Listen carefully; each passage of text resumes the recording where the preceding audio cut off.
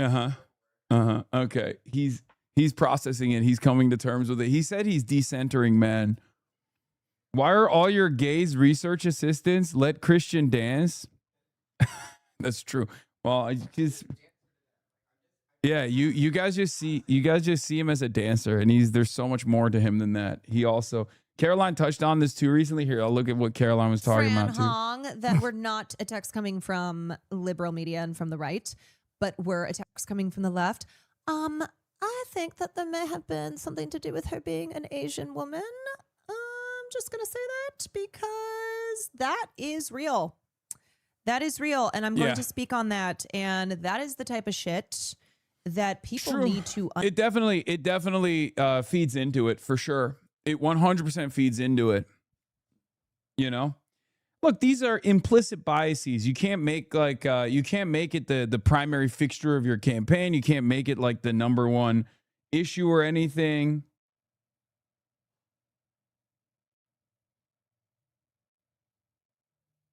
What is this? Will Lawrence, GOP is using Michigan lefty and swing district house race once gushed over Hassan Piker. You're the man. I've met this guy. Wait, what? Oh my God. Bro, I didn't even know I met him.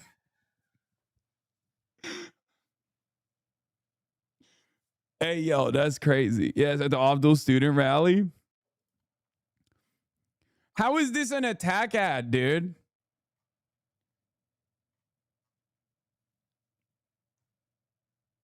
Yeah, no, I disavow Will Lawrence. He's here. How about this? He is a dangerous moderate, and I hate that. And I disavow him. And yeah, that's it. I disavow Will Lawrence. Is that good? Here, yeah. He's not a real one. I mean, I actually am kind of annoyed that he dropped the DSA thing. That's like, yeah, oh, look at me. I let my DSA membership lapse. Okay, fine. Yeah, I disavow him. Also, I don't like that he's taller than me. What the fuck? Why is this guy taller than me? What is happening? I'm the tallest leftist, okay? Emily Jasinski has your back, Hasan. What is this? Let's talk a little bit about wokeness. Damn, okay, breaking points.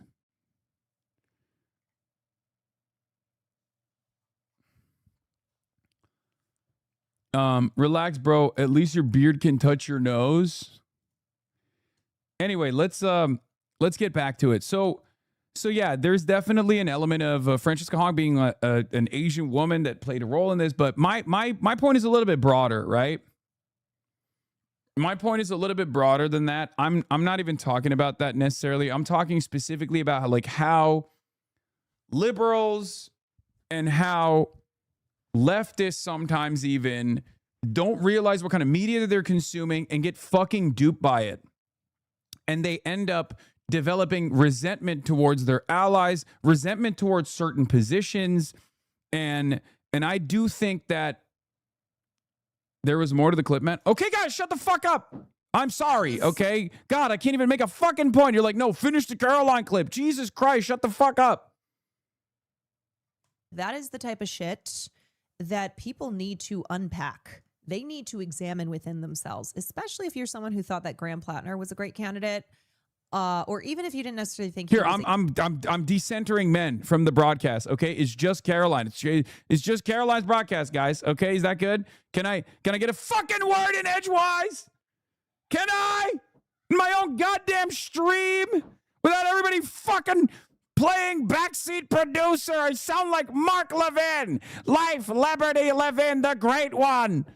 What the fuck is wrong with all of you? Fuck you. A great candidate. You were still defending him even when there was the Nazi tattoo and him talking about how much he loved killing brown people over in the Middle East and that he wishes that he could have been there for Nam, that he then when the abuse allegations started coming out, I'm just saying, I think that it is important to examine your Great clip, guys. Great clip you clipped, Clipper. Didn't even end the fucking point.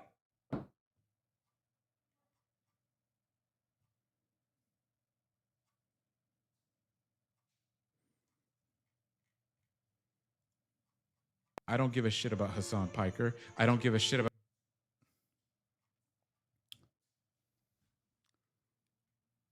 Watch the entire VOD. Okay, I am going to put you on a rocket ship. All right. All jokes aside. I get the point that she's making. The point that she's making is that, like, look, if you were unbelievably gracious to Grant Platten, or even after, like, you know, a bunch of accusations started coming out, but you don't offer any of that to someone like Francesca Hong, you're being a little bit of a chud. And yes, it is quite literally because she was an Asian woman. That absolutely plays a role in it. But it goes beyond that. I think you're going soft on chatters with bad clips. I know. I should fucking put them on a spaceship. Oh, you say, okay, take a day off, my Yakmason. I'm going hard. So it's that there's definitely did Hong have allegations? No. The point is, we are not gracious enough. We are not gracious enough to people on our side, people closest to us, and we end up dropping the ball a little bit. It's fine. This is not even about Francesca Hong. I don't know how the fuck we got to Francesca Hong. It's because I was watching the Caroline clip. But my point is this. Okay. We're getting duped. We're getting manipulated by right-wingers. We're getting manipulated by right-wing algorithms designed by sometimes, pro-Trump and oftentimes pro-Trump and pro-Israel billionaires. Zionist billionaires who are pro-Trump have literally purchased all of our social media algorithms, and I think they're tweaking it. They're tweaking those algorithms to make us divided. They're tweaking those algorithms to make us fight one another. And the reason why I wanted to bring this up, the reason why I'm talking about this is because it dovetails into this point that I was trying to make, right? There's a broader point, and I'm actually going to start off by offering a little bit of defense in the most unique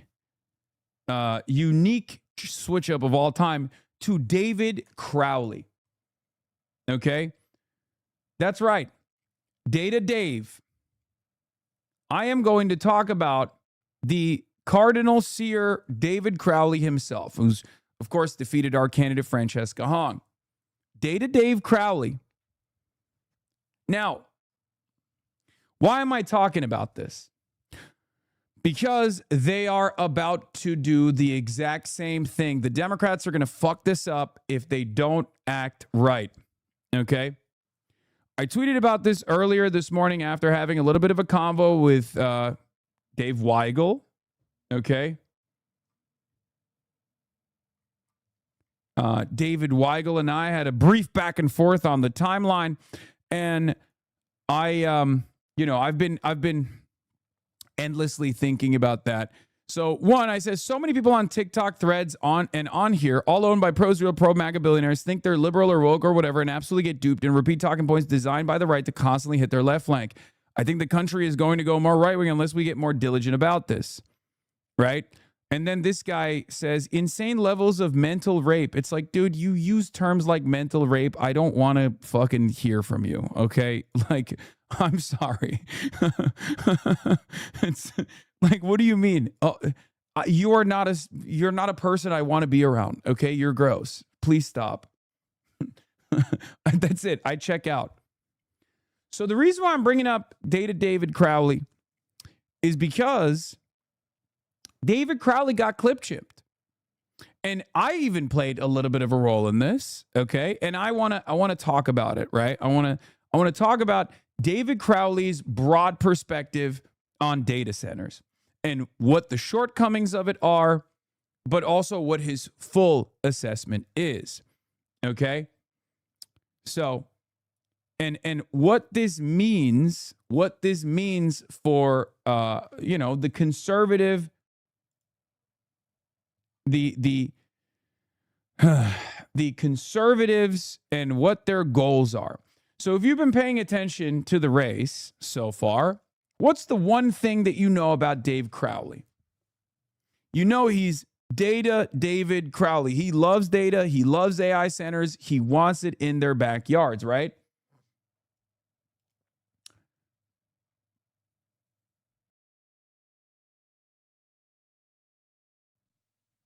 He wants Wisconsin to be a hub for data centers. Now, why do we think this? Well, partially it's because he said it, right? He said it on numerous interviews. He's said this himself on numerous interviews, right? Like he's been asked, like, what's the number one difference between you and Francesca Hong? And he goes, I love data centers, right? He keeps saying it over and over again. DC, David Crowley, DC, data centers. However, there's more to it. There's more to it. There's more to the story. And even I responded to this.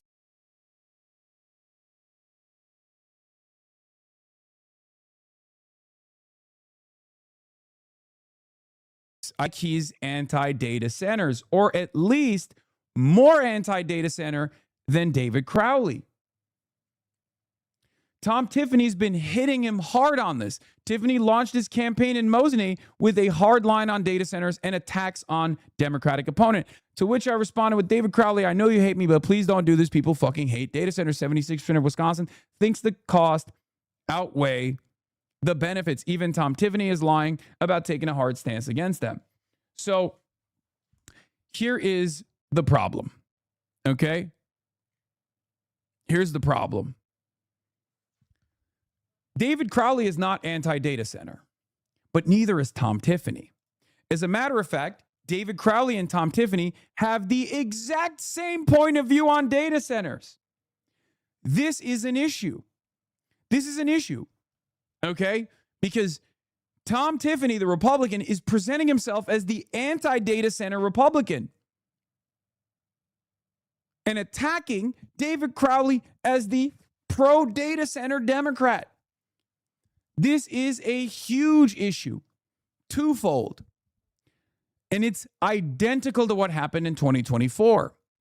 Both parties were pro-Israel continuing its genocide. One party was responsible for the genocide. It was the Democrats.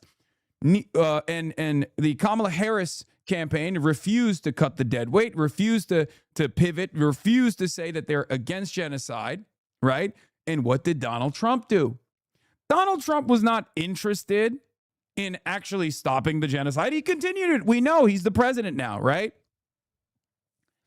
But during the campaign, he presented himself as the peace candidate. He presented himself as the peaceful dove. He even went to Dearborn and said, I'm going to end the war. He sent letters that I have seen photos of. He sent handwritten letters to community leaders in Dearborn, lying to them, saying he's going to do everything in his power to bring Israel to heel. A lot of this conversation gets forgotten, okay? And what did the Democrats do? Democrats brought the AIPAC attack dog, Richie Torres, Jeffrey Epstein's friend, Bill Clinton, to Michigan to campaign on how pro-Israel they actually were.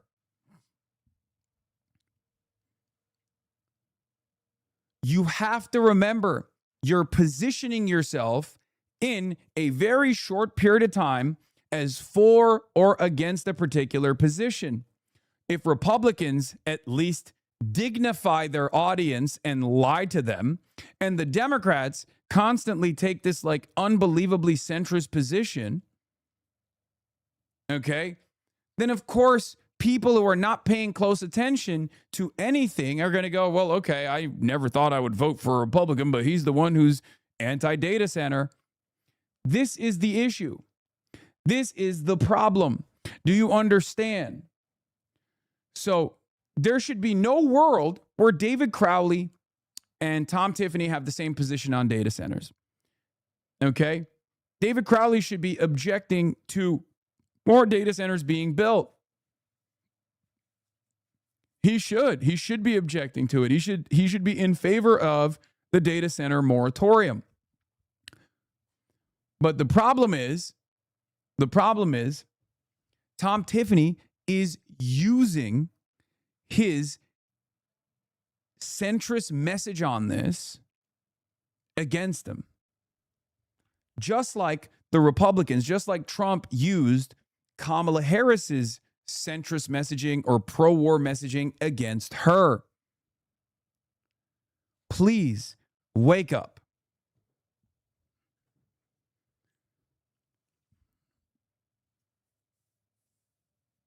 It's not clip chimping. David said all of this. He wants to subsidize data centers. I know.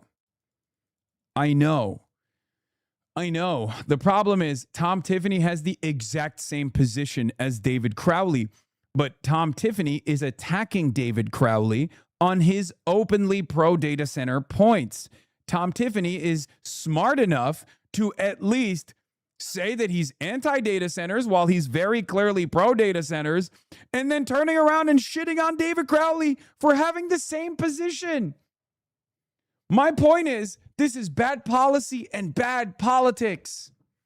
Democrats, wisen up. Wake up.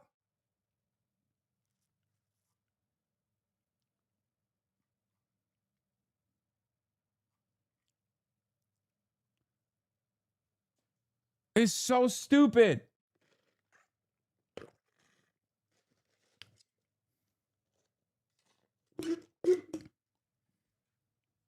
It is so unbelievably stupid. Democrats are behaving in the exact same dumbass ways that they did in 2024.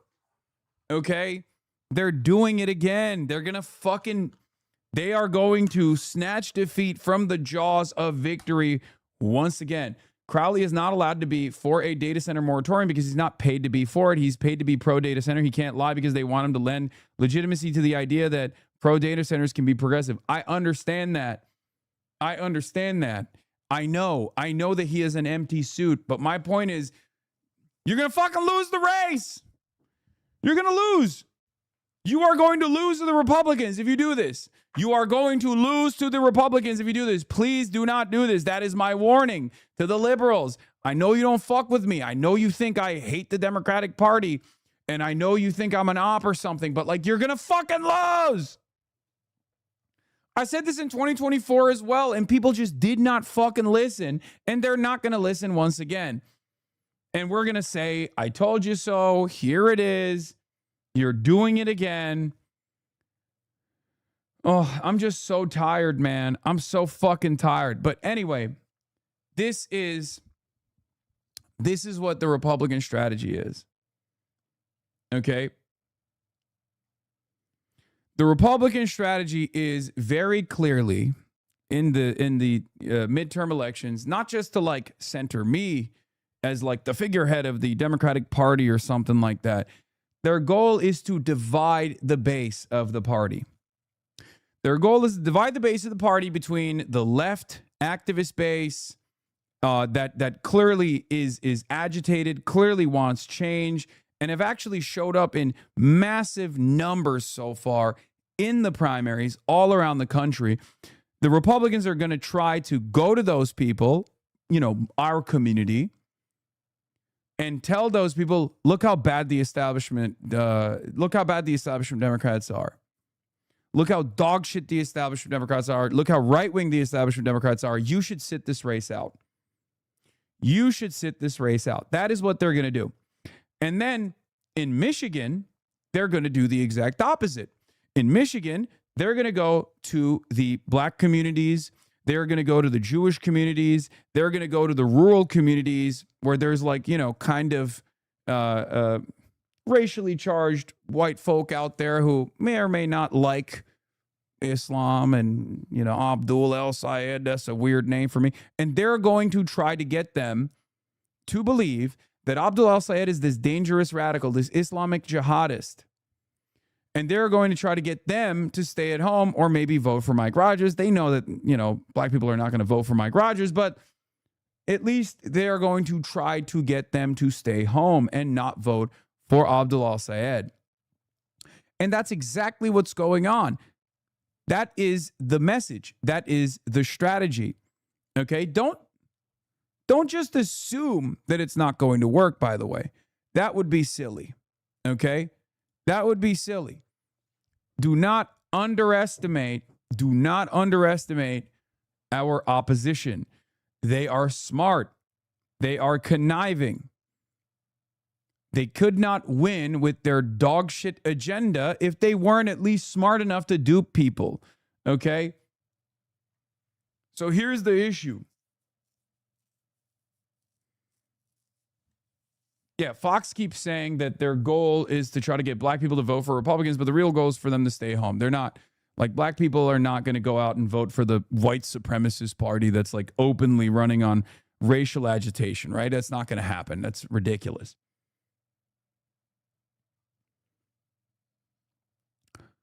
So that's the other point that I want to make. Okay, this is a broader point. I said, I think Wisconsin going to the centrist Dem and Michigan going to the left is about to be the biggest test for unity and victory in 2028. Republicans are done.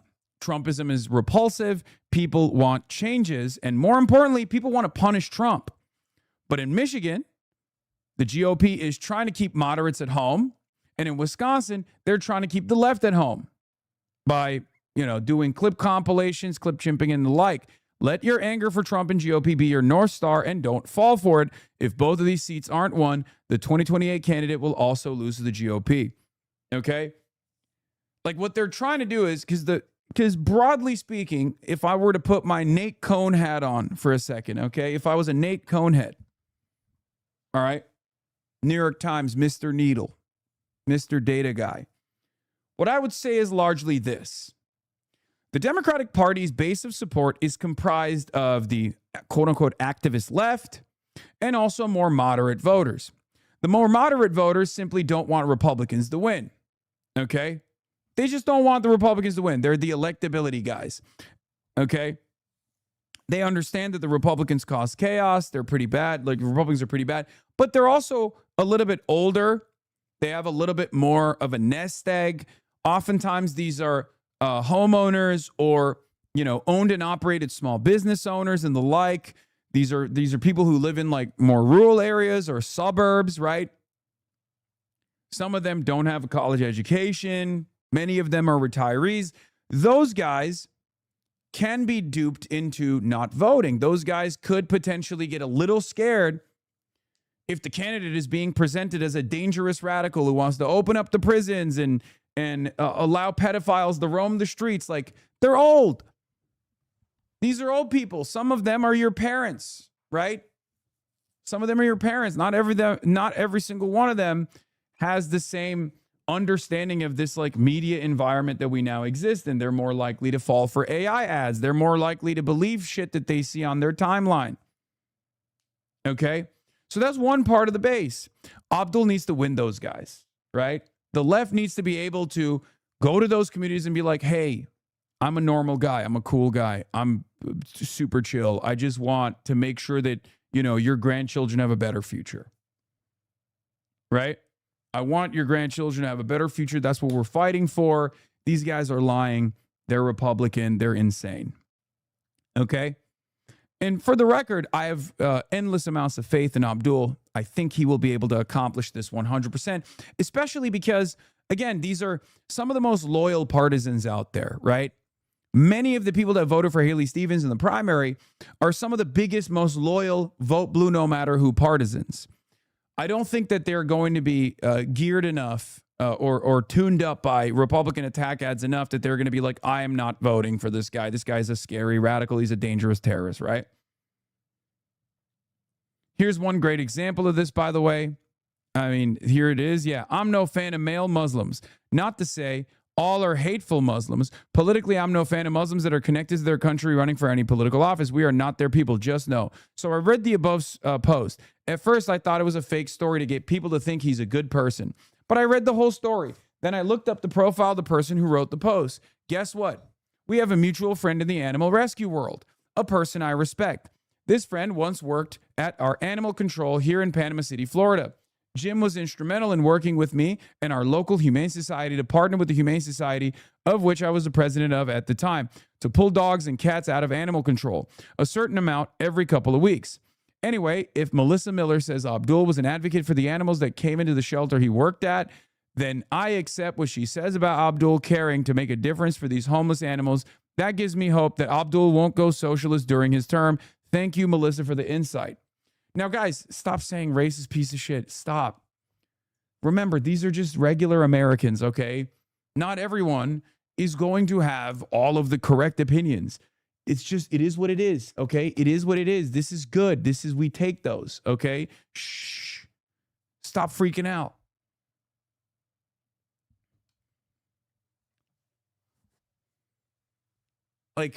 But those are the people that you got to worry about. Those are the people who you got to worry about. There are clearly people out there who have their shortcomings about, Abdul's background. They hear Muslim.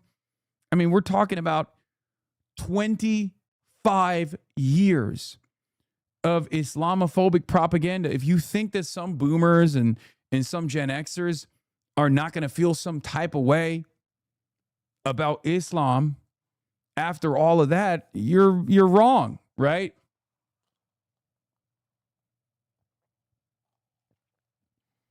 I know that this is the environment that I exist in. My name is Hassan, right?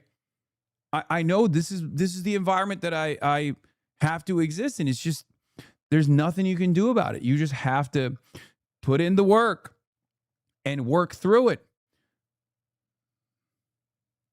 Okay?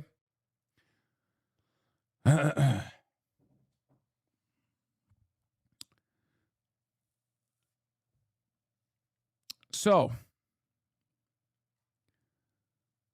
instead of getting mad about this, your takeaway from this story should be that we need to repeat that over and over again. We need to be able to repeat that all up and down the state. Do you understand? So, you're doing it again, being too overly charitable. No, brother, I'm not being overly, I'm not being too over charitable. I'm being pragmatic. I'm living in the real world. The real world has a lot of people like that. Those people are closer to the average median voter than you are, okay?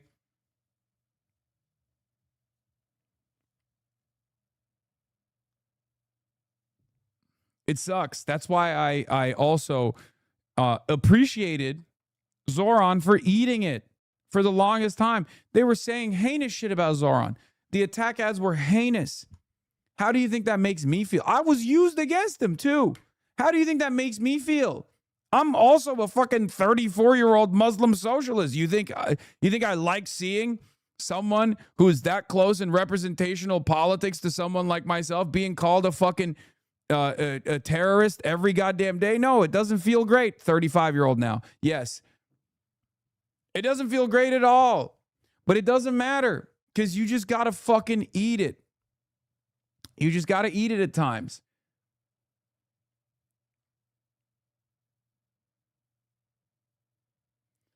I feel like you're saying all this is going to be perceived as you trying to get everyone to go easier on you personally. We already know how disingenuous they are. Yeah, I don't care about how people perceive what I'm saying. I'm talking to you guys, and I'm talking about the trends that I am experiencing, the trends that I'm seeing, the trends that I'm observing. Okay? So we're the only salesman in the woods then? We have to eat the shit? Yes, at times you have to. That's called taking on the emotional labor. Remember, that was a woke one holdover. Yeah, because you're making an argument to people. You're trying to bring people to your side. Okay?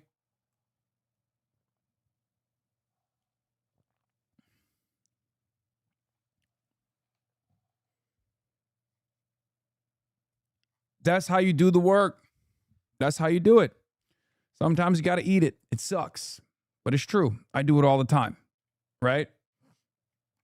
So the reason why I brought it up is because right now, the entire anti-Trump forces in this country are facing the exact same type of attack And there are a lot of people who are oblivious to what's going on. And because I'm at the heart of this attack in some ways, I have experienced it personally, so I'm seeing it and I'm warning against it. I'm warning against it for the liberals that encounter what I have to say and maybe have developed this very negative attitude. I'm warning the members in my community as well. I am warning everyone. Tom Tiffany and David Crowley have the exact same position on data centers. They're both pro data centers, okay? With a crumb of regulation. This is a major mistake for David Crowley. He needs to communicate a different position from Tom Tiffany and start badgering Tom Tiffany over the head. Start bullying Tom Tiffany with Tom Tiffany's pro data center position. Okay? It's fair analysis, but Crowley told us he doesn't want our help. It doesn't matter. Are you Neera Tanden? Are you also a drunk loser working for the Center for American Progress? Who gives a shit that David Crowley said? David Crowley could come out and be like, I hate Hassan. I will fucking ban him from the state of Wisconsin. That's not going to change my perspective on this race. Okay? I've never done that. I mean, look at me now. The Democrats, or at the very least, a lot of the establishment Democrats, have openly demonstrated their enmity towards me, and yet I'm still telling you what my position is. I'm still telling you how to make progress. I don't care. I don't care that they fucking hate my ass. I don't give a shit. I don't want Republicans to be in charge. It's that simple, because I can think beyond the immediate race. I can think beyond David Crowley losing, and then maybe some people on the left feeling like it's a moment of progress, or it's an opportunity to say, I told you so to those establishment Democrats, because many of you weren't around in 2016. Many of you weren't around in 2020, and many of you only started paying attention in 2024. These motherfuckers don't care. They're still going to say the left is the reason why we lost, and they just didn't vote for David Crowley. Okay? They don't want to learn any lessons. We just have to defeat them later down the line. Okay? The way I'm looking at the David Crowley situation is, if he wins, it's a trifecta. And there's a higher likelihood of redistricting the state of Wisconsin. It's going to make it harder for Republicans to win the state of Wisconsin. These things take time, okay? But that's ultimately a good thing, especially considering that next time around, someone like Francesca Hong, or Francesca Hong herself, is going to have a much easier time winning a seat of power in the state. Okay?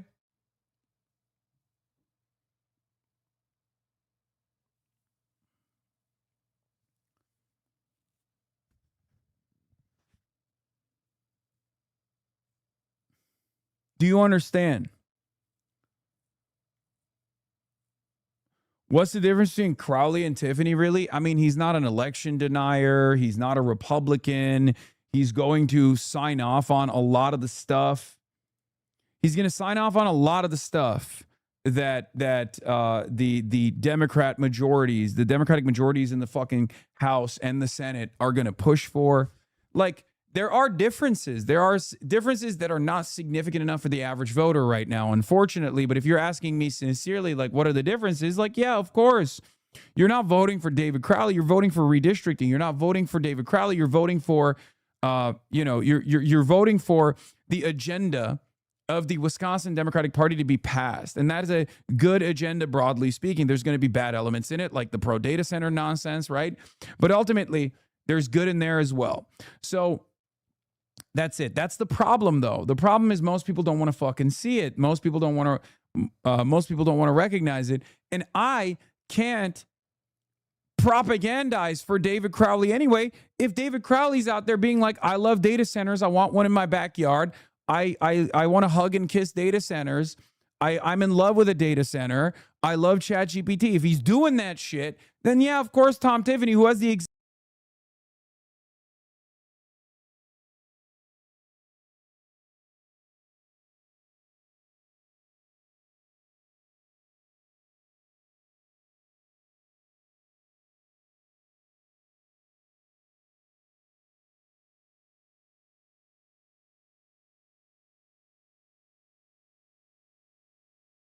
AI for not only for the entire country, but for the entire globe, and really sets us really apart in making sure that we can continue to invest in businesses and companies here. It'd be easier for someone like Hong to win if Crowley loses. Why should we keep rewarding the electability argument? Again, it doesn't matter. It does not matter. Okay? I'm just giving you my approach and my commentary on this issue. I don't care. I don't think that that's the case anyway. It's not a fucking zero-sum game regardless, but it is once again terrible for the centrist Democrats to run on this shit.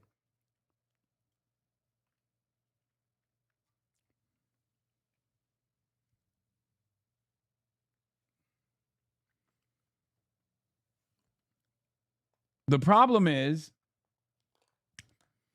judging by what Tony Evers said, I don't even think they think this is bad. I think they're out of touch to an unbelievable degree where they fucking think that it's good to be pro data center. Here's a few things. One, redistricting also increases our chances to gain power. Two, Democrats being in power and being cowards and corporate stooges increases our chance of winning now that people are paying attention. I agree. My point is this. I'm not going to cover this stuff too much. Because, like, obviously, look, the candidate I wanted to win didn't win. The candidate I wanted was Francesca Hong. I stumped for her. I rallied for her. She lost by an ass hair. She lost by a very tiny margin. Okay? But that doesn't mean that politics stop existing for me in the state of Wisconsin. Right?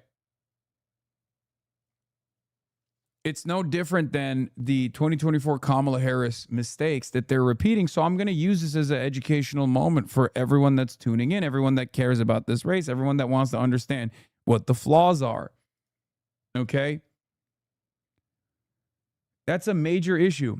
But it's also a teachable moment because they are pulling off the Republicans are pulling off the exact same thing in both of these races. Logs, you always talk about how politicians should earn your vote. How is voting for the lesser evil a horrible concept? Why is this any different? It's not. It's not. I'm making the argument for hopefully all of the Democratic consultants that despise me that are coming in here to be like, oh, what is this asshole saying today? To recognize that this is a major mistake. They're not going to, but I'm going to say it nonetheless, okay? I'm putting it into the record right now.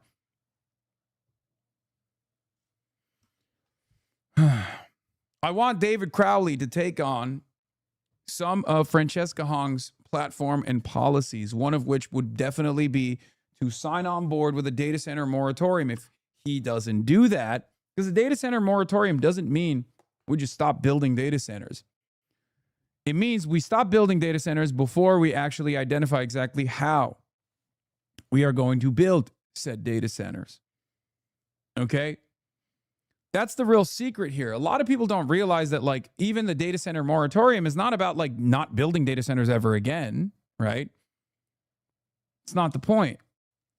The point is to identify some of the problems with data centers, to identify exactly how, the AI industry is displacing the labor force, to understand the environmental impact. It's a moratorium to develop the accurate regulatory mechanisms.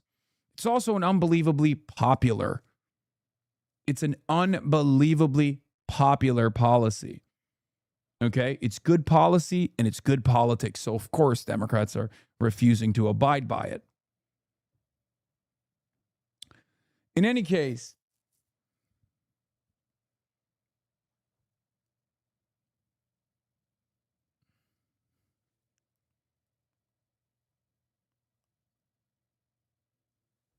it blows my mind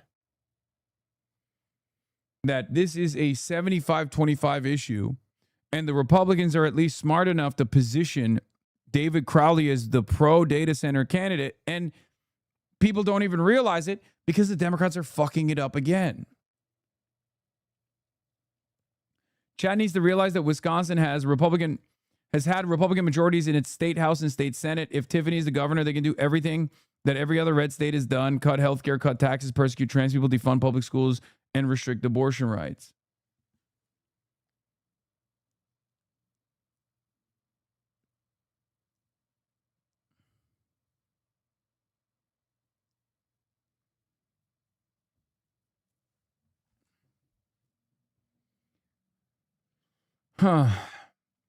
The other side of this problem is that Data David Crowley is simply taking this position. Data David Crowley is taking the data center position because not because he just loves data centers, even though it comes across like he certainly does. Okay? Data center David Crowley is taking this position because he just doesn't want the expenditures coming in and destroying his race. Okay? Data Crowley is worried. Data Crowley is worried. It's the same with Israel. Like, none of these guys are that loyal to the state of Israel. They're just scared of money. They're scared of outside money coming in and deploying the money cannon in their races, where it makes it a lot harder for them to win said races. Okay, that's it. And the same goes for Data Center Crowley.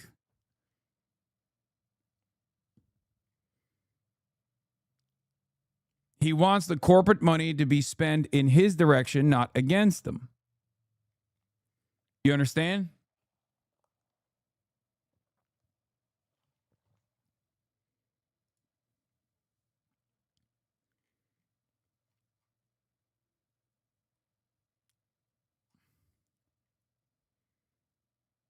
They'll be known as David Centers in the state of Wisconsin. Yeah, maybe. Anyway, it's just bad. It's just really, really bad.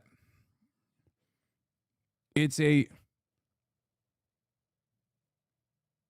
is a really bad predicament to be in. And Democrats, at least the centrist Democrats in this instance, are falling for it again. On the other side, because remember, they are a part of the coalition. Okay? Centrist Democrats, establishment Democrats, and also more moderate voters or like older voters that are scared off by radicalism are just as part of the broad base of support in the party as we are, right? Our job is obviously to win those people over. Our job is to show those people that you can be a little bit quote unquote radical and still be electable, because their primary concern is not letting Republicans win, right? And maybe for some of them, they might get scared about, Abdul al-Sayed's name and think he's a radical terrorist or something. And we got to win those people over as well. And I know we can. So what I'm trying to say is it's two sides of the same coin.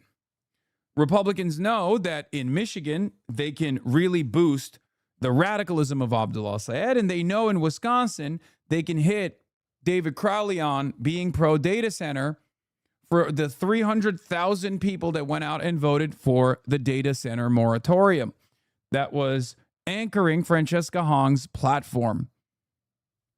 Okay? And every single instance where we're having a back and forth conversation internally is a moment where we're not talking about what Trump is doing, is a moment where we're not talking about the Republican Party. So Isaiah Martin had a really good take on this as well. I think he was debating someone. I don't give a shit. He was debating someone on the Hassan Piker question. Let's take a look at what he had to say. I don't give a shit about Hassan Piker. I don't give a shit about any of that. I care about the economy. I care about the fact that our healthcare premiums are 26% because we got rid of ACA subsidies. I care about the fact that our farmers are getting fucked right now because we have tariffs that are raising the cost of everything that we buy. I care about the fact that our energy bills are going up left and right. I care about the fact that people literally cannot afford childcare in America because it costs the amount of rent per kid to put your kid in childcare. That's what I care about. I don't give a fuck about Hassan Piker. I care about this country is completely unaffordable. Inflation's going up like crazy. That's what I care about. Our soldiers are eating fucking slop in the middle of the goddamn ocean. And you're talking about a fucking streamer? Give me a fucking break. He's not just a streamer, bro. He's being ran on Fox News, and he's Dude, this part was my favorite because the chud, his response is, he can't be just a streamer. He's on Fox News all the time.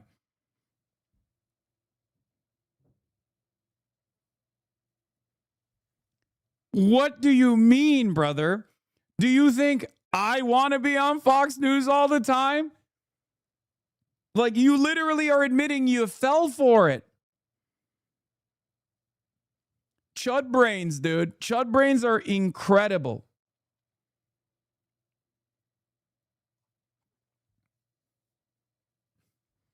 It's ironic because I do want to be on Fox News. They just won't let me on there. They just want to talk big shit because they know I'd cook their asses. That's what's so funny about it, though, is like, in the mind of a hog, in the mind of a chud, they see something on television and go, well, this is a matter of utmost importance. They have no capacity to realize that they're actually eating propaganda. They have no capacity to realize that, like, this is being positioned in front of them, so they focus on that instead of, you know, how much their wallets are hurting. How much we have lost the war in in Iran. That's the issue.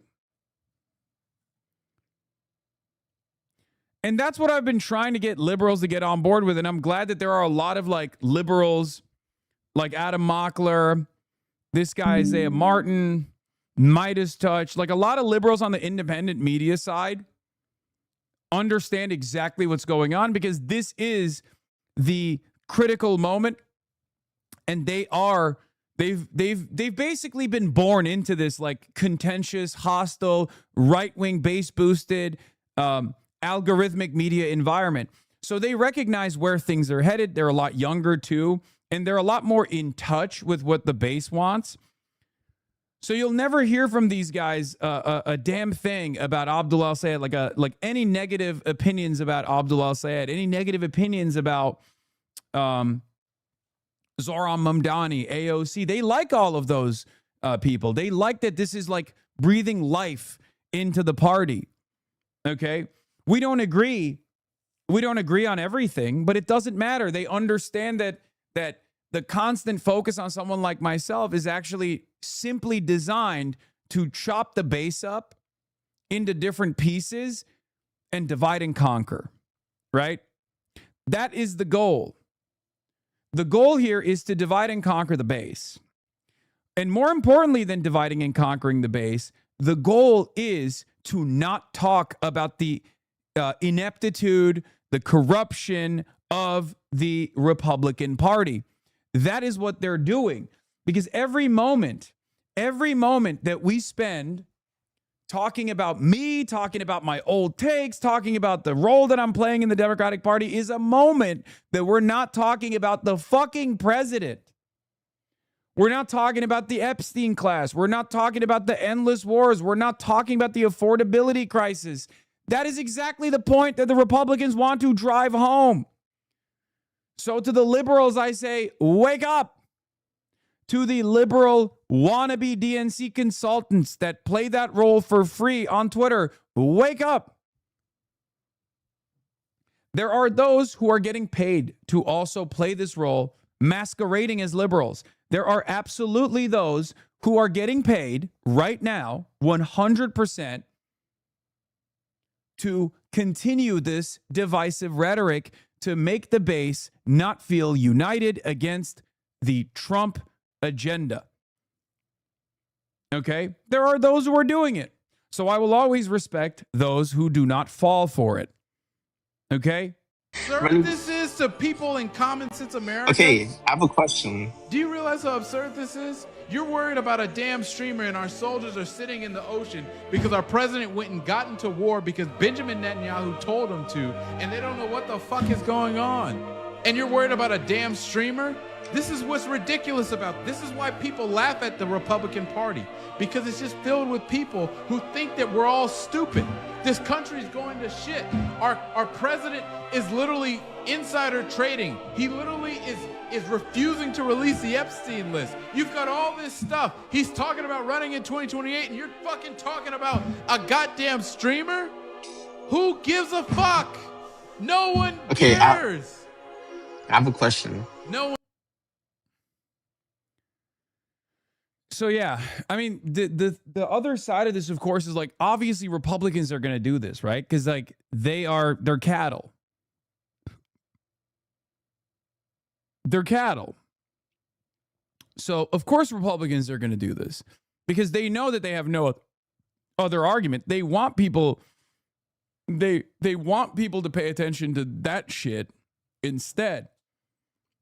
And it's very frustrating that we are, once again, falling for the bait. You know what I mean?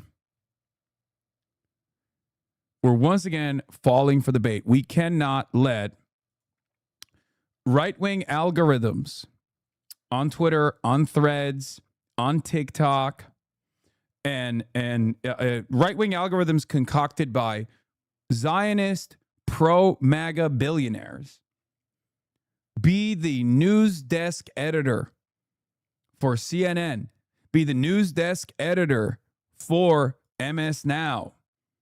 Okay? Because that is precisely what's going on here. Okay? I said this last night as well. I said Democrats, the broader anti-Trump coalition, and even mainstream media have to stop allowing this website and the GOP to play the role of news desk editor. They get to set the headlines knowing full well we always fall for the bait. This is how they win despite their corruption and violence. Okay? That's how they win. That is how they win.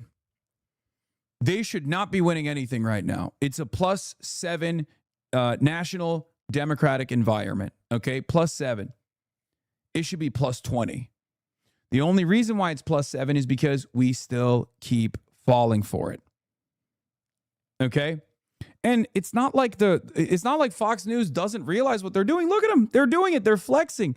Hassan Piker is making a big demand of Democrats. Defend me. The far-left streamer insists he's part of the coalition, whether you like it or not, as a criticism of his rhetoric becomes an issue in the key midterm races. Democrats, listen to me. I know we don't always see eye to eye on a lot of stuff, but you have to literally at some point, I don't know, I know you don't want to do this, defend me. That requires you to basically take the L a little bit and maybe be a bit more honest about how I'm not this dangerous, toxic, radical force. But some Democrats want him disavowed instead. A former Biden White House staffer says the party shouldn't waste political capital defending Piker, while Wisconsin Democratic gubernatorial nominee David Crowley says he won't campaign with him. Piker argues Republicans are using the controversy to distract from the cost of living crisis. They even say it. That's the point. They are doing it.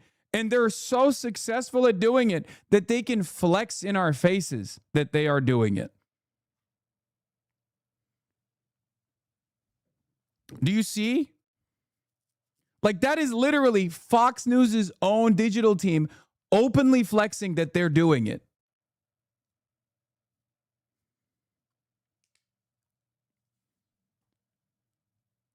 I don't think a lot of liberals understand the point I'm making here when I say this. Look, defend me or don't defend me. It doesn't matter. None of this changes my career. None of this changes the trajectory of my career, right? If you think I'm this like calculating grifter who doesn't care about anything, then sure, fine. I mean, from that perspective, it doesn't matter, right? It doesn't matter if you defend me or not. The reason why I want you to figure out a better way to sidestep that conversation and bring it back to the issues that actually matter, especially if you're going on Fox News, is because every moment that you're allowing the Republicans to dominate discourse and talk about how radical I am is a moment where you're not talking about the issues, is a moment where you're not talking about what the Republicans don't want you to talk about, which is how dangerous the Republican Party is, how violent the Republican Party is, how violent Trumpism is. So I'm going to show you guys one great example of this, right? I'm going to show you guys one great example of this, and that is former mayor of New York City, Bill de Blasio. Bill de Blasio keeps going on Sean Hannity. Okay. And of course, Sean Hannity last night, just like the night prior to the night prior to last night, talked about me again. It was his entrance. It was his introduction. That's all he's seemingly talking about. Sean Hannity loves talking about me, but never to me. And of course, one of his favorite issues is to bring a guest up and bully them and be like, what do you have to say about Hassan Piker? It's very strange behavior, but he does it every single time. But Bill de Blasio had an incredible retort, an incredible reaction to it. Let's take a look. Okay. Now, do you like Hassan Piker? Do you support him? I have mixed views, but I think the way you were describing him, you could have been talking about Donald Trump, honestly.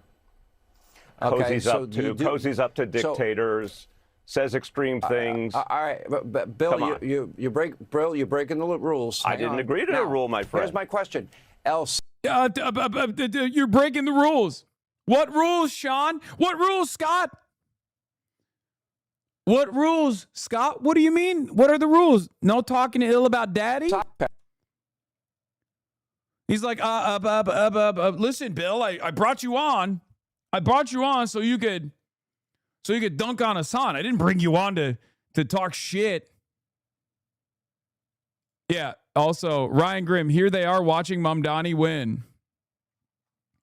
Yeah, I said my favorite mayor after Adams.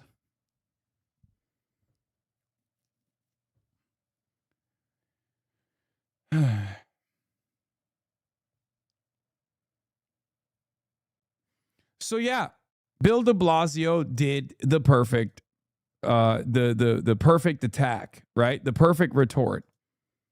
He did. He realizes that this is totally ridiculous. This is a totally ridiculous argument to present. I said, look, this is exactly how you should deal with this insanely disingenuous framing. Bonus points for reminding people how insane it is that the standards for a Twitch streamer who's spoken for more than 20,000 hours are apparently higher than the president of the United States. This is not even about running away from the issue. They are running away from the issue, the much more consequential issue, which is that Donald Trump is the president. I cannot believe how much we have lost sight of what actually matters. Okay? Reframe, go on the counter. That's it. That's all I'm asking. That's all I'm asking for. I'm not saying like learn the context of every single clip that has been clipped out of context for the past 7 years, right? I don't expect you to know all of that. I don't expect you to know all of that at all. That would be impossible. Even my fans don't know every single thing. Okay?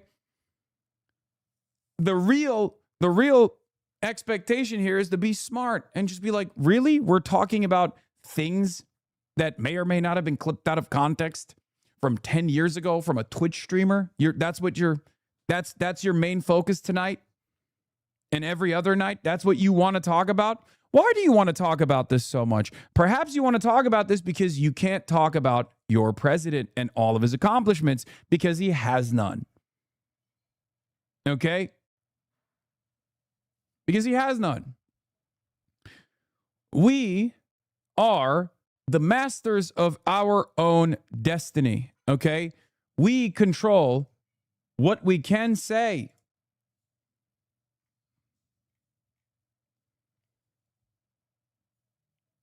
We control what we want others to hear. So why are you getting bullied? Why are you getting bullied by these dumbasses, these dumbass chuds?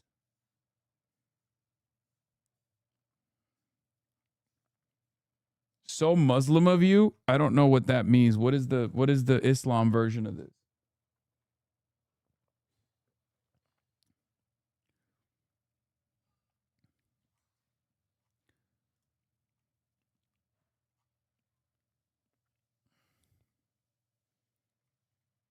Trump has accomplishments, totally fucked up America.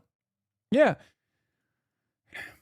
It is far too big of a target-rich environment with the madness and mania of the Trump administration for every Democrat to not immediately flip the script back and say, what are we doing here? This was the argument. Did you ever think you'd be a distraction used to take people's attention away from a war? No.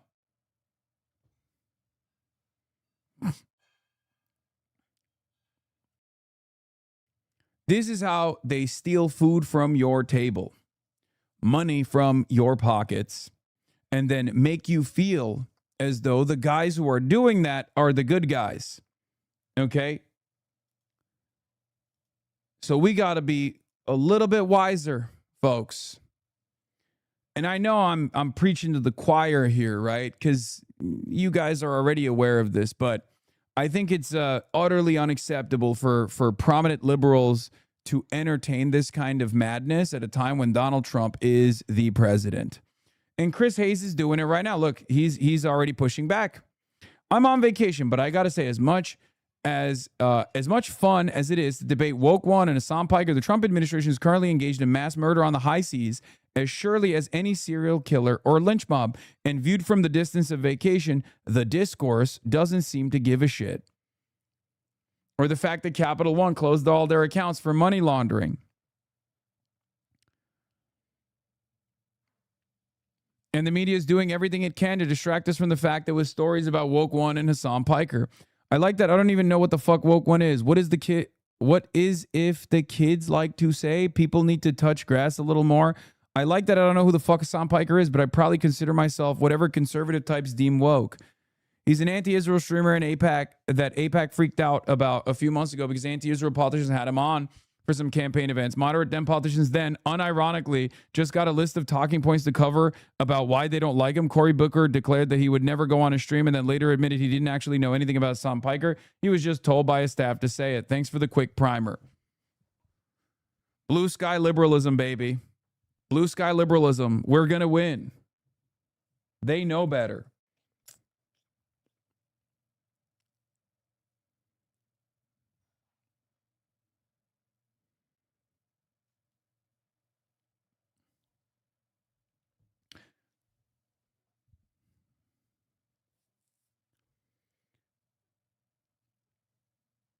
Anyway. Yeah, I'm on Threads. I'm on Tubi. I'm on Quibi. I'm on Blue Sky. I'm not on Blue Sky.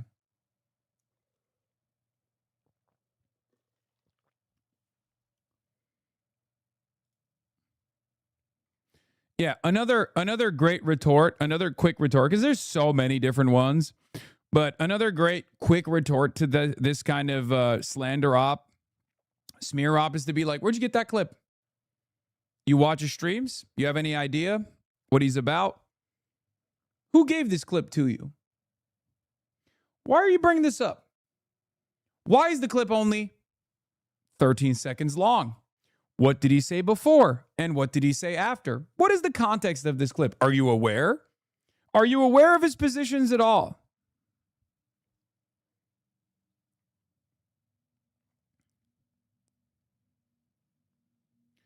You know, you can do that too. But like I said, the strongest opposition to this sort of thing, is to basically to basically say, why the fuck are we talking about a Twitch streamer when Donald Trump is the president and he said far more heinous shit, right? The president is currently doing heinous shit. And he's also saying heinous shit as well. The last thing I'm going to say about this before we move on,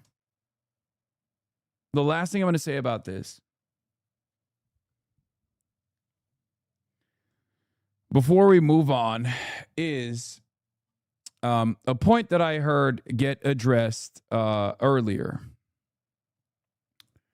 in the day. It was specifically about how, where was it? There was something about like how Republicans never do this about their commentary folk, right? Like, can you imagine the Republicans distancing themselves from Rush Limbaugh, from like, I think it was Cassie Pritchard, aka Hakubian Devil, right? She said, I don't get why people think Hassan Piker is someone you have to disavow or condemn or whatever. The right has had talk radio lunatics far more inflammatory than Piker since the 90s. were Limbaugh, Levin, and Savage some albatross around the right.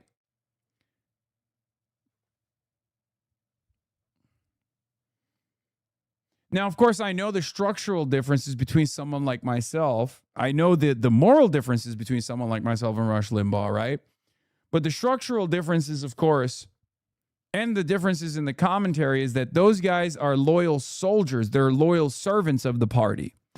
I'm not a loyal soldier or a servant of the Democratic Party. I'm an independent person, truly independent, only accountable to my own community, right? I'm only accountable to this movement. I'm only accountable to the people. And that's a real problem. And that's also a structural difference. There's a significant difference in my commentary as opposed to someone who's accountable to the party only. A party loyalist is never going to betray the party line. I am not a party loyalist. Okay? I'm a loyalist of the people. So that's a big issue because there are times where I am at odds with what the Democrats want. What the Democrats want to communicate. I mean, 2024 was a great example of this, where I found it unconscionable to come out and openly endorse Kamala Harris as she, was the vice president of an administration that was committing genocide. I never told people not to vote for Kamala Harris. I only told people not to vote for Donald Trump, right?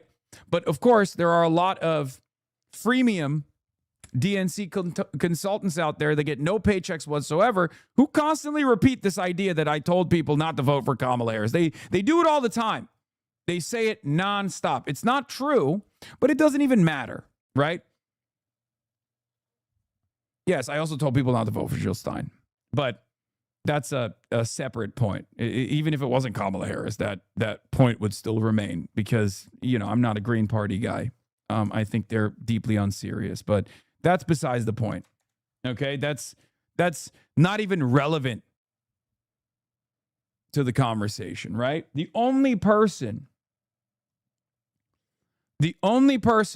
that I urged, with the exception of Jill Stein, who is somewhat, irrelevant in this conversation, the only person I ever told people not to vote for was Donald Trump. Okay?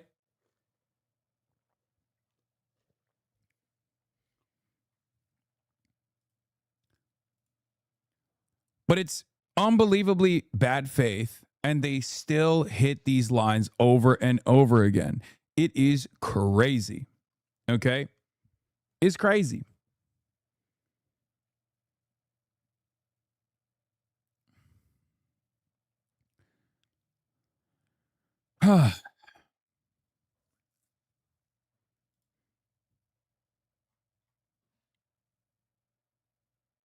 When you have the moral authority and don't act like it, you come across cornered and defensive and give permission for trash to be in control of the narrative. For example, when someone has the audacity to question you on the crime of not endorsing you should always let them know their place and that your criminal critique of your campaign was right, that they are the reason why we're here. Shame them. I mean, I agree, but,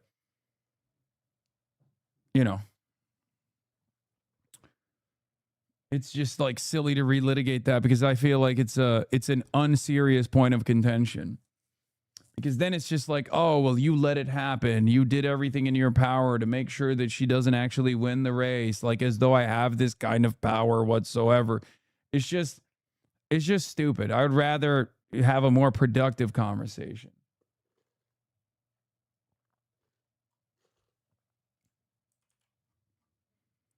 This is you talking about her when you did your ballot?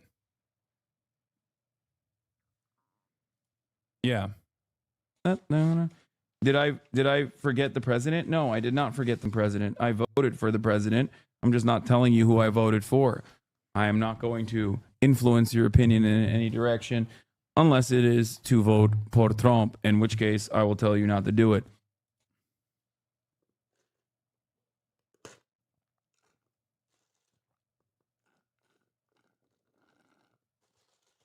Yeah.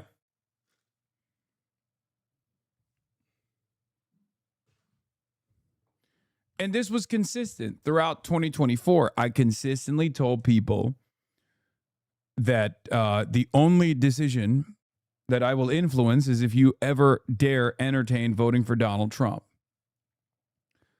and that you must not do that. And that's insane. The problem is this is a rehashing of the exact same stuff that happened in 2016 and 2020 as well.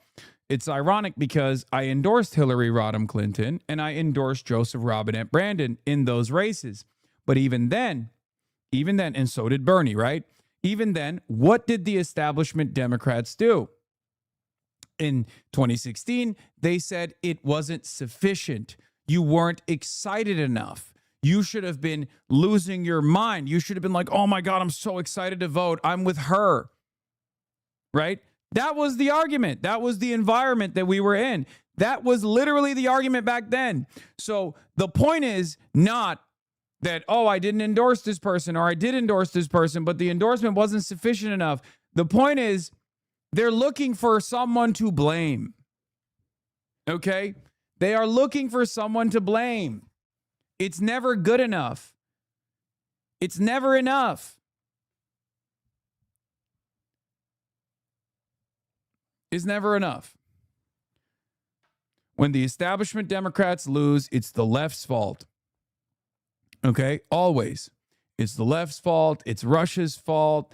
It's everybody else's fault. It's never the campaign's fault. It's the voters' fault. It's never the campaign.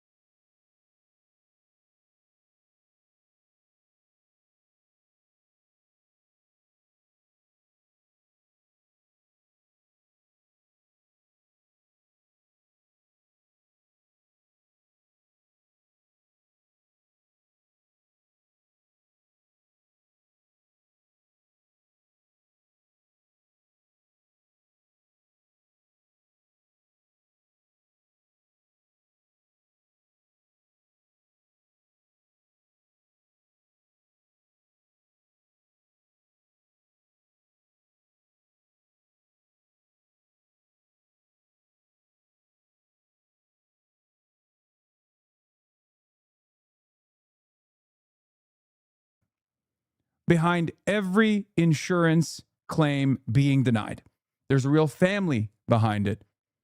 There's real struggle behind it. It's a systemic form of violence. So obviously, especially in corporate media, people don't recognize it as such. But it was such a strange phenomena that even someone like Elizabeth Warren went on television and was like, look, this is a heinous crime. But the reality of the matter is, like, a lot of people are suffering. A lot more people are suffering all around the country because of the healthcare system that we have. Sitting in that courtroom listening to this. What? Professor Arati, Jason Arday found dead? I don't know who this person is. What? Jason Arday found dead after resigning from Cambridge over plagiarism claims?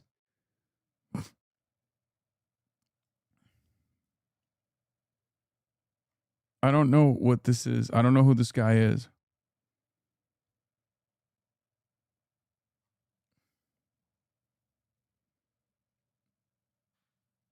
You haven't heard the stories about him? No. He got hounded by British media. You need to brush up. Okay, I'll get to that in a second. I'll look at what's going on here in a minute, but this is, let's continue talking about Luigi Mangione. Wow. Again, he admits now in his own words to stalking Brian Thompson. He says that in November of 2024, that he traveled, Luigi Mangione telling the judge, I traveled from outside of New York State to Manhattan. So he came from outside of New York. I emailed United Healthcare leadership. Wow. So this don't think I've heard this. I don't remember ever hearing this. I then emailed United Healthcare leadership, Luigi Mangione saying that he emailed United Healthcare leadership posing as an investor at a firm managing over $15 billion in assets and requested information about the conference. Wow. Unlike my previous interactions with insurers, he received an immediate response within an hour. And that is how he learned where Brian Thompson would be on the morning he would execute him. I wanted to see this case in front of a jury because I really, really wanted to see how a jury would react to this. A lot of people were like, this is open and shut, right? But there was so much misconduct from the prosecutor's side. There was so much high-profile misconduct from attorneys general. Like, this was a defense attorney's dream high-profile case, by the way. Just judging by the way that they reacted, judging by the way that they operated, where it was, guilty until proven innocent, basically, from the start. Yeah, Eric Adams made him do the perp walk, not prep walk.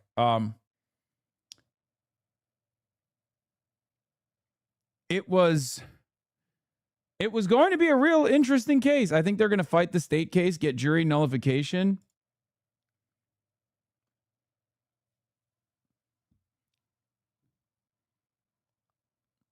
This is what you mean by social murder in action, Dear affecting not hospitals, just the patient. This is what the other side of the line looks like.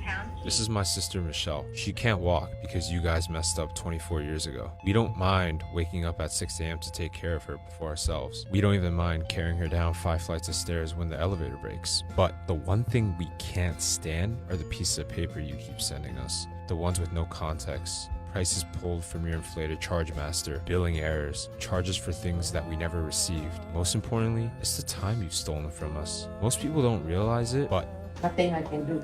That one sentence makes you billions of dollars a year. Your job gets easier every time we don't apply for financial assistance. And your margins, they go up every time we believe a bill isn't negotiable. So if you won't tell Americans, I will. So until you pick up, we'll keep saying, dear hospitals.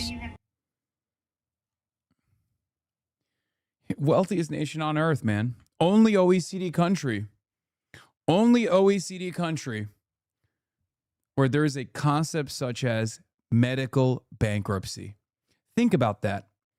Wealthiest country on the planet, wealthiest country to have ever existed in history. And this is how we treat one another. This is a byproduct of the system, and systemic harm is oftentimes invisible, but it's not invisible when you're living through it.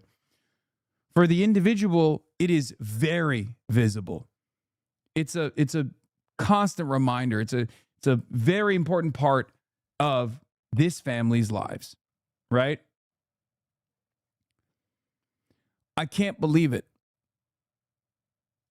I can't understand it. I don't understand how others don't understand it, because this is such a universal point of pain that even rich people struggle with it. Even rich people have issues with it. It was remarkable seeing CEOs and small business owners on LinkedIn writing underneath Brian Thompson's post like, "You fucking piece of shit." It was crazy.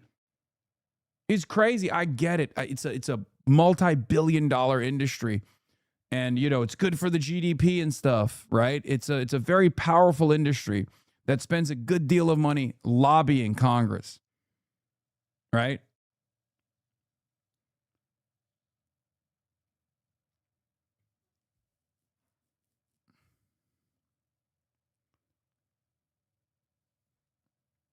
$100,000 lives a year. New study that came out from Yale found that Medicare for All would save 114,000 lives a year and reduce healthcare spending by over $1 trillion. Families would no longer have to choose between paying household bills or seeing a doctor. Medicare for All is the right answer, but to our broken healthcare system. It's incredible. And so once again, corporate media that oftentimes is getting funds from Aetna, Blue Cross Blue Shield, and numerous other companies, right?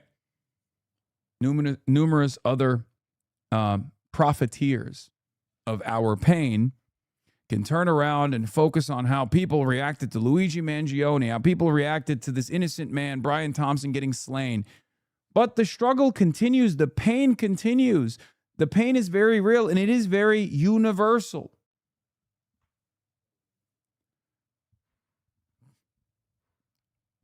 Dude, yeah, this is a great point. Joe Biden. When Joe Biden's son, Hunter Biden, or not Hunter Biden, Beau Biden, I apologize, had cancer due to the burn pits when he was serving in Iraq, Afghanistan, okay? He had cancer. And Joe Biden couldn't pay the medical bills. So we had to take a loan from Barack Obama at the time. When Biden was vice president, Obama was the president. People talked about this like it was, a point of pride. Like, oh, look at how wonderful it is. Look how awesome it is that, the vice president is just like us. It's like, what are you talking about? This is insanity. This is utter madness.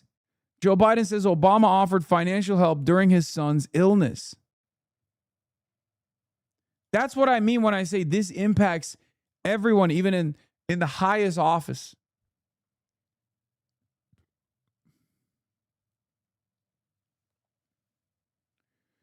I went on my insurance provider's website to book a new PCP visit months in advance. I show up to the appointment. The front desk tells me that due to a negotiations fallout with the insurance, they're no longer considered in-network, and instead of a $20 copay, I'd be on the hook for $300. I was already there. What was I going to do? Leave and wait months just for the same thing to maybe happen somewhere else? I ate it because I could. Imagine how often that happens to people who can't. Exactly. This can't go on. This cannot continue. It is one of the most insane processes that we abide by. And of course, once again, as is the case, because they can't tackle the message, they'll shoot the messenger. If you say this is unacceptable, if you say something like the reason why people find Luigi Mangione to be an innocent person or whatever, it stems from the fact that they've actually seen It's from it stems from the fact that they've actually experienced the negative consequences that are deeply personal, the violence of this system of for-profit healthcare. They'll say, oh, you're in support of Luigi Mangione. You're in support of murder. You're in support of death and destruction. I am a socialist. I'm a Marxist. I am not an anarchist. I am not in favor of adventurism. Okay? Adventurism oftentimes has a very negative reaction. I'm not a believer in the propaganda of the deed. Okay? I oppose adventurism. I am in favor of diligent organizing, militant organizing, changing the structural forms of violence by consistently pushing against them.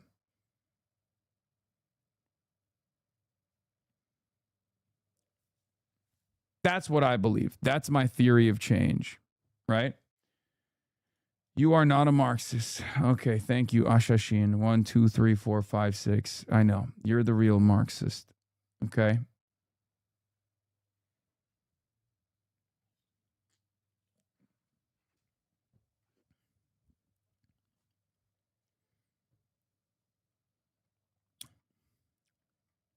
So this really even highlights more. I have not heard that either, Pam. This is new information, and obviously this all came up during the NYPD and the FBI's investigation when they were probably going through his computer and his phone and his email. But this is just so striking that he emailed, this is how long he had been planning this. And this tells you his frame of mind, that he emailed United Healthcare leadership saying, posing as a $15 billion manager of an investment fund to learn where he was. I just want to go to Ariva on some of this information coming out of the courtroom today from Luigi Mangione. For the first time, I'm learning, and Jamon said he hadn't heard it as well, that Luigi Mangione posed as an investor with a firm and just reached out via email to the insurance company and then received a response within an hour. And that is what helped lead him to Brian Thompson, where he said, I shot him and he died. I knew what I did was illegal. Wow, Ariva. Yeah, that's a shocking detail, Pam. I remember early on when this case came to light, when all of the publicity, we had all the reports, and I just remember the people who were supporting Mangione, who were glorifying what he did, who were making him out to be some kind of martyr. And it was really sickening at that time. And now to hear the deception involved, how he found out about that meeting, which was otherwise not a public meeting, that individuals who had not been invited wouldn't have even had access to that CEO. And he used, he posed as this manager of this large fund to get that information and then to stalk Brian Thompson, to show up at that meeting, to shoot him in broad daylight on a street in Manhattan, just makes the nature of this crime even more heinous. And I just hope all those people who somehow thought that this was an act of courage now understand what a heinous act of cowardness this was. Again, my heart goes out to the family that had to hear this, but hopefully this begins some kind of... I feel like it's worth examination as to why there are definitely broad swaths of the public who aren't like bloodthirsty murderers or would never endorse murder, and why their attitude is very different than the way that we're hearing from corporate media. Like, is it not worth an examination at all? Is it not worth an examination at all? Because they would do this for anything else. You know what I mean?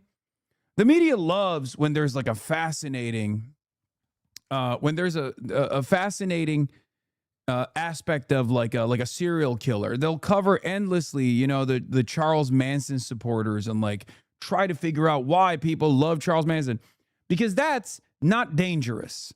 That's not dangerous to the pre-existing hierarchies. Okay? Because that's a one-off, right? That's a one-off. This, on the other hand, points to a broad systemic crisis. So, of course, There's no conversation about why so many people don't actually feel this way, right? They'll do it for Ted Kaczynski. They'll do it for Charles Manson followers. I'm not making a comparison between like what Luigi Mangione allegedly did versus Charles Manson. I'm just simply saying like there's a reason for why the media that normally is very invested in understanding the fascinating psychology behind why certain serial killers develop a cult of personality, but they would never in a million years explore why so many millions of Americans actually see this very differently than the way they're presenting it. Closure for them. That sentencing hearing that will take place in December will give them an opportunity to present impact statements and to talk about how horrific the loss of Mr. Thompson has been for this family. Again, we talk about the state court. At this point, Pamela, you can only imagine that this is about where he's going to serve time, because it is clear that he is going to get a life sentence, whether it's from this federal court or if he is convicted in state court. And the lawyers are jockeying now to determine, does that life sentence happen in a federal prison or in a state prison? But certain that he is going to spend the rest of his life in prison, as he should, for the admission that he just made in that courtroom today. All right, Michael Smerconish is actually standing by and wants to get in this conversation. Michael, what are your thoughts? I want to follow up something Ariva said about the perverse nature, the way in which some have received this horrific murder. On 54th Street, where this transpired, the hotel where Brian Thompson spent his last night is a hotel where I would often stay when working for SiriusXM and CNN. And I remember being on that block in the immediate aftermath, 2 or 3 days later. What was surreal is the fact that there were no candles. There were no flowers. There was no memorial for Brian Thompson. And what I remember is that on a telephone pole that was adjacent to the murder scene, I saw something that depicted Luigi Mangione as a saint. You might remember that there were wanted posters that were then put up in that neighborhood for other corporate leaders.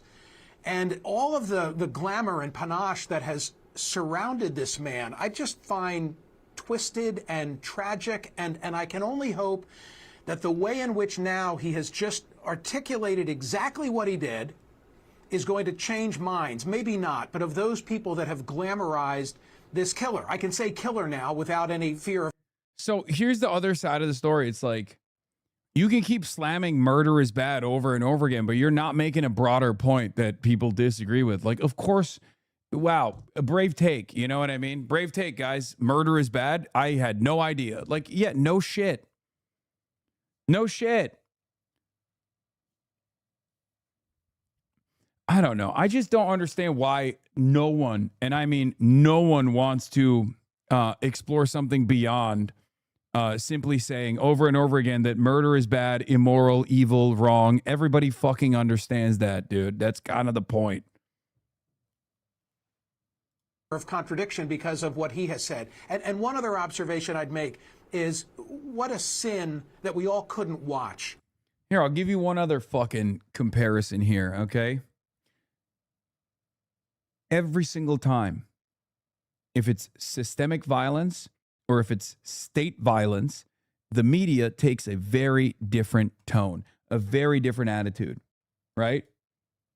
ICE murders Renee Good. ICE murders Alex Peretti. And all of a sudden, it's, well, you know, the government called them terrorists. That's wrong probably, but, you know, maybe they had a good reason for it. Okay? This is not a justification of Luigi Mangione's actions. I want to repeat that one more time. But from the perspective of the average American that has had to deal with this shit, okay,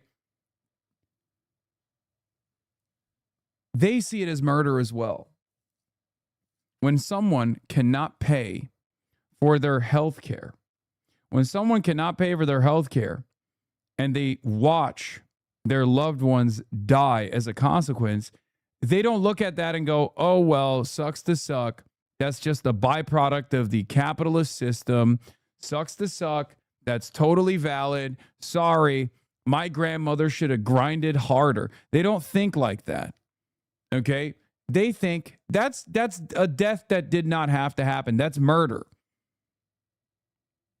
And because this has happened so many fucking times, according to the new Yale study, 114,000 times a year, that's 114,000 families that have suffered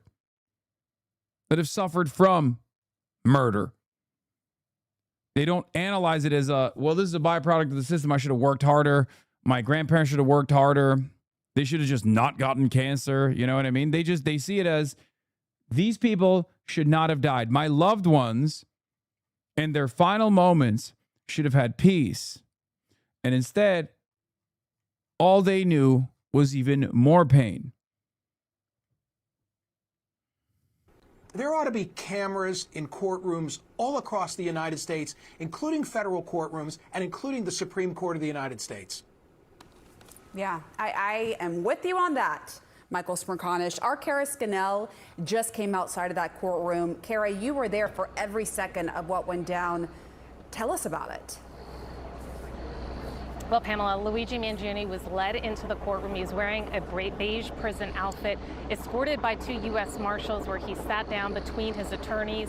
The judge went through the process, asking him if he understood his rights, if he had taken any medication, if he was under any medical care. All of his answers were crisp and clear, someone who was definitely in control and aware of what was going on today.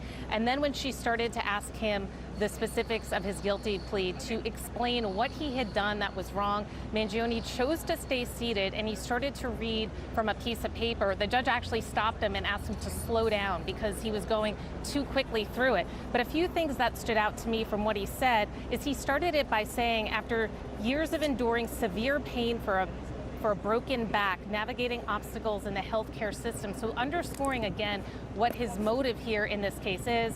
And he walked through it saying another thing, he's underscoring what he had previously written about in those writings, the greed of the healthcare industry. He said he had emailed United Healthcare's leadership trying to find out about the specific location of the investor conference where he was targeting Brian Thompson. He said he claimed to have $50 billion in assets. And he said, like, unlike his other previous interactions with the healthcare industry, he got a response immediately within an hour.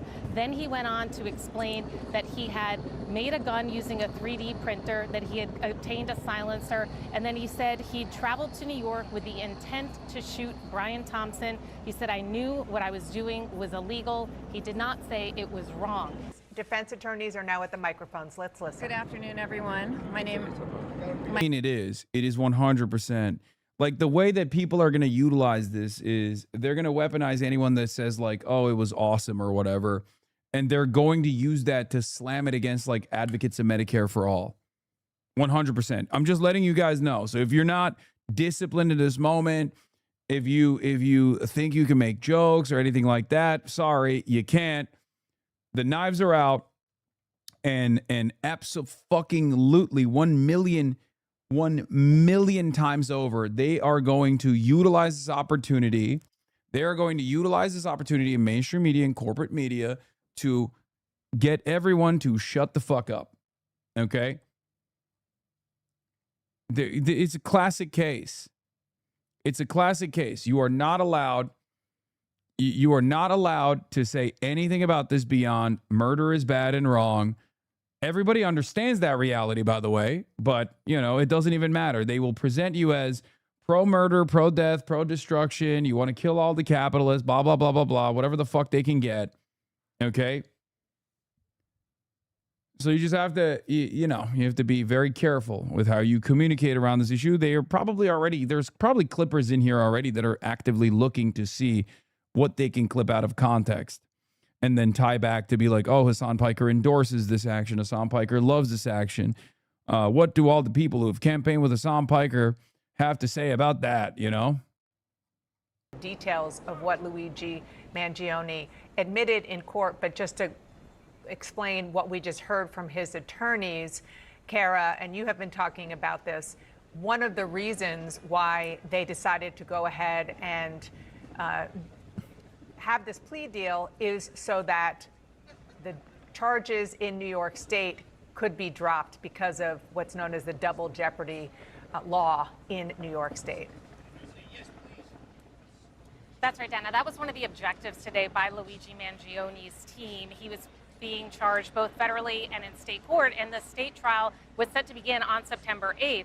But under New York's double jeopardy law, someone can't be prosecuted for the same crime twice. So that is why we saw this quick, fast-moving plea deal being reached just a few days after the final pretrial conference earlier this week, leading to Mangione pleading guilty. Now, as you heard his lawyer say, they filed a motion to get the state charges dismissed.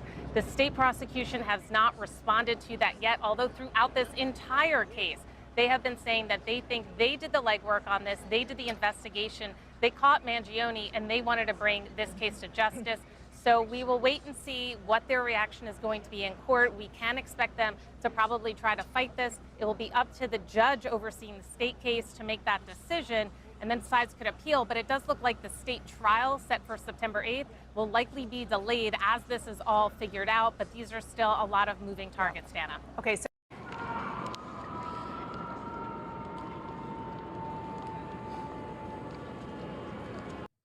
Jessica Tish at the scene of the crime. That is the police commissioner, Police Commish Tish.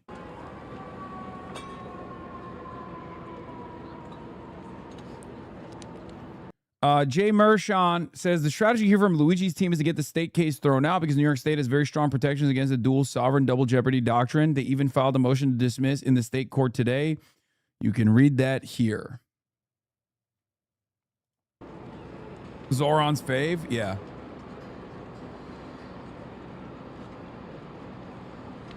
Good afternoon. I mean, that literally, it's just, they make it seem as though this was a byproduct of good police work, but like, they literally couldn't catch him. He got away. It was a McDonald's employee in a different state. A McDonald's employee in a different state that was like, wait, isn't that the fucking guy, Luigi Mangione? That's it. That's literally it. So the idea that they and their diligent police work is what was responsible for capturing Luigi Mangione, I'm sorry. That's a little bit crazy. Through an extraordinary volume of It's kind of wild that and digital evidence. it's also kind of wild that the person who snitched didn't even get the money.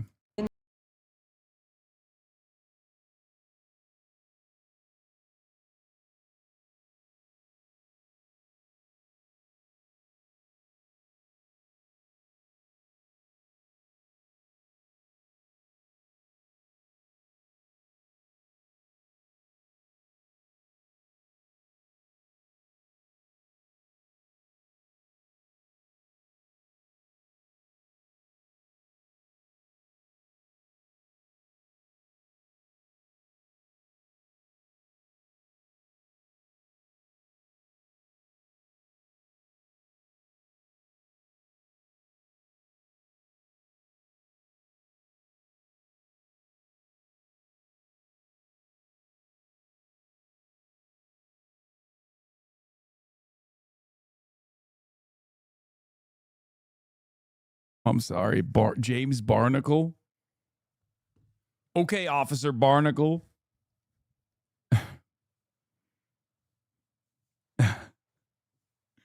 What's next? Oh, we got John Plankton coming up right after.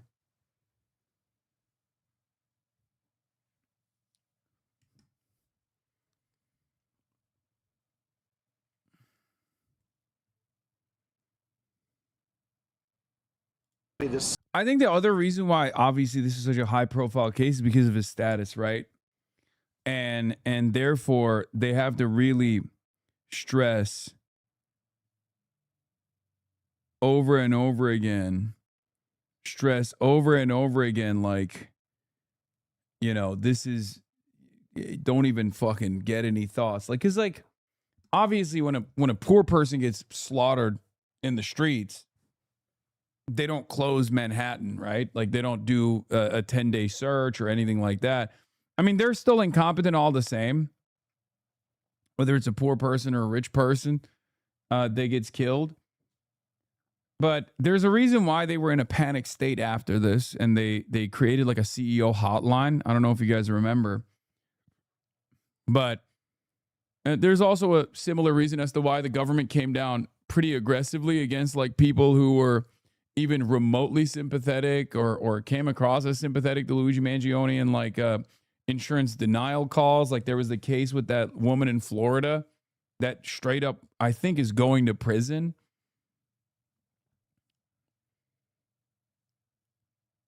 Like the point of this is to be like, don't even think about it, right? Like that's why they're so aggressively posturing here. I, for one, find it rather interesting, rather strange that, you know, did they drop her charges? I thought that she was actually getting penalties. Yeah, they straight up created a crisis hotline for CEOs at the time. Kathy Hochul did. New York State officials considering creating a special hotline exclusively for CEOs to report perceived threats. I mean, I myself am, of course, a CEO, and I get death threats with regular frequency. I would like to report them, but they just seemingly don't care.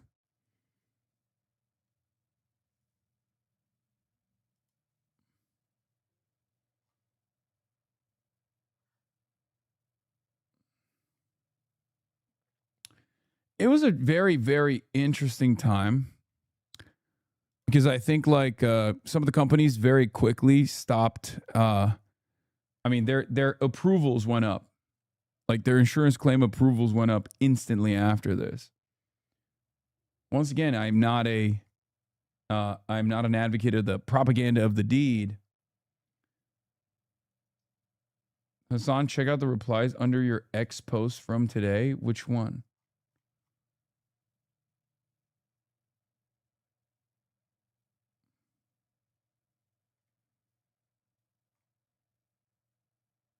When someone says X post, I'm always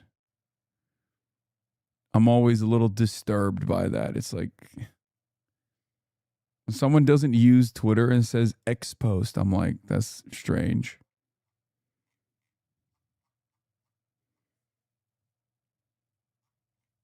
New York, led by Jamie McDonald. Thank you.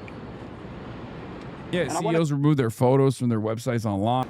Be sure to like and subscribe for all the fun.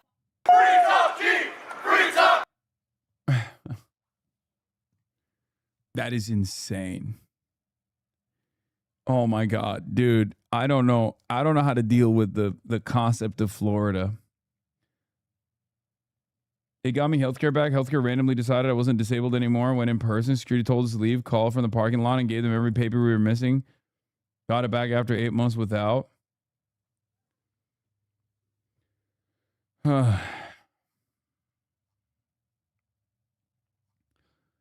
This is why I say we are spiritually, we're spiritual sisters of Israel, okay? Because how can you read this as anything but objectively like a pro-rape rally?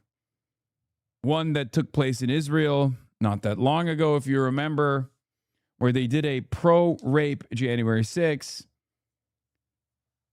Miami, Florida is so spiritually Tel Aviv in the exact same vein. And here it is, corrected once again. Why'd you delete your healthcare tweet? Which one? I did not. Are you talking about this one? What's happening? I said for-profit healthcare kills 114K Americans a year. We have to change the system. It's still up.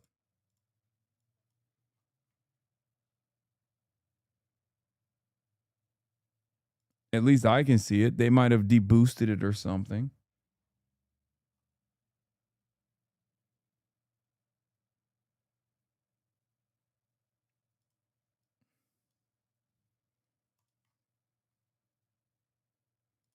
Counterpoint, why did you leave it up?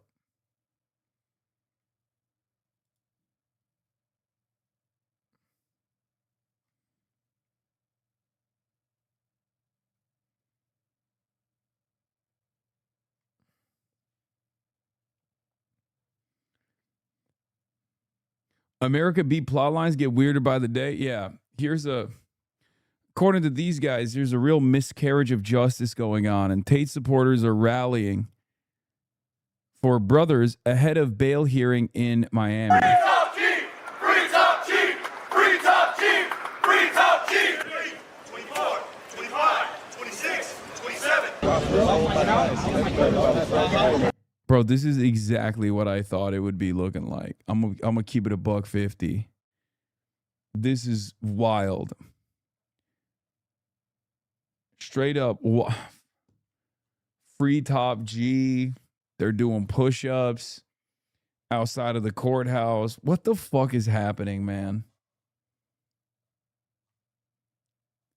Like, objectively a stranger thing.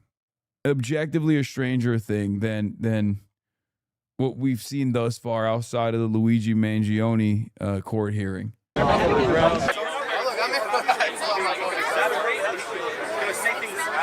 Andrew Tate is not, as far as I'm aware, he hasn't been proven guilty of anything. He has not been convicted. So I'm here to defend a man who defends men all around the world. Nothing what a democracy looks like. And that is what the UK looks like now.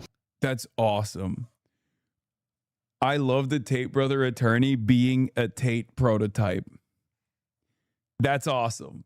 That's cool. I like that. That's cool. Like he went and he found the only attorney that's like the same type of person. A Tater type. I know that they're not all doing cosplay as Andrew Tate, but it's really funny that it comes across as that. To the untrained eye, the tater tots are out. It is a fallen regime. It is a despotic state. It is a state that hates men, that hates Christianity, that hates masculinity, and that hates Andrew and Tristan Tate.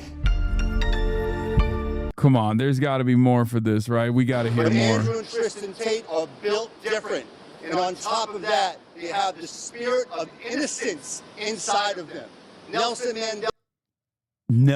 Mandela famously did 27 years of incarceration in solitary confinement, never changed his tune, and never broke his spirit, and never gave up because he was innocent.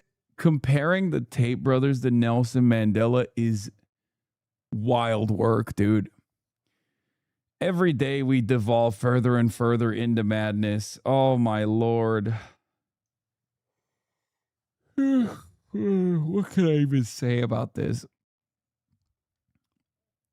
Yeah, Andrew Tate fought hard for the gender apartheid to establish one. To establish the only apartheid that is justifiable, the gender apartheid. It's funny because, like, he's not joking. This is 100% serious. Like, this is his worldview. The entire time. Innocent men don't give in. Innocent men don't run from the law. They run to the law. They lean. You're scared because he's right? That's right. I am cowering.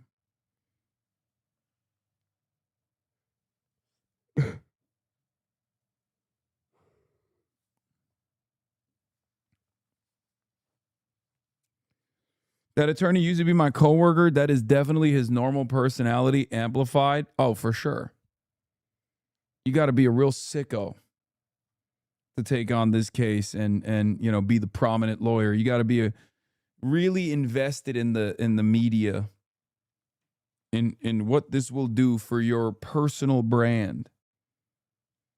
To the process. The idea that Andrew and Tristan Tate are somehow dangerous is. Yeah, saying innocent men don't run for the law when discussing the Tates is also extra funny. You know, considering the reality that they did objectively run from the law in both Romania and also the United Kingdom, and this is an extradition hearing. So, like, you only get that when you have run from the law. You know what I mean? Like, that's quite literally running from. I don't know. I mean, I'm just okay. Ridiculous. Didn't the Tates revert to Islam? No, that was the fakest shit ever. It'll never not be funny that Sneeko actually did sincerely revert to Islam because Andrew Tate fake reverted to Islam. Like, Sneeko is like actually Muslim now, and or whatever cartoonish depiction of Islam he represents now, because he's like talking about, you know, fighting the kuffar or whatever, right? But like he actually did revert to Islam. Andrew Tate did not. It was all fake. It was in order to farm approval from the Ummah, which of course is a sucker for that sort of thing, as I talked about at the time.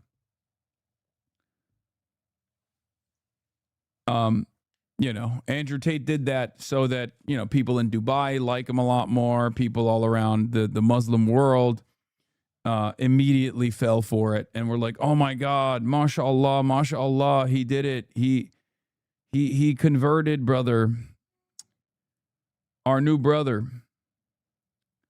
And then they fell for it. And then they gave him a lot of praise. And then they also supported him a lot. You know, the Ummah did. Very embarrassing moment. Very, very embarrassing moment. Let's be real. But it was totally fake. And he got that. He farmed it. He farmed it for all he could, while simultaneously drinking alcohol, not really doing anything, not really becoming Muslim at all. But one of the converts was Sneeko. He actually did legitimately revert to Islam. He like has done the pilgrimage. Sneeko has, you know, and now he's doing other insane shit. Every charge that has been levied against them, the acts of these charges, the facts of these charges date back to 10 years ago. The idea that there is somehow a flight risk is insane. I mean, sounds like your kind of Islam, to be honest, Law. Big dog. I was born into it. Okay? That's the difference. I was born into it. I grew up in a Muslim country. My family's Muslim. Like, there's a different attitude when you're born. It's like a Catholic, right? The difference between someone who is like an adult convert like JD Vance versus the overwhelming majority of cradle Catholics that obviously will say like, yeah, I'm Catholic, but I'm not really. You know what I mean? Like, do you understand the difference, right? And with Andrew Tate, he didn't even actually legitimately convert at all. He was just marketing himself as such.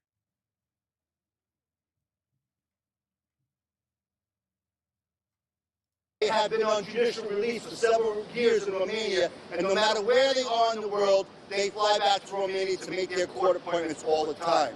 The government knows this. The United Kingdom know this. The enemies of freedom, the enemies of justice, the enemies of free speech, the enemies of Andrew and Tristan Tate know this. So they threw the kitchen sink at them, and they drummed up every lie that they could, every lie on earth and every lie in hell, in order to make these two guys look like the Osama bin Ladens of rape. I love this chart. Aryan third worldism, brown white supremacy, and the woke chud spectrum is such a funny chart from Matthew Petty.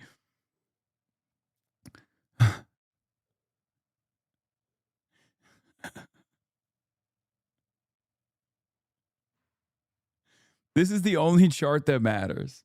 Okay. What am I looking at? Dude, it makes so much sense. This makes so much sense. Okay. This is the real. There's two charts that you have to. There's two charts that you have to look at. Okay. On the one hand, you have Aryan third worldism, where you got quirked up white boys and gals who unconditionally support third worldism. On the chud side of the unconditional support to third worldism, you have the guy who's like, I'm a fascist. This guy who very famously told Mehdi Hassan, I believe he was a fascist in that Jubilee debate. And he is now like the biggest defender of the IRGC, the biggest defender of the Democratic People's Republic of Korea. Okay. You got Calla Walsh, who went from being a Warrenite to a spokesperson for, I think, like some Lebanese media outlet.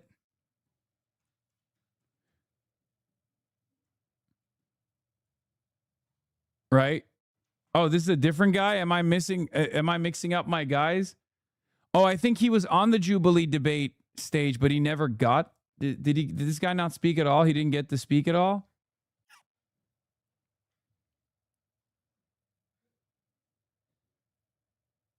Anyway, on the woke side, you have Calla Walsh. I'm mixing up my white people. I apologize. I'm mixing up my Aryan third worldists. And of course, in the middle of that woke chud dynamic, you got Jackson Hinkle. A little bit of woke, a little bit of chud.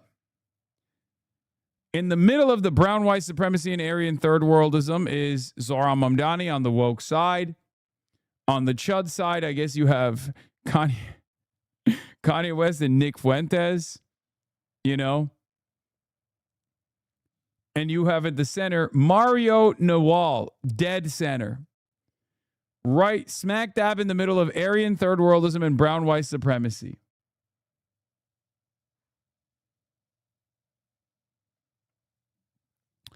Up top, you have on the woke side of brown white supremacy, you got Neera Tanden. I don't know who this lady is. And you got Ian Miles Wrong, on the chud side of brown white supremacy. It makes total sense. This list makes total sense when you know these people's policies, okay? The other side, the other chart that you have to point to is what is it? The Evil I Did a thing? Yeah, Mario Nawal.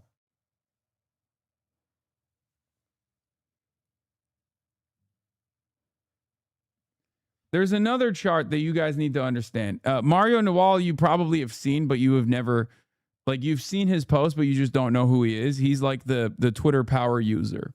X, the Everything app power user. He has a podcast on X, the Everything app. He's exactly the type of guy who says X.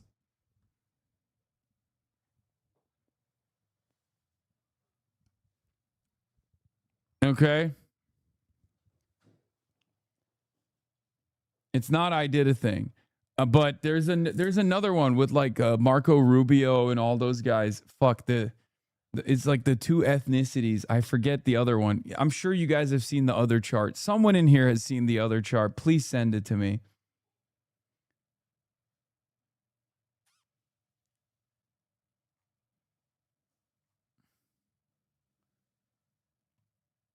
Do you know the one I'm talking about?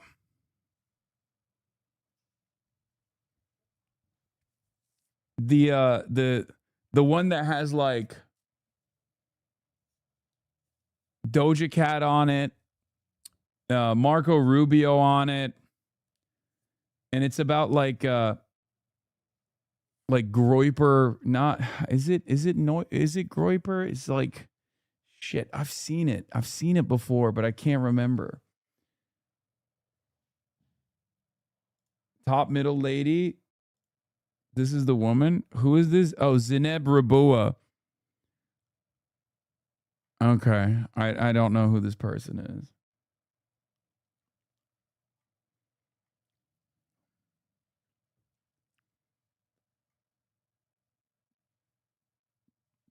Is it a Gartha related? I don't think so.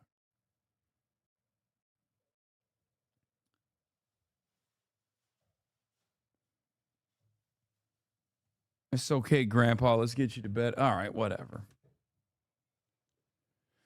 Whatever. Sorry, dog. I'm not a fucking loser. I don't got very weird Groyper charts. I mean, these are memes about the Groypers. Okay. And it's virtually impossible to Twitter search and find the other chart. So I'm going to give up on it, I guess. It's like Marco Rubio Latino supremacy or something. Like it's kind of like that. I'm trying to find it now. Fuck it. I'm just going to try and find it. I don't know if I can. Why is Mamdani on the chart, Hassan? Because he is right in the middle. ABC is reporting on Kaya now. Oh no. A brown bear in California decided to cool off in a backyard. No, this isn't it.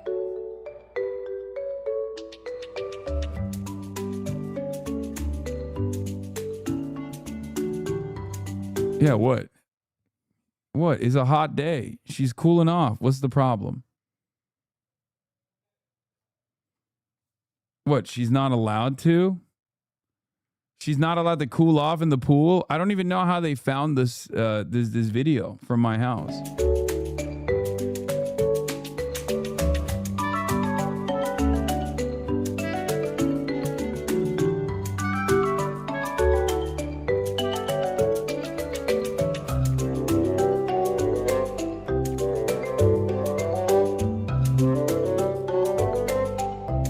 Bro, this is the real Maoist pool party. Of course, you forced her to be outside. They hacked your iCloud, buddy. I guess they did.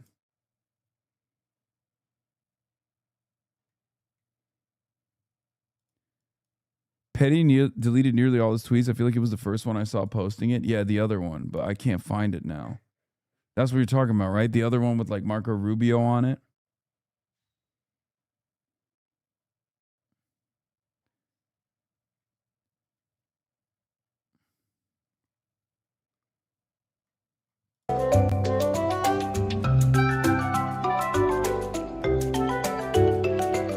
Oh, that's it. Gattaca but Wasian. Yes. Thank you. Thank you. Main ideologies of the 22nd century Cold War. That's what it was. Lusotropicalism and Gattaca but Wasian. That's what I was looking for. Thank you.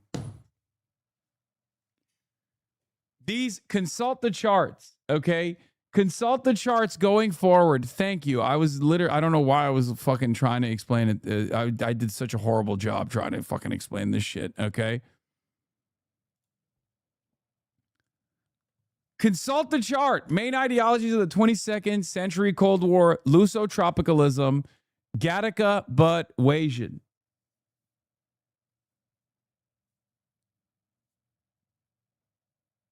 That's it. This is real. This is real. This is real. This is a real theory. Brother, I need you to go outside more. No, this is 100% real. This is the only reality that we are living in, and I don't think you guys understand it.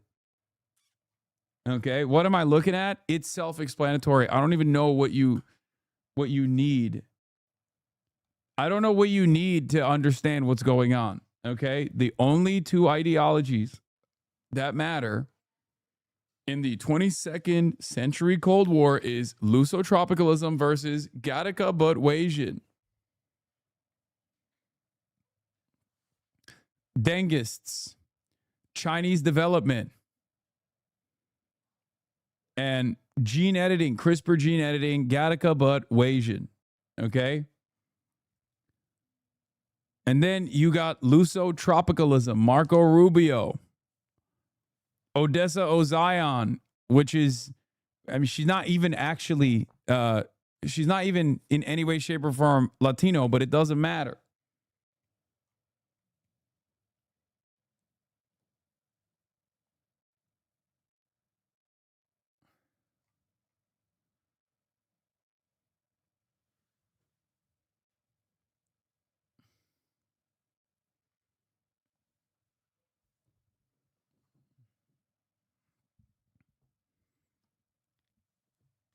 I am an Israeli and this is my chart.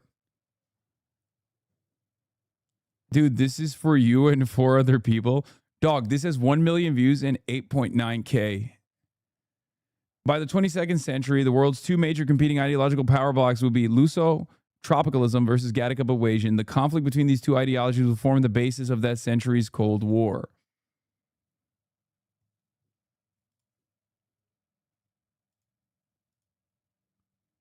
Yeah, this is here's additional here's an additional explainer. Eugenics with Chinese characteristics.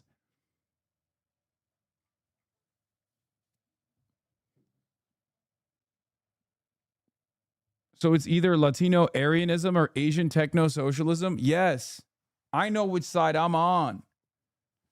I know which side I'm on. I've already laid a stake in one side of this Cold War. Okay? It's up to you to figure out which side you're on. I think we should all go outside now. I think you guys just don't understand. You can't see the future like I do. Okay?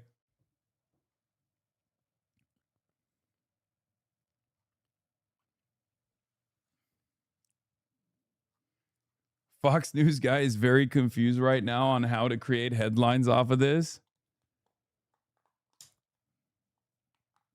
Look, I've chosen my side already. And I think if you're a real head, you already know. Gene editing really one of those technologies that has the power to change the political meta. Certain amounts of priors you can just throw out of it. Ever comes close to some of it. At present, more science fiction depictions of the process. By 2126, the world's two major competing political power blocks will be Luso-tropicalism versus Gattaca, but Chinese.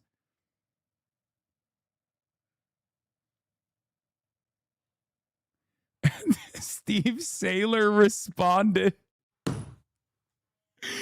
Oh, Steve Saylor is a very famous white supremacist, for those of you who don't know. And he wrote an article on it. He says, which Hoppa gold medalist? This guy responds, incisive and entertaining article. Thank you for sharing, Mr. Saylor. Where do you think Pinoy Gang falls in this? Pinoy Gang actually is a merger of both of these concepts, both Luso-tropicalism and also eugenics with Chinese characteristics. So I think Pinoy Gang actually ends up thriving in this process as the official and only non-aligned bloc in the 22nd century Cold War. It is the only, there will be a Titoist style leader that will take over the Philippines, and they will be the only true center, true non-aligned movement in the world. Okay? They will be the official spiritual torchbearer of Titoist Yugoslavia.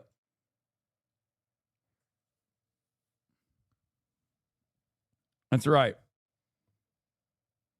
Pinoy Gang is the official third way. All right, we're done with this. We're done with this.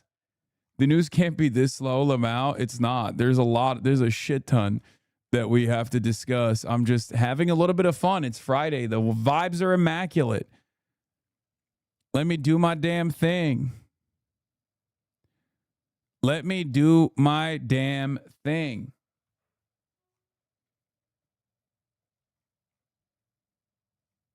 Almost 30K watching this live, by the way. What is this? Fox, forget the issues. Apparently the hottest thing in the Democratic politics right now is being hot. The Telegraph even declaring it a sexy socialist summer. The issues. Apparently the hottest thing in Democratic politics right now is being hot.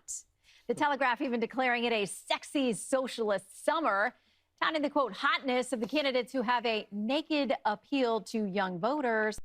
It's kind of funny that Fox News is covering articles about me that I didn't even know existed at this point. That's crazy. That's another problem. All right. There's so much that Hasanabi still hasn't talked about. Caroline Leavitt. I mean, I briefly covered Caroline Leavitt. I just don't know what to cover about it. Calling you a candidate, by the way. Yeah.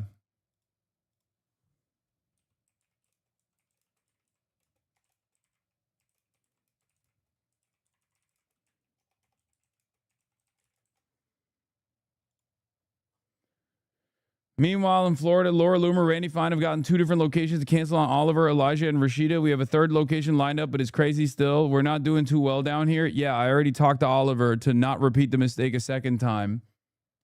And I'm glad the third time they will not be repeating the mistake.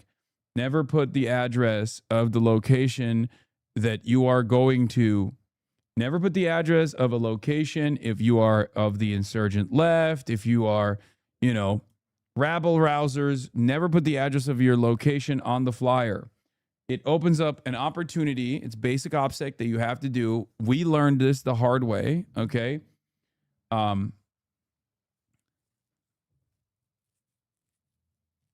What is this? Gutfeld, that's not hot. That's Democrat hot. A Democrat 10 is a Republican. What is it? Come on, man.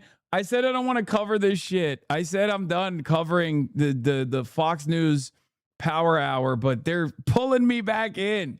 Why is Greg Gutfeld talking about how not sexy I am? What the fuck?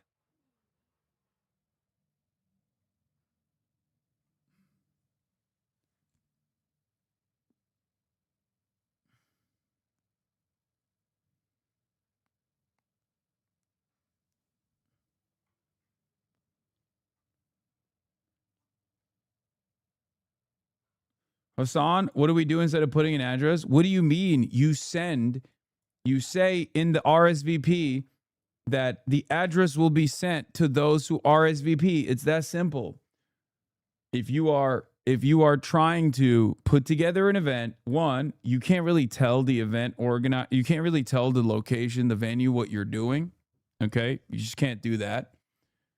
You just have to, you inform them as close to the actual event as possible. If you have to inform them of who's coming. Jessica wants Fox News to move on from you. My queen. My queen.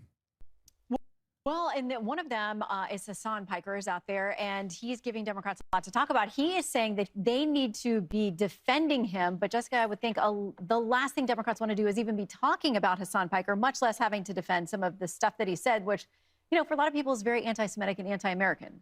Yeah, the Hassan Piker news cycle feels like it has been going on longer than the life of my youngest daughter, who is 2.5 years old. So it might be time to talk about something else besides Hassan Piker or his influence on these elections. Thank you, my queen.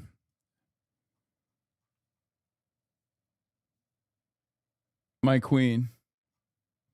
Why is Buttfeld talking about who's hot and who's not when he looks like that? I don't.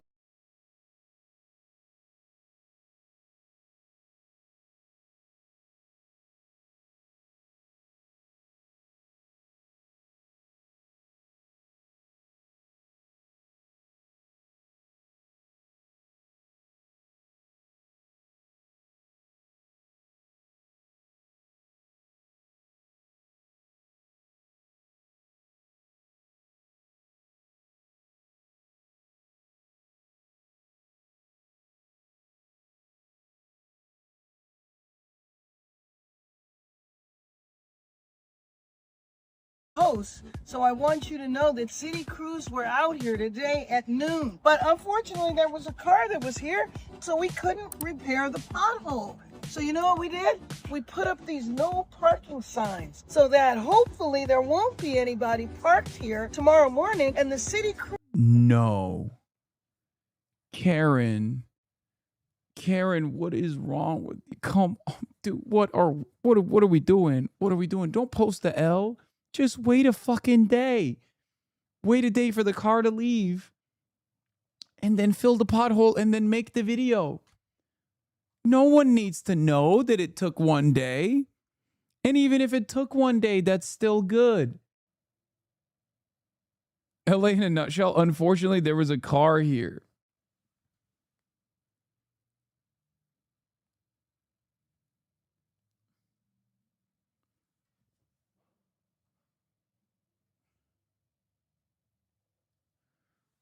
Bro, this lady was literally targeted by the federal government alongside myself, okay, as a political dissident that is considered a radical by the State Department, okay?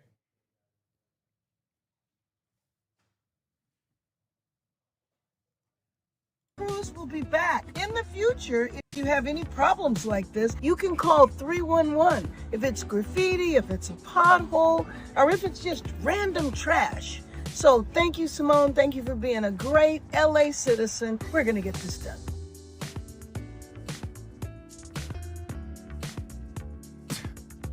Hey, Mayor.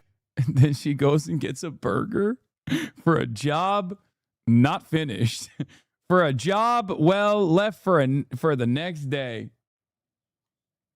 That's amazing. Hey, we got Karen Zohran Mamdani. We got Zohran Mamdani at home. This is Zohran Mamdani at home. Oops, there was a car parked there.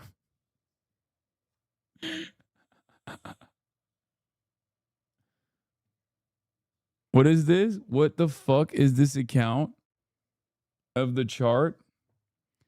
What about redistributing all the world's wealth equally so that every single person has the exact same GDP per capita, which is about the same as the Dominican Republic currently has, 12,400, thus turning the entire world into a kind of global Dominican Republic superstate? Stop. We're done with. Don't suck me back in to Lusotropicalism as the only mode of existence. A global Dominican Republic? Sign me up. Sign me up. I'm in.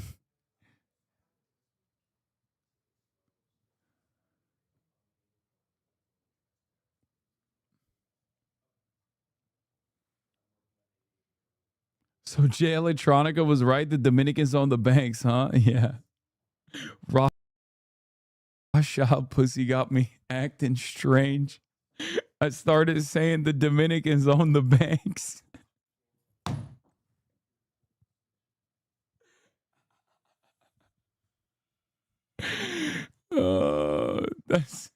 This is such a fucking insane deep cut. Okay, well, we got to move on. There's probably Fox News people who are just having an aneurysm watching this fucking stream right now. I want to talk about my wheelhouse. Hotness? How did you know? I knew we were going back there with you. Yeah. So they're talking about hot. That's not hot. That's Democrat hot. You know, Democrat hot. A Democrat 10 is a Republican 3. Let's be honest.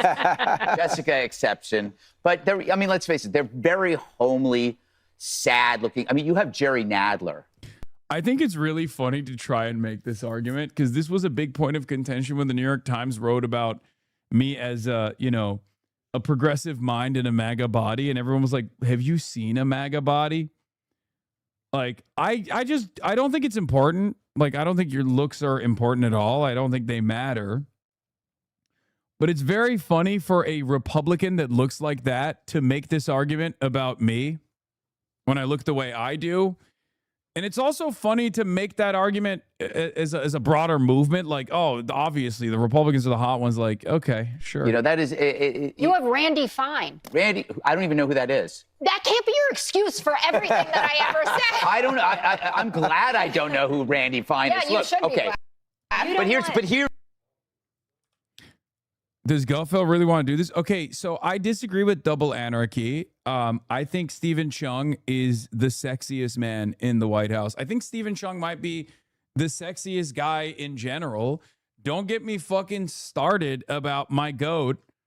Okay, why did you do this? You brought this up. You come at the king, you best not miss. Okay, what can I say about Stephen Chung?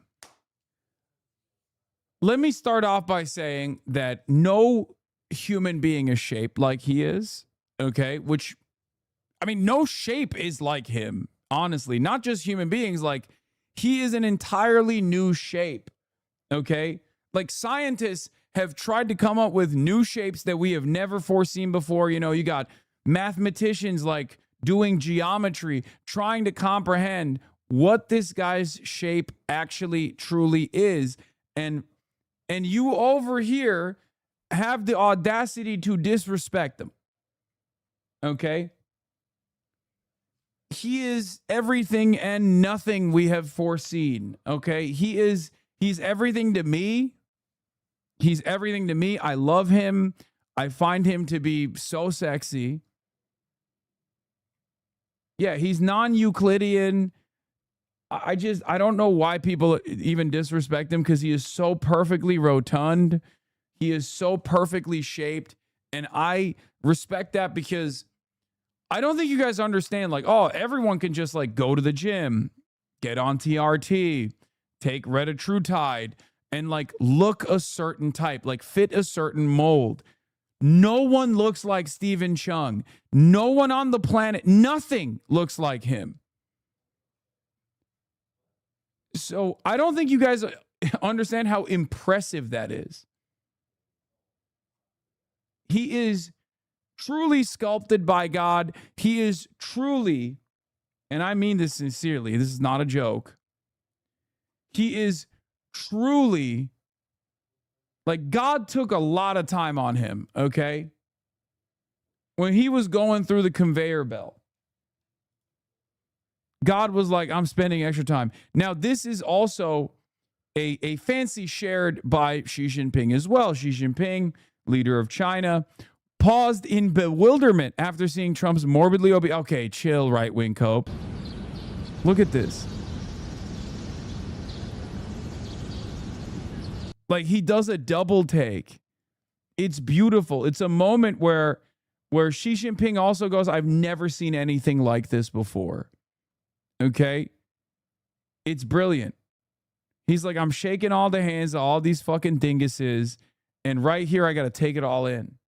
This might be my last moment of seeing something so amazing. He's like, this is new technology. This is Gattaca equation. Going back to one of the two poles in the new Cold War in the 22nd century, Xi Jinping saw a flash forward. He literally looked at Stephen Chung and he thought to himself, oh my God, Americans have this weapon on their side.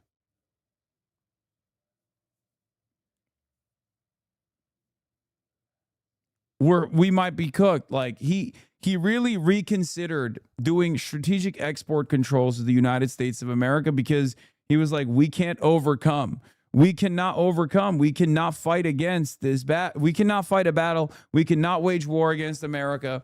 The Taiwanese Strait is yours, Mr. President. That's what he was thinking in his mind. His life flashed before his eyes when he saw Stephen Chung.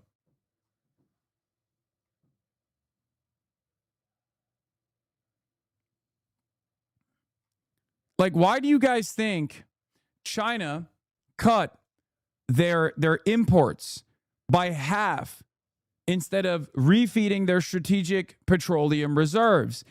You're staring at the decision. Like, a lot of people in the Financial Times and all around, they wrote articles endlessly endlessly speculating, trying to figure out why China actually made sure that markets were stabilized, right, during the closure of the Strait of Hormuz.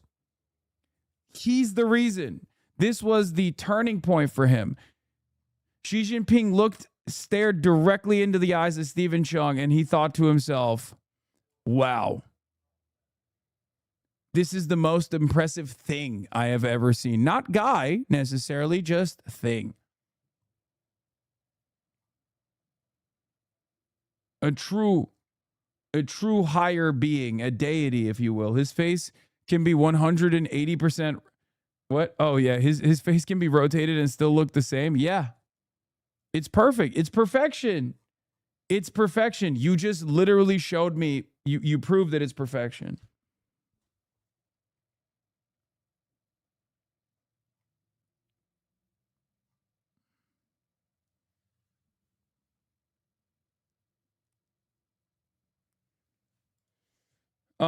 Trump is never apologizing for higher prices. So hell yeah. Oh, hell yeah. Let's go. This is a winning message. Okay, let's see what he had to say. Say this. So, for you to pay a tiny little bit more for your gasoline, just remember, you're doing it so that a very evil country cannot have a country. Really, it's the #1 state sponsor of terror in the world. We don't want to have them have a nuclear weapon. So remember that when you have to pay a little bit more, you're at $4. It's okay. I mean, it's I'll never apologize. I did the right thing. Let your nuts hang, big dog. Hell yeah. Respect, respect, respect, respect, respect. That's why he's the GOAT. Only Nixon could go to China. Only Trump could literally whip his dick out and be like, suck it. And you got millions of Americans going, yes, sir. Can I come for seconds? Please, sir. I need some more. I need it for sustenance. That is awesome. Like, people talk a lot about Marie Antoinette. Did she say, let him eat cake? Was that misunderstood? Obviously, like, the way that we interpret those events is like, this is a let him eat cake moment. We constantly use that. Donald Trump has literally been saying to the masses, no cake for you, just dog shit on a platter. And the masses respond with excitement. It's incredible. I've never seen anything like it. I don't think there's ever going to be a cult leader like this. I don't think anyone else has this kind of power of hypnosis. I don't think anyone has this pliant a base. He doesn't just sit there and tell you, things are going to get better. He tells you things will not get better. And then he says, I did it. Takes ownership over it, and then says, I'm not apologizing. And the people clap for him like seals. It is amazing.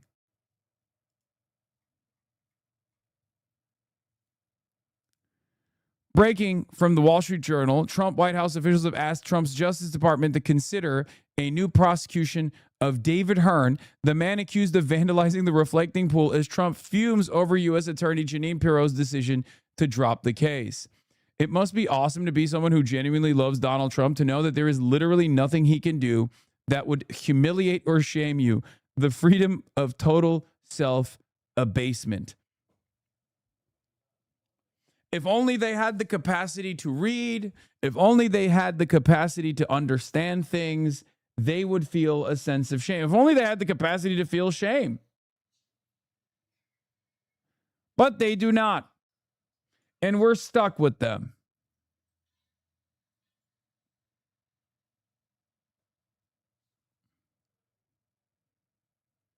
It's incredible.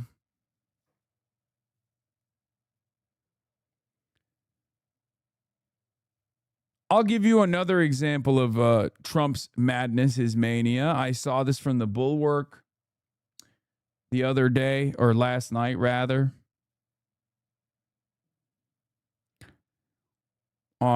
Donald Trump has decided to not only refuse to prosecute money launderers. Wait, what the fuck? Where's the food? Sorry, hold on. Oh, it's not here yet. Never mind. I was pulling the trigger too early.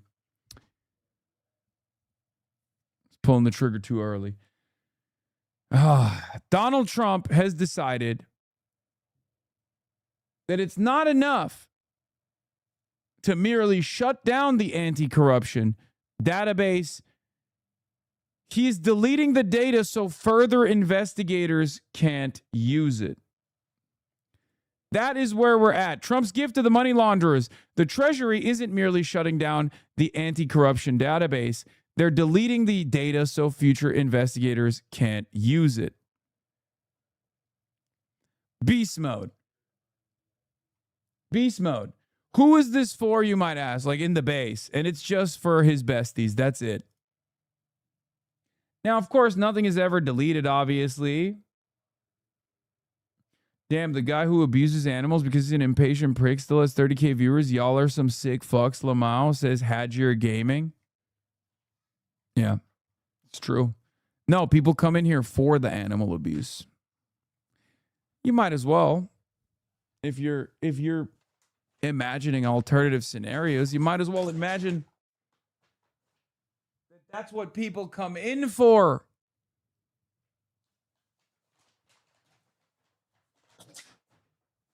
That's the point.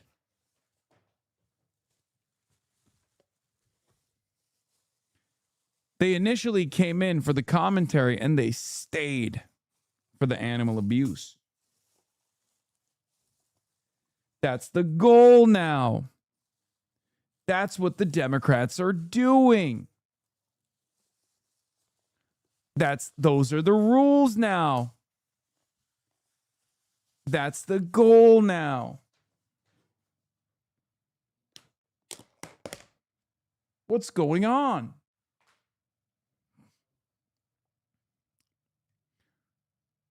Anyway, let's get back to the Tate. Actually, I'm just going to skip the Tate shit. Let's look at the flock This morning, cameras. a new warning about vandals obstructing, damaging, or stealing cameras made by Flock Safety that can tell when a car crosses a certain intersection.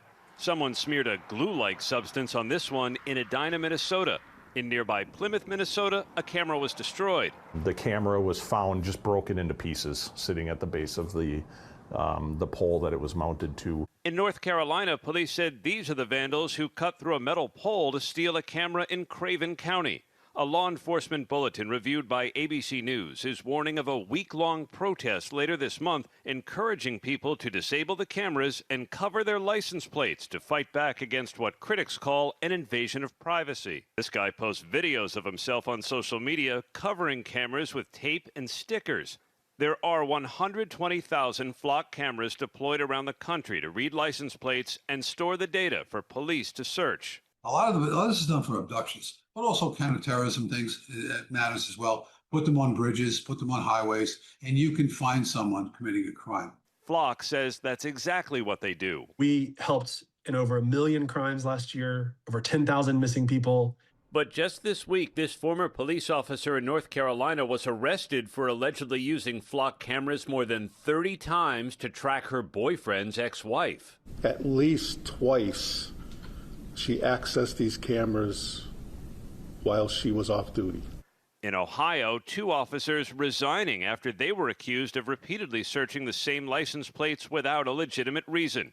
And after this ad aired during the Super Bowl to promote a new feature to find lost dogs, search party from Ring uses AI to help families find lost dogs. A different camera system, Ring, severed its partnership with Flock. Why are people so concerned with your technology? I think the conversation is worth having, right? We believe in a future where public safety and privacy can coexist. The debate is real, but we shouldn't forget that safety is also a fundamental right. Now, police departments really rely on these cameras to help them fight crime and find missing people. They're now increasing patrols around automated... Find missing ex-wives. And by missing, we just mean surveil the ex-wives that don't, that have established no contact with the cops. Dude, it is so crazy. We are taking 0 of the good policies of China and only taking the policies that I find, not so great. It's wild to live in a panopticon like this with none of the benefits, like no high-speed rail, no nothing. Shit sucks. License plate readers to keep vandals away.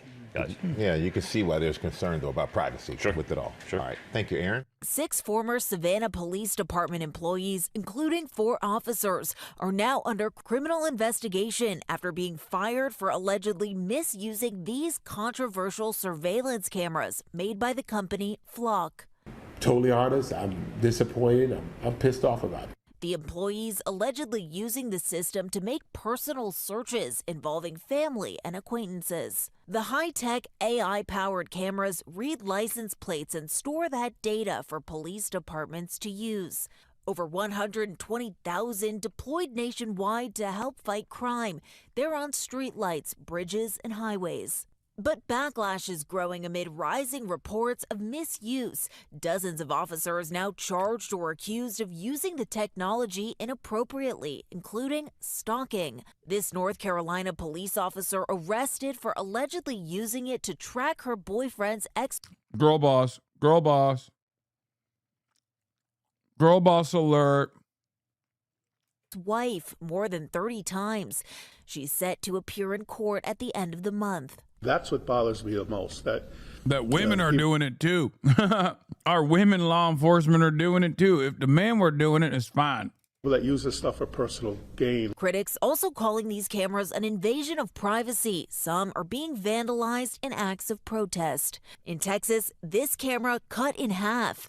And in Minnesota, a man posting these videos of himself covering up the cameras with tape, telling ABC the technology is dangerous. But Flock telling ABC News their cameras do exactly what they're supposed to do. We helped in over 1 million crimes last year, over 10,000 missing people. And some agree. The benefits, I believe, outweigh the issues here. And Flock saying that criminal acts like vandalism should never be the answer here as people continue to make their voices heard in this ever-growing debate about individual privacy versus public safety. Rhiannon. Very controversial, Olivia. What's the debate? There's no debate. People don't like it. People don't want it. And they get it anyway because no one gives a shit about what the people want. So where's the debate? The media always talks about, oh, this is a divisive subject. There's a lot of debate. There's never a debate.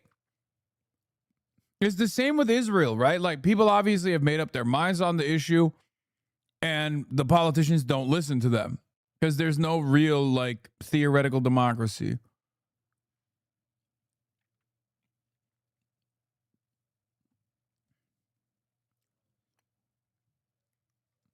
There's no debate on the matter. The people are united, and the corporations get their wishes across regardless, and those who defend those corporations.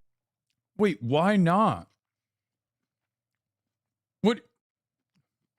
Dog, how did people solve crimes in the past?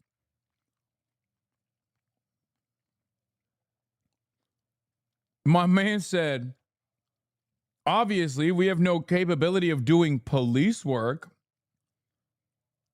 What do you mean?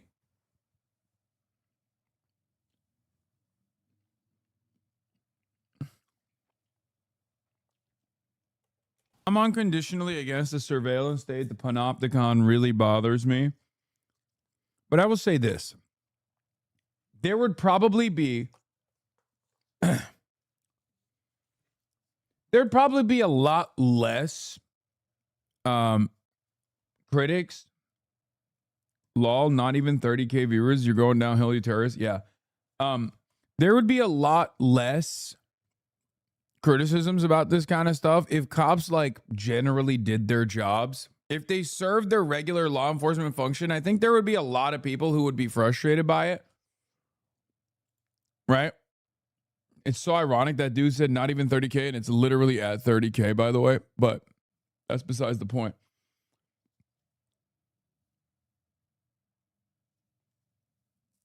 But cops also don't serve that basic law enforcement function at all. Because everybody wants crimes to be solved, right? Everybody wants crimes to be fucking solved. So if cops were like actually capable of retrieving stolen assets by way of flock cameras like with regular frequency, then I think people would probably be more sympathetic to the fucking surveillance state. The problem is they're also dog shit. They're just so bad at their jobs.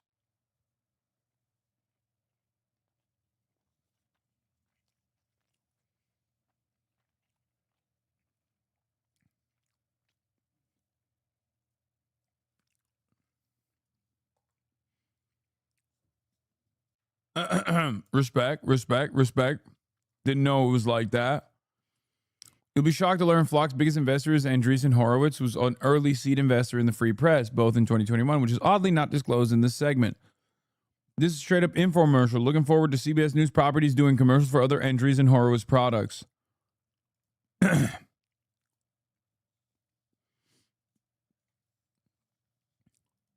Do you ever feel like you're being watched? That's the panic behind a new fear sweeping across America. People are freaked out about surveillance from our employers, our nanny cams, and our phones watching our every move. And right now, this anxiety is being taken out with electric saws and cans of spray paint on tools used by law enforcement to keep us all safe. The target?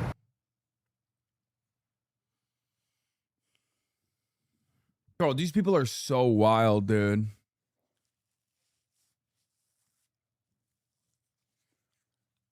I mean, what do you say to this? It is quite God, it's such a cliche to say this, but it is quite literally 1847 animal factory, brother. George Orwell.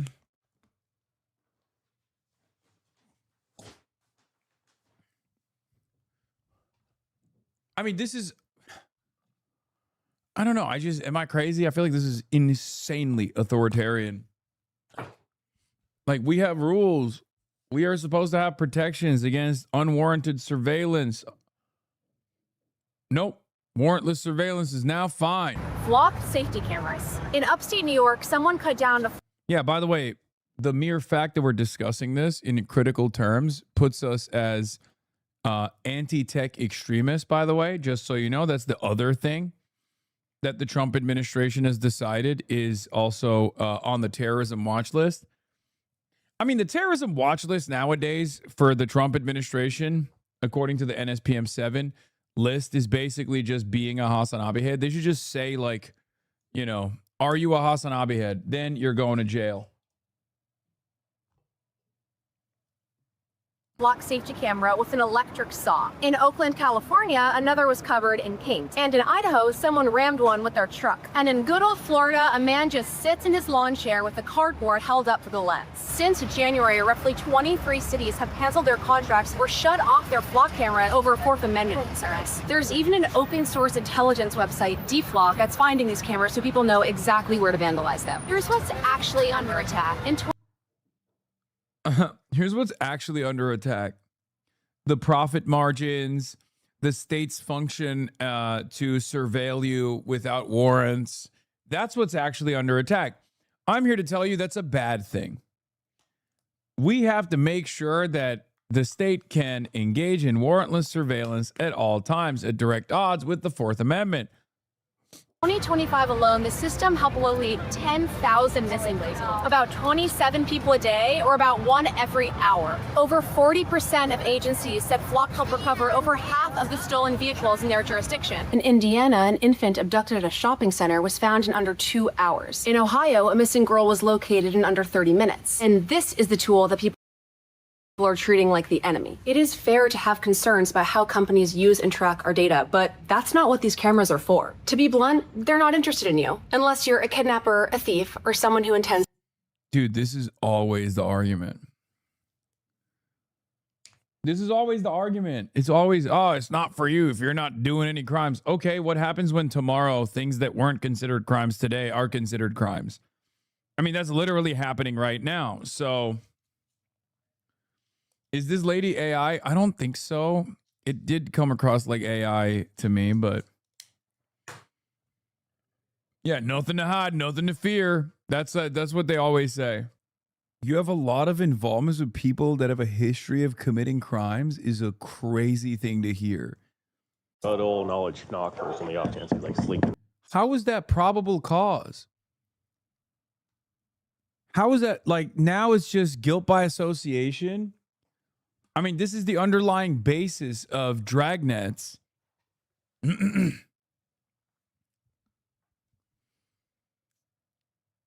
I hope your security is good, Poker, because I'm coming for you. It is pretty good. It's kind of crazy, though, to just, like, make a sock account on twitch.tv just to be like, hey, I'm going to come and kill you in your house. Ryan Smith.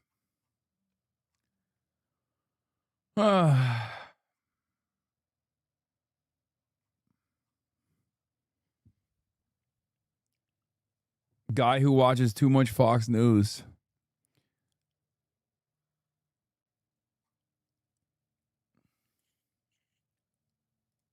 Wait, I'm confused. Just seeing if you read these. So why do you want to kill me then?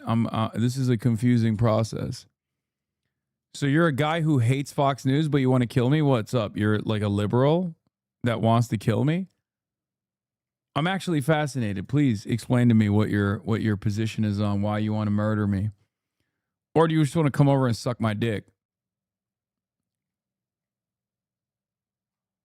Like, what's the situation here? What's the primary reason for why you want to kill me then?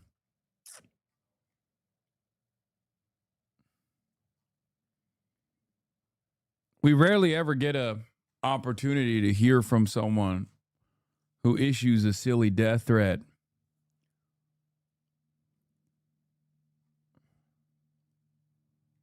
You got any answers?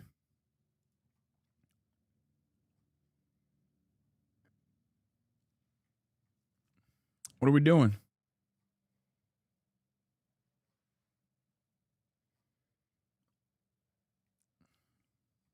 Quick. Before you get site-wide banned.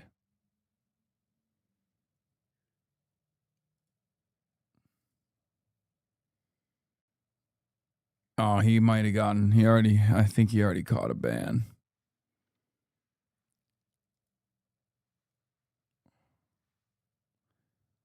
Oh, bummer. God damn it.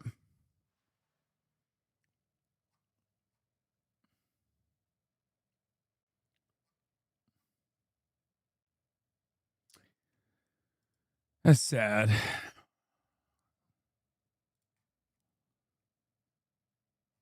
Twitch should just let me delay those site-wide bans for like 5 minutes so I can get to hear from these fucking crazies, you know? They're just checking out the playgrounds. That's normal. That's normal and good. Ben Jordan does great pieces on this, obviously. If you guys haven't seen, we watched some of it.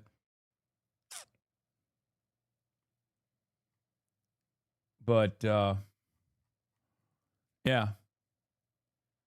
Yeah, what's wrong? They're just prospecting. Cool. Wait, did John already talk about the accessibility of these feeds, by the way?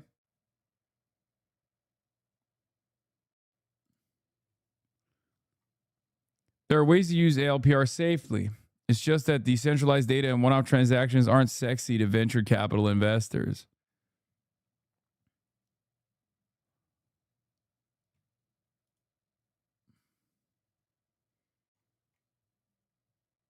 They gonna document you young. I went to summer camp at this JC when I was a kid, by the way. This is fucking insane to hear. Nah, there's nothing wrong with that. Let's just let him surveil, man. It's fine. It's for your safety. It's for your safety. Don't you feel safe? Makes it even weirder. Like, wait, I'm sorry. Just answer the question, I think, right? Like, that makes it more suspicious. That's weird. That just like, yeah, we were doing a sales pitch to, I don't know who you would be selling to, what the Jews are up to. Guys that just wanted to know. Just a group of people that wanted to know. Crowley responds on data centers.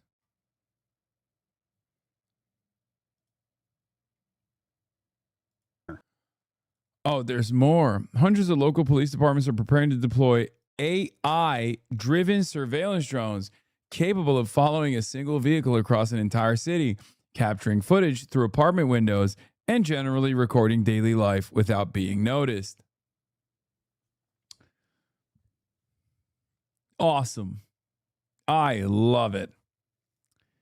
That seems great.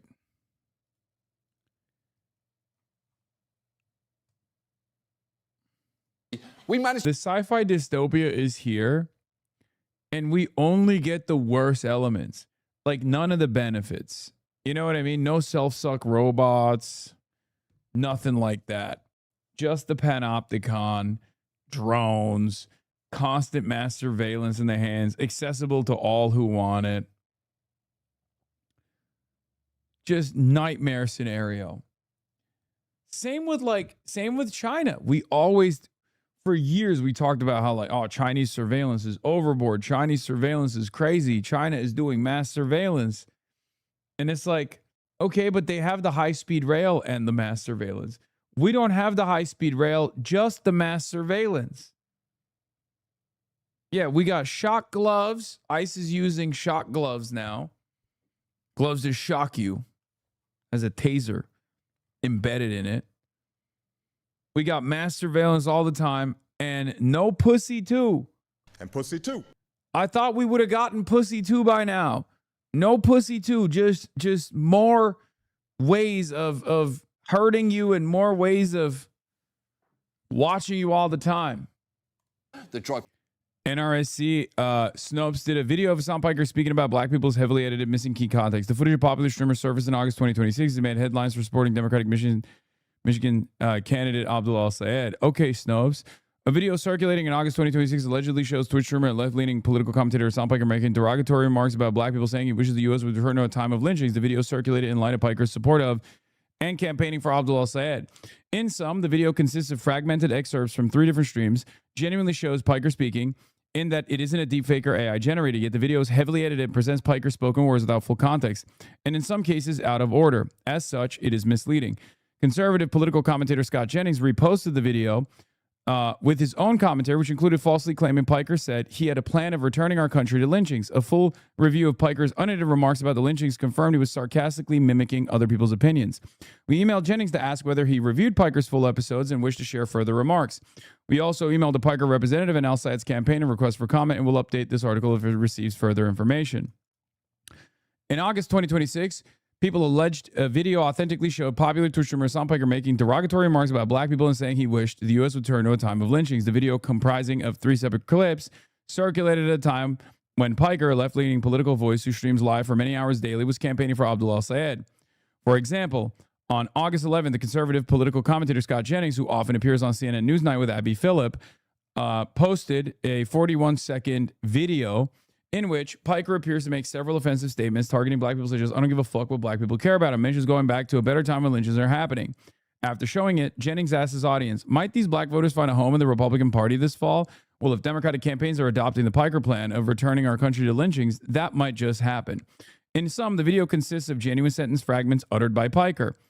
A full review of Piker's unedited remarks confirms Jennings falsely claimed Piker said he was in favor of bringing back lynchings. In the original stream, Piker's remarks on lynchings were sarcastic reactions to a user's chat comments and opinions expressed by someone else in a separate video. We emailed Jennings to invite comment and asked whether he reviewed Piker's full episodes. Okay. Piker then said on his August 13th stream he was suing Jennings, claiming he was working through litigation right now. Snopes located all 3 past streams and has presented those videos with transcripts later in this article. And then it originated from NRSC. The clip pulled excerpts from 3 different streams that were heavily edited. In an email, we asked the NRSC if the group researched the original clips from Piker's past streams, as well as invited further comment.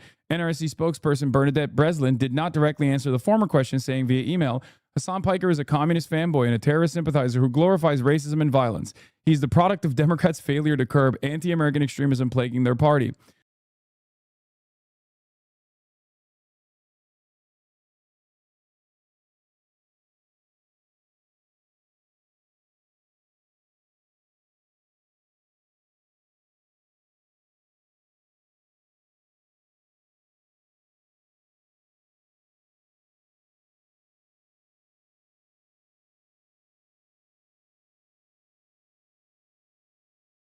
Speech, then featuring Vice President Kamala Harris, who was running for president at the time.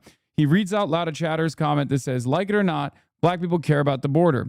He then makes an opinionated point about avoiding what he believed to be failed strategies of winning elections, bolding, reflecting remarks from the edited video.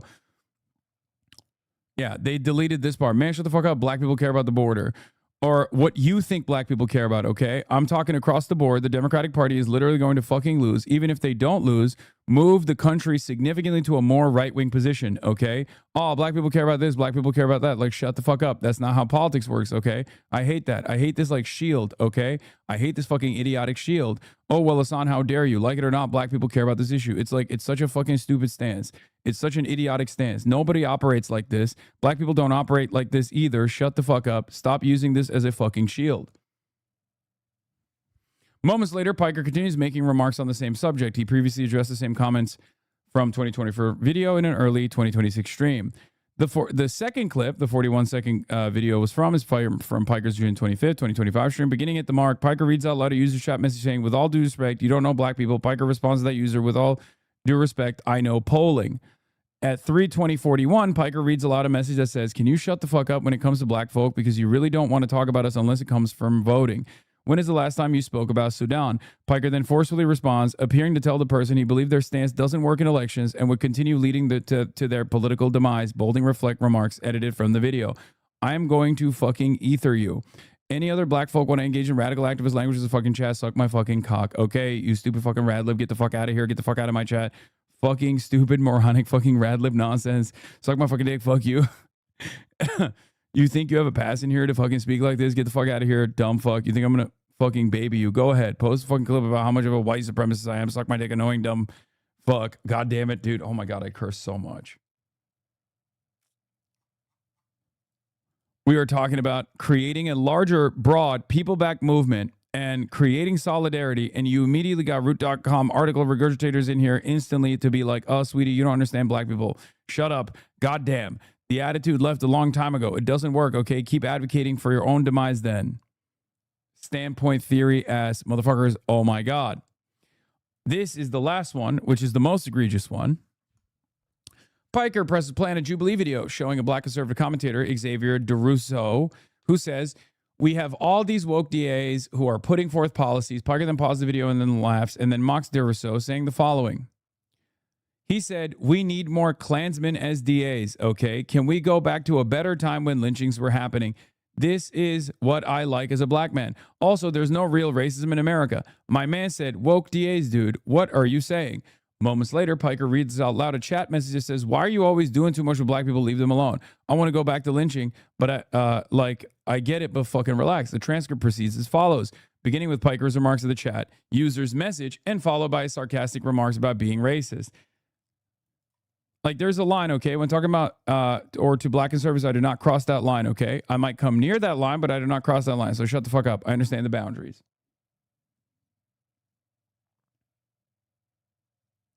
We emailed DeRusso to request a comment. We'll update the story of DeRusso's response for further reading. We previously investigated the false claim that Al Sayed said he believed America deserved 9/11 attacks. The comment actually originated from Piker, who in the past has explained he believed the people removed the remark from his context, including that the larger intention was to explain his opinion on American foreign policy decisions have a direct consequence, such as the decisions that ultimately led to the terrorist attacks on September 11, 2001.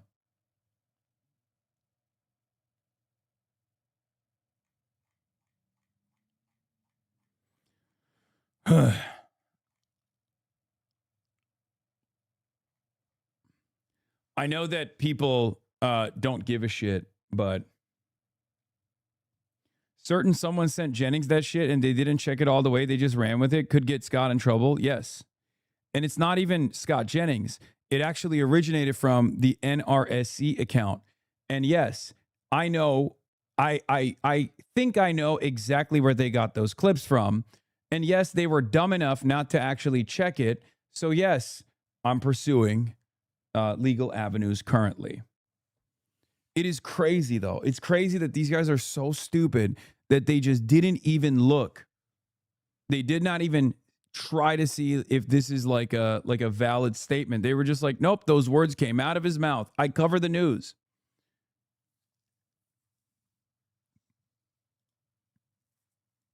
NJF LARP? What does that mean?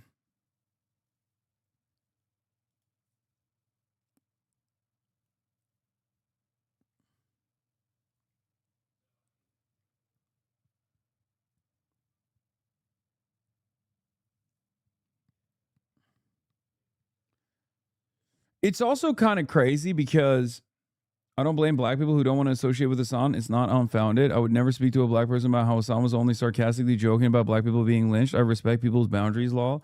Enfant Door, once again, back with a fire take. Thank you, Enfant Door. Yeah. Okay. What to say? What is NJF? I have no idea what this is. I'm just gonna block them. Anyway, so to Enfant Door, I have to say, you understand that this article says I'm reading a comment from someone else.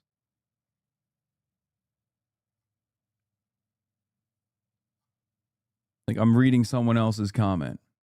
Like when I sometimes cover the news, right? There will be quotes in the news item where someone has said something racist.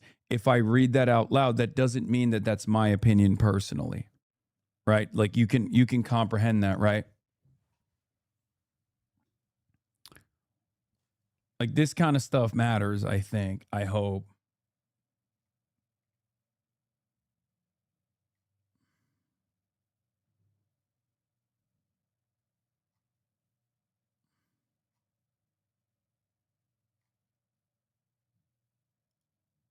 Anyway.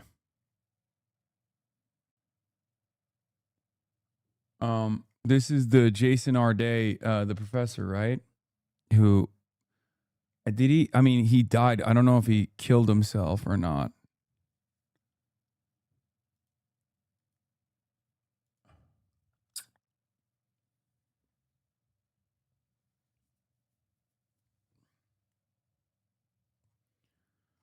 Anyway, so Dave Weigel posted clever use of clipping by the Tiffany campaign. The video cuts right after Crowley says he doesn't want to support a moratorium before he lays out his position and criticizes Trump for wanting data centers without conditions to help locals and taxpayers. But look at all the QTs. It's all people convinced that Tiffany just outflanked Crowley.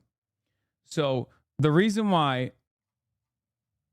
Dave Weigel posted this is because he's a reporter and he has recognized exactly what. Did I finish John Oliver? There's like 3 seconds remaining. It's over. Okay, look, it's done. It's done. We're ending that broadcast. We're ending that video. But in any case, what the Republicans are doing, like, I don't even agree with David Crowley's policy. Okay? I don't agree with David Crowley's policy on this. I think a moratorium is better. A moratorium is better politics. A moratorium is better policy. Why? Because that way you can actually take a hardline stance that people can associate with, people can understand. Okay? So that's one. But the reason why Dave Weigel is posting this longer clip is because David Crowley's position on data centers is actually the exact same as Tom Tiffany's position on data centers.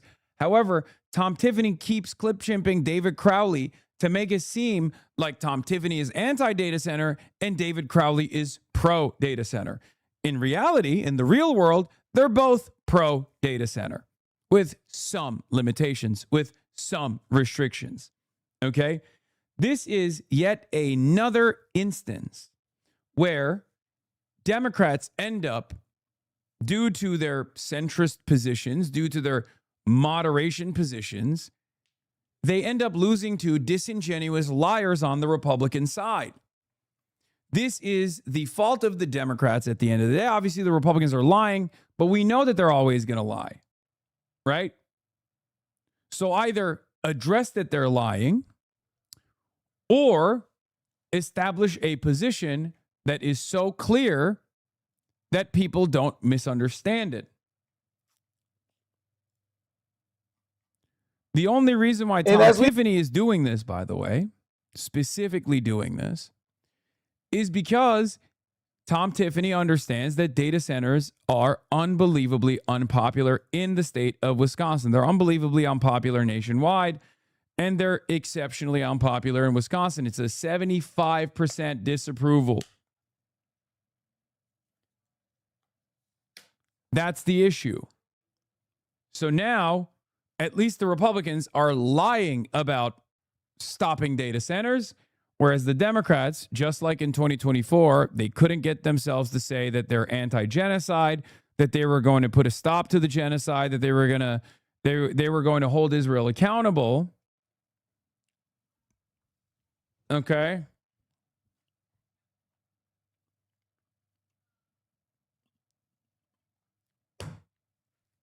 Instead of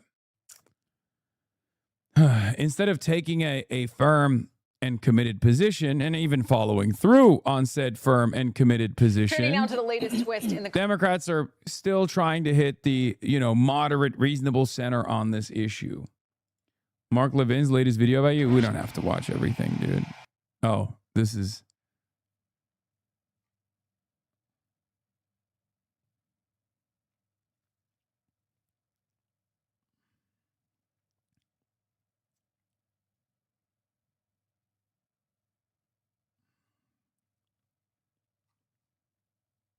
Anyway. So that's the problem. Crowley knows he wouldn't have even made it this far if it wasn't for tech company money. Data centers got what they wanted by taking out Hong, and they know they have both nominees in their pockets. Crowley isn't lying because he doesn't care about winning. He just wants a bag and will follow orders. Tiffany is allowed to lie because tech would rather have a Republican win anyway. So no, Crowley is not getting outflanked by Tom Tiffany. He's not. But Tom Tiffany is presenting it as such. Tom Tiffany and David Crowley are both pro data center. I wish David Crowley wasn't pro data center. I wish he was anti data center. Tom Tiffany is clip chimping David Crowley to make it seem like he is more antagonistic to data centers than David Crowley is. That's what's going on here. And Tom Tiffany understands that there is a lot of appetite for anti-data center comments from candidates. He's doing this to depress left voter turnout. He's also doing this so he can dupe those moderates, those independents in the middle who fucking despise data centers as do the Republicans.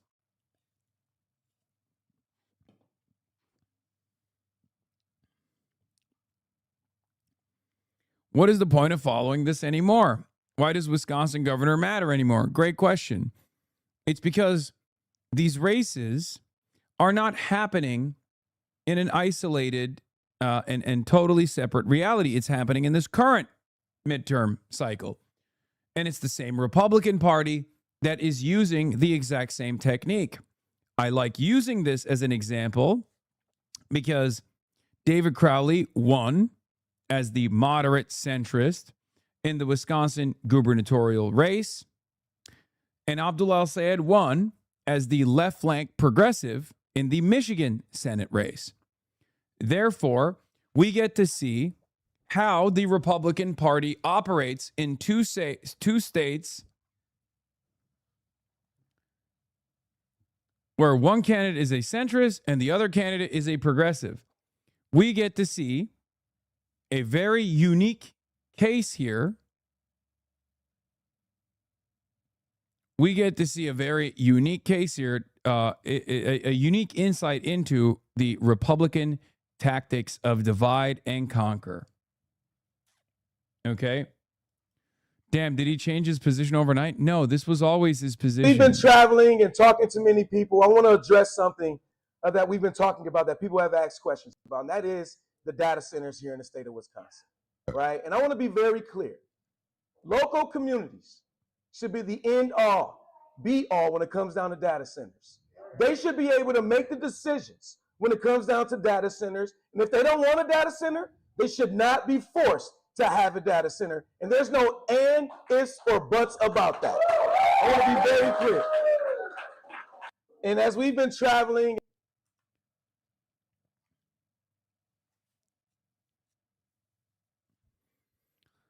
yeah. This is the Tom Tiffany position as well, for the record. Isn't that the status quo? Yes, it is the status quo. And yes, people are very upset at the status quo. But such is the nature of establishment Democrats. You're such a loser and Tectone is roasting you. You are all supporting a terrorist fuck. Dog, I think it's pretty embarrassing to come in here and openly admit that you're a Rape Tone fan. You should ask Rape Tone why he's not allowed to own a gun in the state of Texas for the next decade. Woke courts.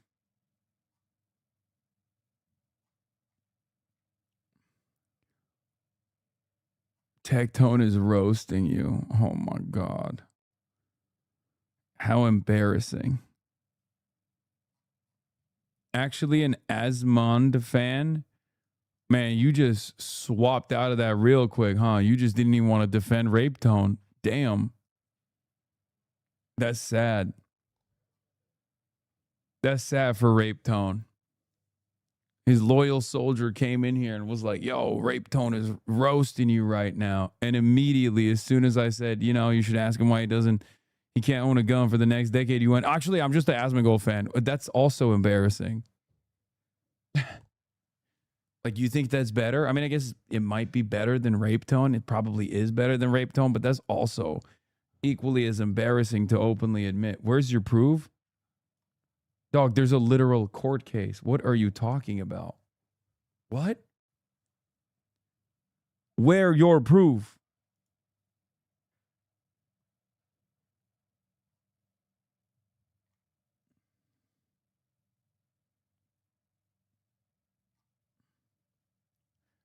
Where should I begin? Should I begin with Rape Tone or Rape Tone's dad?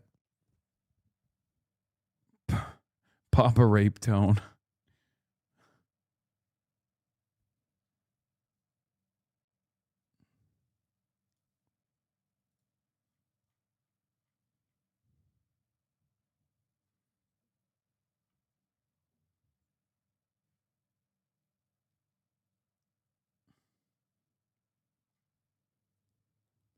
Even Asmongold backed away from Rape Tone? Wait, really?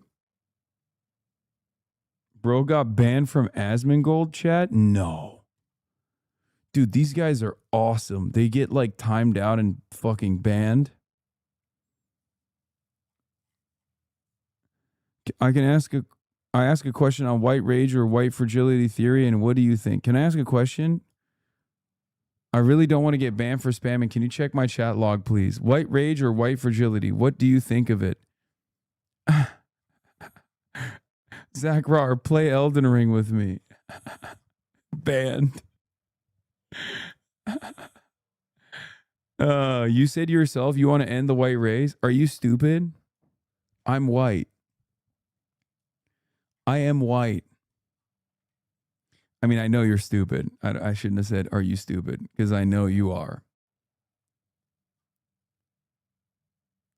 There's no such thing as white genocide. Okay? It's not real. There's no such thing as the Great Replacement. It's not real. I was joking about people who believe that. Do you understand?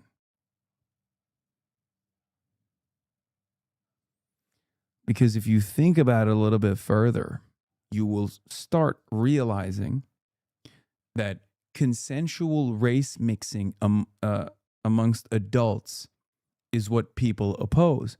That's precisely the reason why it used to be illegal in the United States of America. Now, you're a European guy, I assume. You must be, because you're an Asmongold fan. Okay? But back in the day, in the United States of America, it was illegal. There were miscegenation laws that made it illegal for non-whites and whites to get together, fall in love with one another, and have babies. Okay? All right?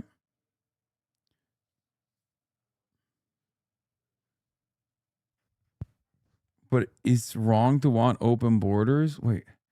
Do you understand the previous thing that I got through? Because you're moving away from it real quick. It kind of feels like you understand it now.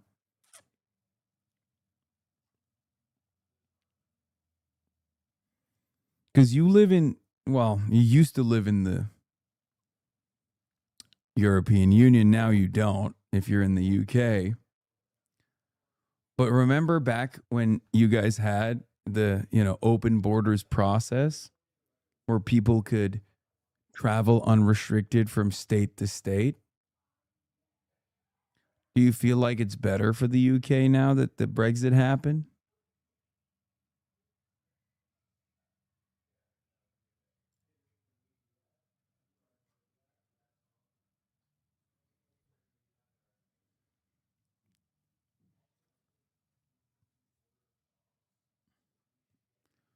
Bro, what if Scott Jennings becomes the new press secretary to avoid litigation? I don't think he's going to become press secretary. A Muslim Mississippi judge faces backlash over Muslim faith? What the fuck is this? municipal judge in a small town in the Delta is being scrutinized for her religious beliefs. The news has blown up on social media after she was appointed. Please don't measure the progress of black people or America at large through the lens of interracial relationships. Please and thank you. Take a day off and fat door. This is a, pro-miscegenation broadcast. You need to take your anti-miscegenation sentiment elsewhere. Yes, and Fentor famously is a black chatter who is for segregation. Bait avoided. We're moving on. 12 News political reporter Cameron Smith joins us. Cam, there's lots of noise circulating on social media. What can you tell us? Yeah, Jeremy, that's right. Asma Ali is an immigration attorney and has a law firm in Ridgeland. Since the news came out, some political leaders don't appear to be pleased with the news that she's appointed as a municipal court judge. I did speak with a law professor who outlines what the U.S. Constitution says about the town of Benoit's decision. The town of Benoit's new municipal court judge is sparking controversy online. There's been a lot of backlash against her. How is this? I'm sorry. Do people not have any shame whatsoever anymore where they're just straight up like, no, you can't have a judge who's Muslim, man? Wow. That's incredibly racist, dude. And also outright illegal. like this is, you cannot do this. Because some people don't think that Muslims should be judges. According to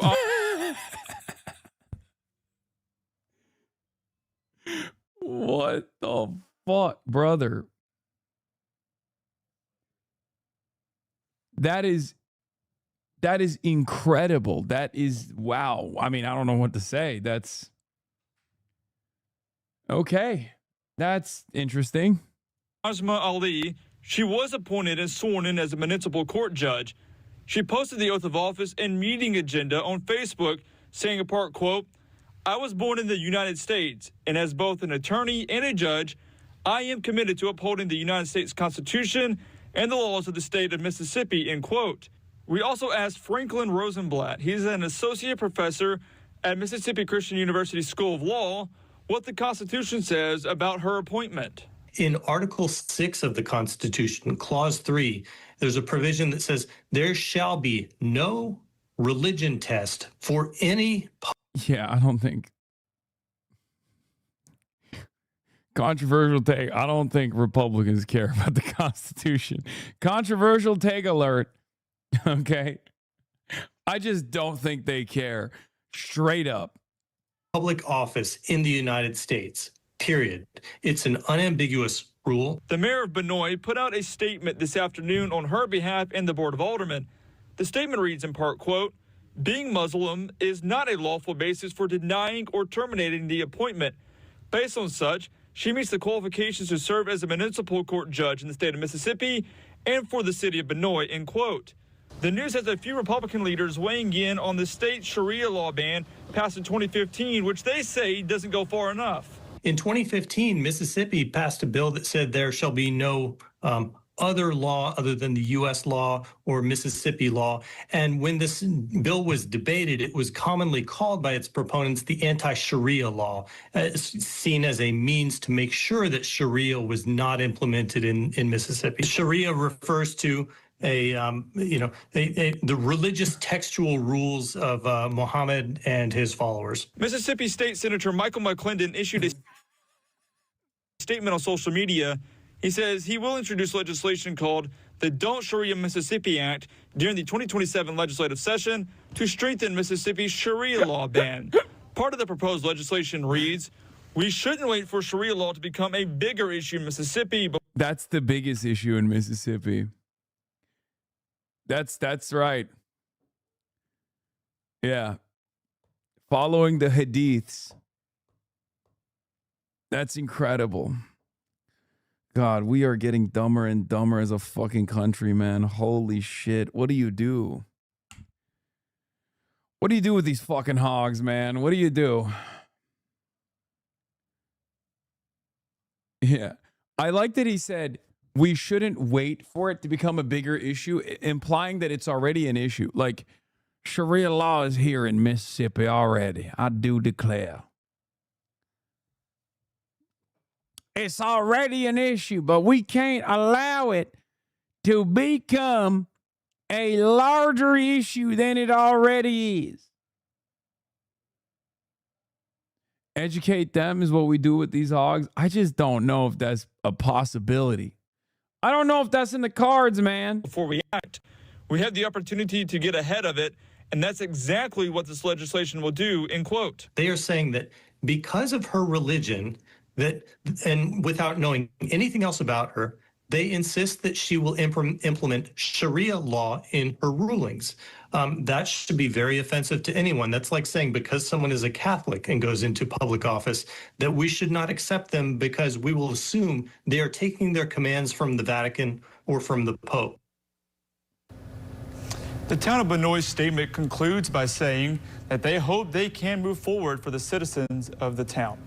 Some breaking news now after a long and emotional night at McKinney City Hall. City leaders gave the green light to plans for a new mosque, but not before hours of heated public comment. Child marriage, honor killings. Don't tell me it can't happen here. Fear and prejudice have no place in public policy or in Texas. McKinney City Council approves plan for mosque after divisive council meeting. God, this country, man. I mean, this is what you get after 25 years of Islamophobic propaganda, you know?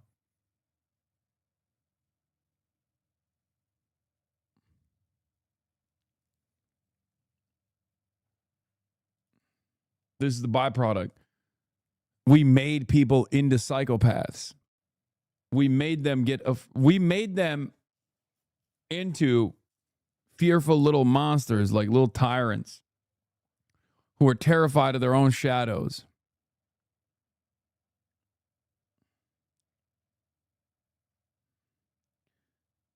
This is not the American way.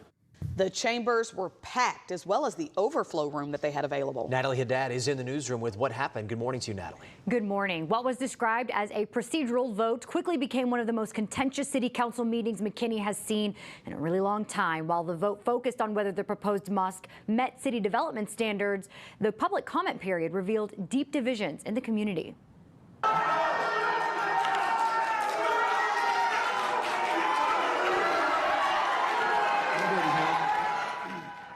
Yeah, more than 150 people signed up to speak during what city leaders called a procedural vote on whether the proposed mosque site plan met McKinney's development standards. The mosque would be built on a 5.5-acre plot along Virginia Parkway. Supporters and opponents packed the city council chambers with crowds spilling into overflow rooms and the hallways of City Hall.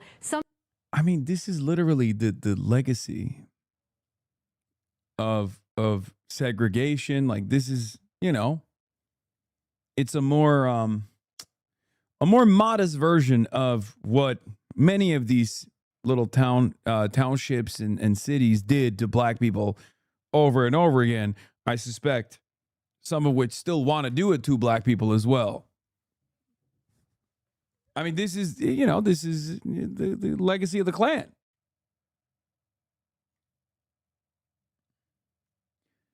It's also kind of crazy because like this is also the other side of the equation of like the Islamophobia to anti-Semitism equation that I talk about all the time. Like there's no world where there's a Jewish judge and then they bring up a big fuss. And then local news has to cover it, and then they go to like a local politician who's like, "Yeah, we can't let Talmudic law take over Mississippi." I mean, I'm sure some of them think that way. Make no mistake. I'm sure some of those guys in Mississippi probably also feel that way as well. It's just like there is the institutional permissibility of Islamophobia, and that does not exist for anti-Semitism. It shouldn't exist for either. Right? It should not be permissible.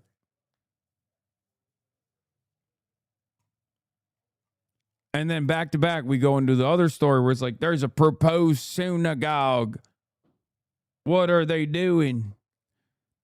What are they doing in the synagogue? Some speakers claimed the mosque would pose, quote, a serious threat to McKinney and America. Even former McKinney Mayor George Fuller was there. He served 8 years in office until earlier this summer. He spoke in support of the project. He was met with boos and called a traitor. Security even escorted him out after his remarks as a safety precaution.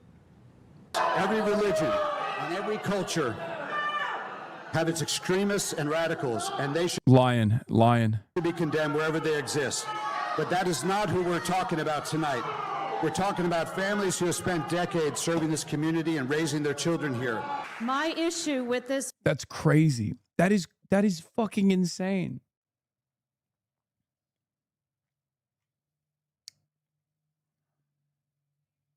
Mosque is not in it being a place of worship. It is that it may become a base where young men and women will Yeah, this is where the Klan went. By the way, it never died or got prosecuted. Oh, I know. be taught and trained to overthrow this great nation, a threat for which my forefathers fought with their own blood to build for the liberty of its citizens. City council members said while they approved the site plot plan, the conversation, quote, is not over. Dia? All right, Natalie, thank you for that.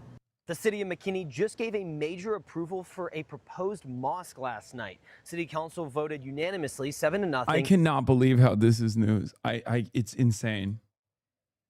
Are we dead ass? Yes, bro. Take a look at what America B is doing sometimes. It's good. It's good to like remember that this is also happening in the same country that we're a part of, you know?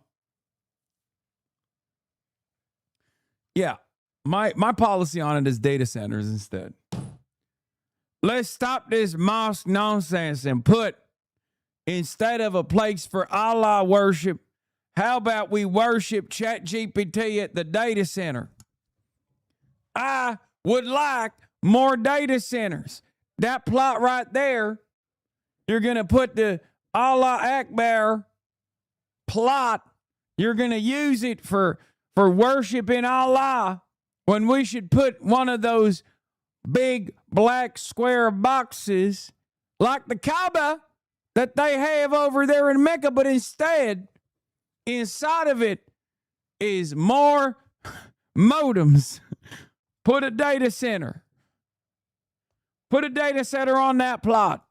To approve a site plan for the McKinney Islamic Association's new mosque. This was a very contentious meeting, more than 5.5 hours of public comment right here at City Hall behind me. The vote didn't happen until around 11:30 at night after all that public comment ended. McKinney residents were largely split on the issue, with many residents being against the mosque and many residents for the mosque. Ask any Muslim what the penalty is for leaving political Islam. It's death.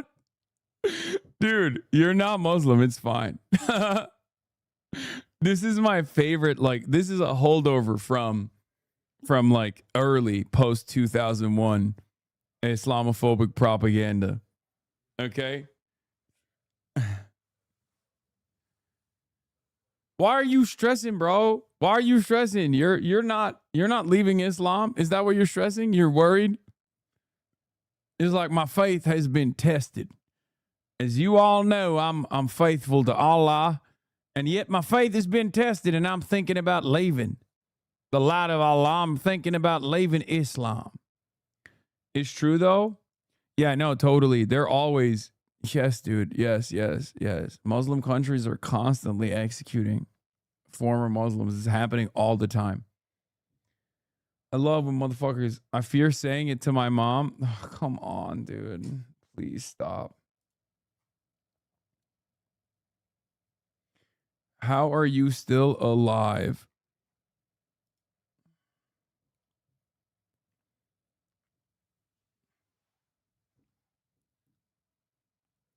I live near McKinney. The crazy thing is that nearby Plano and Frisco, as well as McKinney, we've had large populations of Muslims for decades. Mosques are already around our neighborhoods. There's one down the road from me. I'm white. We all went to public schools together. They're acting like a mosque being built is something new. They're only afraid of getting taken over because that's what evangelicals do. Yeah.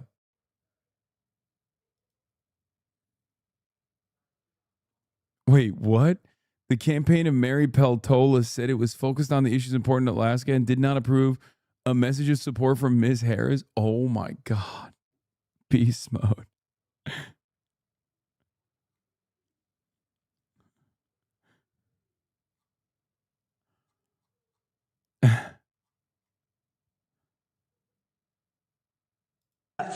I have any number of videos of imams in America, modern day America. Why do you have videos of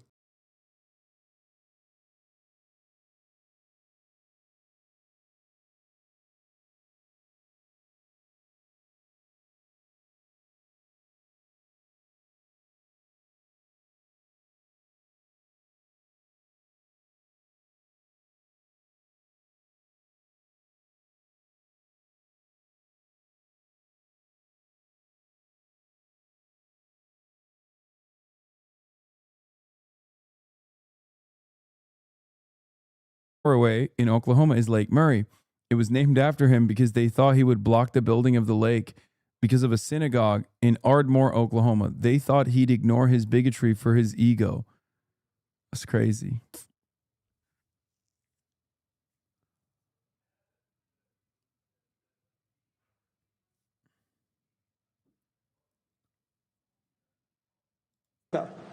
Preaching sedition, open sedition against the U.S. Constitution. Yes, every religion and every culture have its extremists and radicals, and they should be condemned wherever they exist. But that is not who we're talking about tonight. We're talking about families who have spent decades serving this community and raising their children here. City Council told residents this vote was procedural, and they were just voting to make sure that the proposed site plan fits within the city's ordinances. The McKinney Islamic Association says it wants to build a prayer area, gym, cafeteria, and other rooms for various uses at this new mosque. City officials did say there are still other plans that have to be reviewed before the mosque can be built, but this was a major step in that approval process.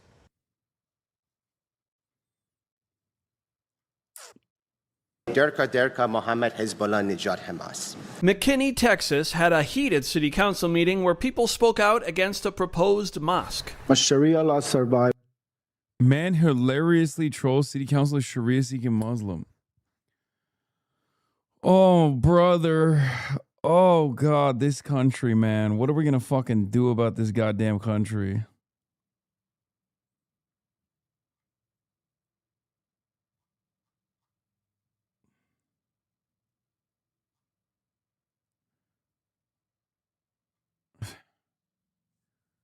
Of course, Daily Wire loves it. Yeah, wondering how Ben Shapiro would react if they were doing this for the potential building of a synagogue, and someone came in with like full, like Orthodox Jewish garb, and did like, you know, like in the same way that this guy's doing, I guess, like, you know, Muslim face or whatever you want to call it. If they were doing that, what would Ben Shapiro say? Oh, it's Daily. Wait, is this the Daily Caller? It's not the Daily Wire. My mistake. This is Tucker Carlson's joint, Daily Caller. And I'm here to tell you, this is a dangerous ideology you're allowing in their country. Of course, there were also liberals there to spout out trademark liberal catchphrases. We are a nation of immigrants and diversity, which was one of the best things about America. The melting pot is not a weakness, it is our greatest strength. And in the crowd was a man who calls himself Dr. Matt Rostami. But on that day, he looked a little bit different, and some in the crowd didn't seem to get the joke. Salam alaikum. My name is Mahdi Rostamizadeh Derka Derka Mohammed Hezbollah Nejad Hamas.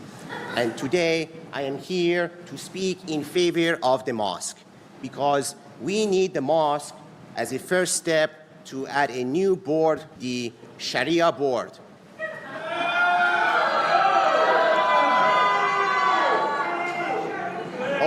Hold on. You haven't seen? You have not even? Like, do I get to reclaim my time or do they really boo me? Okay. So the Sharia board will have new implemented Sharia law rules through the mosque. So number one, we will have dress code. So all women that are overweight and obese will have to wear burqa. This, get your 10,000 steps a day, low carbs. You can figure it out. Number two, it also applies to the men. All men who are balding will have to wear turbans. Hold on. Okay, I'm good. So yes, that rule will stand. And once we have implemented that, we will change the United States Constitution with this mosque.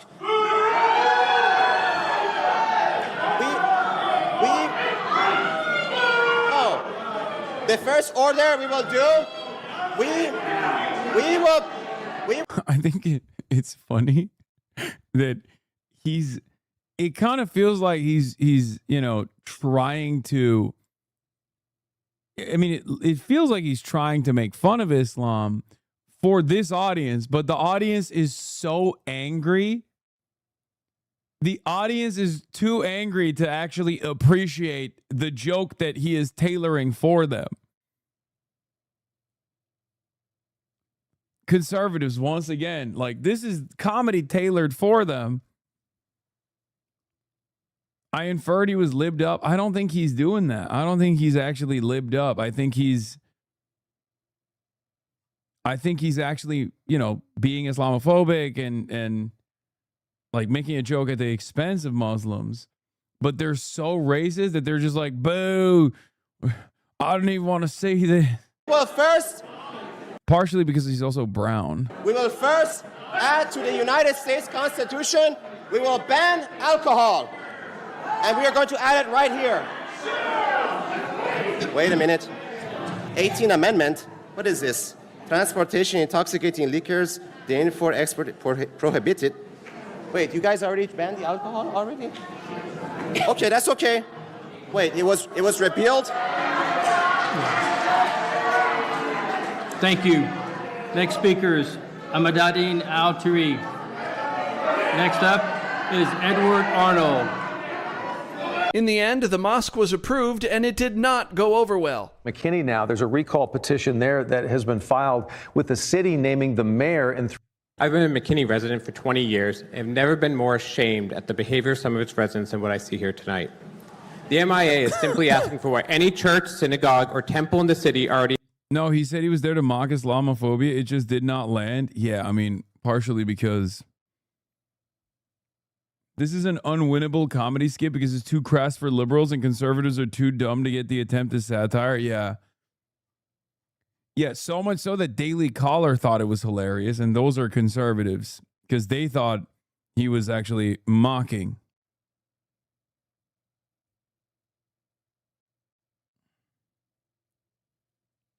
They thought, like, conservatives, at least some conservatives, thought it was funny because they thought he was mocking Muslims. He has the right to build a place of worship in compliance with our zoning laws and the Constitution of the United States. What we are seeing here is something else. We're seeing neighbors being told that their religion is incompatible with American values, despite the constitutional right to freedom of religion. We are seeing Islamophobic comments on social media. We are seeing a congressman using hate to con his voters into being afraid of their neighbors. This is about making people feel like they don't. First attack ad against Penn Paxton. This is Ken Paxton. Oh, dude, I love this story. God, Ken Paxton has so many insane stories like this. This is just the fucking tip of the iceberg. And this, but he also hasn't forgotten who took his. Hi, I'm Joe Joplin, and I endorse James Talarico for the United States Senate. Vote. Oh, God, Ken Paxton. What the fuck were the Republicans thinking, man? I genuinely feel like they're stress testing like how dumb Texans are. And honestly, I don't want to find out. I mean, we just watched the fucking, that was this region. This is Kent Paxton neighborhood, right? This is Kent Paxton town. The mosque issue is in what is this? The left is getting better at AI slop and is making the right nervous. He earns $153,000 a year and owns 15 homes. Nobody knows how, especially not him. How many of these can I claim as my primary residence? His employees respect him so much, 8 of them personally called the FBI. He fired. It's true. That is also true. God, he's so bad. Also, to be fair, this is AI slop ad, sure, but this unironically doesn't go the distance of what Republicans have been doing. Like, for example, when they, I'll never steal your pen. Nice. Okay, James. So here's what's crazy about this AI ad. Republicans go way harder. I mean, they put me in a fucking AI ad with like the Ayatollah. Like when Republicans do AI slop ads, they will just make James Tallarico do illegal shit. They'll just be like, James Tallarico's a pedophile. Here is him. Here's this AI ad that we made of James Tallarico with a child. Like they literally have no chill. Okay? They have zero chill. Like Republicans do not have any standards on this stuff until we make it illegal. They're gonna probably get worse and worse over it. So I'm just saying, like, 4. It only cost Texas $6 million. He united Texas so well that Republicans and Democrats voted together. Stop clapping, you fucking moron. To impeach him. He once held a press conference about his scandals. He answered 0 questions and set his personal best in the 40-yard dash. His wife filed for divorce on biblical grounds, so he honored America's 250th birthday in London, the country we specifically left. A Texas town asked him if they could pause the data centers. 6 months and $450,000 later, he's still deciding. He is the most corrupt politician in the world. I don't always need a lawyer, but when I do, even he votes for the other guy. Stay loyal, my friends. Dan?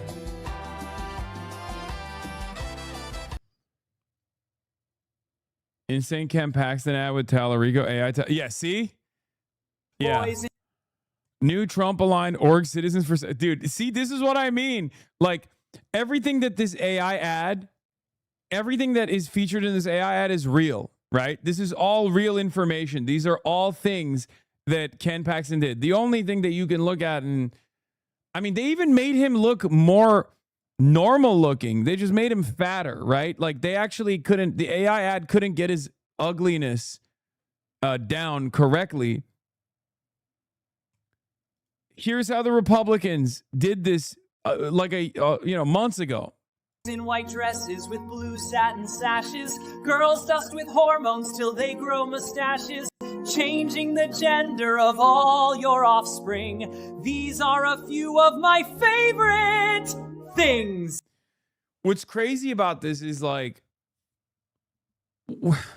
there are going to be Texans who think this is real.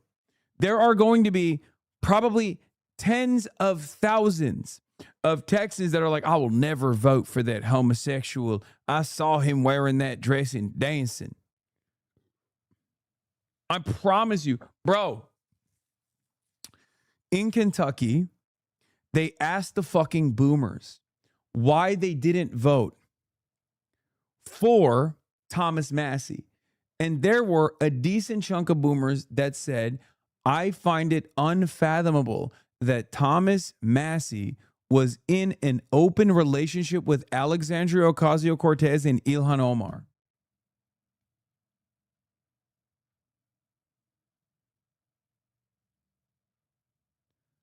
Like a significant percentage of people that voted in the fucking primaries against Thomas Massie, their own congressperson, their own Congress member for 14 fucking years. They voted against him because they thought he was in a relationship with AOC and Ilhan Omar.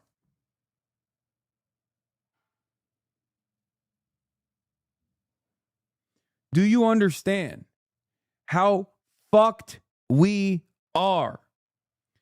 There are going to be, in this election, tens of thousands of Texans who will have seen this ad, okay, from the Trump-aligned org Citizens for Sanity, that are dropping a 6-figure ad buy in the Texas Senate race for this 15-second clip of AI-generated James Tallarico singing a trans kid's rendition of Favorite Things.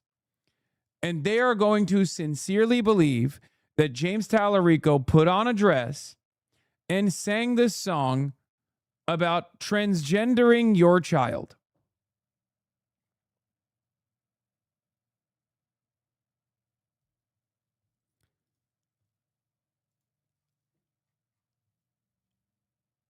Yeah. I mean, here, Abdul, 4,000 puppies and kittens killed under his watch.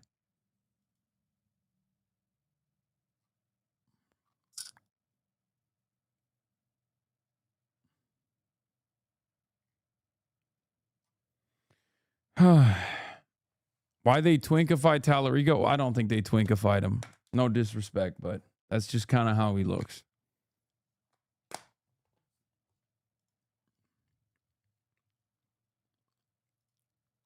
This is why we need more data centers. I just want to put it out there. I'm pro data center in my backyard, data center in my neighborhood.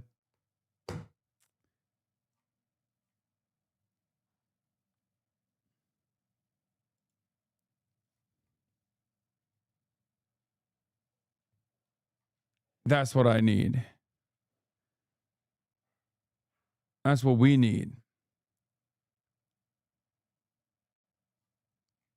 I hate thinking about that Clinton's quote. Republicans must have tested it if they're going to use it. Yes. Oh, yeah.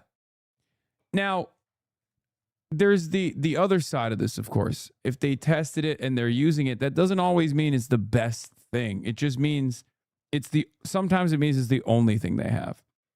So that doesn't necessarily mean it'll be successful. Unfortunately, in this case, though, I'm not exactly confident. I am not very confident that people will look at that and go, what the fuck is this insanity? There are a lot of people. Have you seen Kelly Loeffler looking very human? We're all ready, so. Okay. Administrator, we have some questions for you here at TikTok. What's going on, Mac? First of all, are you in the cabinet? Well, actually I am. After I had an incredible conversation with the president by phone. What the fuck? She looks like one of the Mass Effect aliens with a long neck. Also, from Michigan, trying to convert MAGA in-laws to Abdul. They're afraid of Sharia law. Is there anything I can do, or is the Islamophobia too much? It's never too much. No, you can always deal with that. Figure out what they're interested in. It could be data centers. It could be Medicare for all. And hammer on those points. It could be Israel. There's a lot of cross-party appeal with Abdul's platforms, Abdul's policy platform.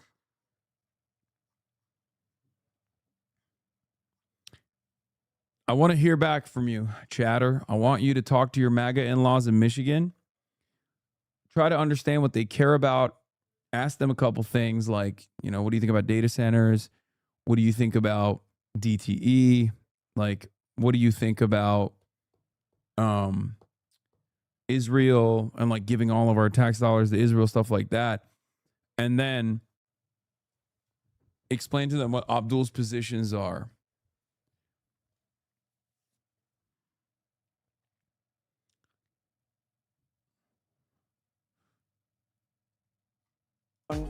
To become SBA administrator, he texted me and said, actually, you're going to be in the cabinet. That's a really big deal. And it is, because the SBA administrator. Remember when this lady was running for office in Georgia and she had to like dress down? Like she had to dress up like a hick? That was really funny. That was awesome. Isn't guaranteed a spot in the cabinet. But because President Trump knows that small business is big business, this is a cabinet spot now. What's your favorite thing about being small business administrator? Well, obviously being out with small businesses, whether I'm walking a factory floor with a small manufacturer or in a small family-owned generational restaurant, I can see the impact that the What's wrong? I don't understand. Why is she Slender Woman?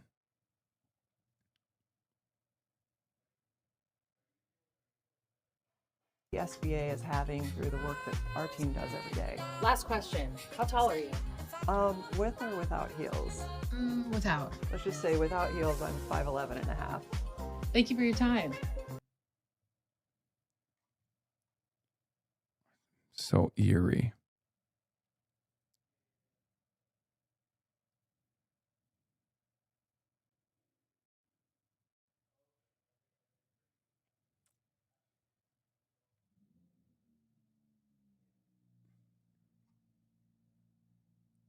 What's an upcoming race you got your eyes on? Florida. Angie Nixon for Senate, Elijah Manley for Florida 20, and Oliver Larkin for Florida 25.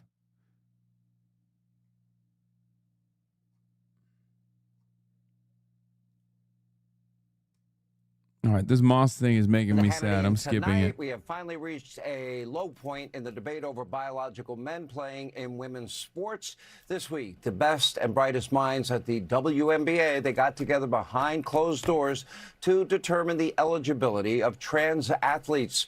Now, unfortunately, they just could not figure out an answer to one very important, critical question. What is a woman? Instead, they drafted a statement bashing fans. We're going to read that statement to you straight ahead. Also, notorious YouTube star and child entertainer Miss Rachel has some big feelings about our country. Not too good. She's now calling for reparations and endorsing communists for public office. You kids watching? We'll also hear from Nancy Grace on the big new twist in the Luigi Mangione case. And we're going to give Comrade Bill de Blasio one more shot. He's here. We're going to try and get his thoughts on the DSA-backed friends that are now leading his party. And at the very center of this so-called movement is a podcaster named Hassan Piker. Apparently grew up rich, lives in luxury, now pretends to be a communist. Now, Piker frequently says... Wait, if I'm pretending to be a communist, then no problem, right?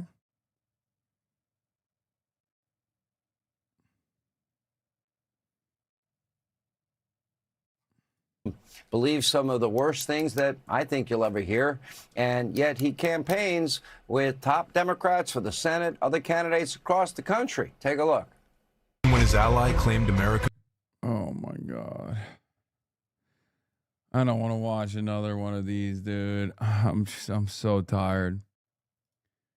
He's digging in, Scott Jennings is using new clips now. Yes, he's getting fed the clips from RNC. This is the Salem media attack. Don't worry. This week's pain.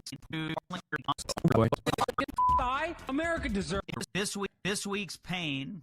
It brings me some pleasure to report to you that this week's pain belongs to the Democratic Party, and the pain comes in the name of the terminally online streamer called Hassan Piker. Coming for you, Scott. He is this wealthy socialist internet streamer who has spent years saying the most radical and offensive and politically toxic things imaginable. Hassan Piker has defended Hamas. Hamas is 1,000 times better than the fascist settler. Okay, see, these are truthful statements. It's not a defense of Hamas necessarily, but at least like he can add his seasoning onto it. But having said that, there's at least an element of the truth as opposed to the previous iteration. Colonial apartheid state. I stand by that. I'm a lesser evil voter, and therefore I would vote for Hamas over Israel every single time. He has expressed sympathy for violent extremists. Oh, you want to see a Houthi musical? Sure. These were the people that the Saudis were killing, by the way. Just so you know, these fucking musically gifted individuals. Yeah. Okay, I'm sorry. I need the money, guys. I'm gonna grab my food. He says America deserves 9/11. Get some mujahideen, a brave soldier, his eye hole with their. Isn't that how he lost his dumb I, America deserved 9/11, dude. I'm saying it. And he has built an online following by feeding young leftists a steady diet of anti-American poison. Dude, I love this music. It's like, it's so terrifying. You got to watch out for this guy. Dog, if Hezbollah is a terrorist organization, America is the top terrorist organization, which it is, by the way. America is the top dog in terrorism, and so is Israel.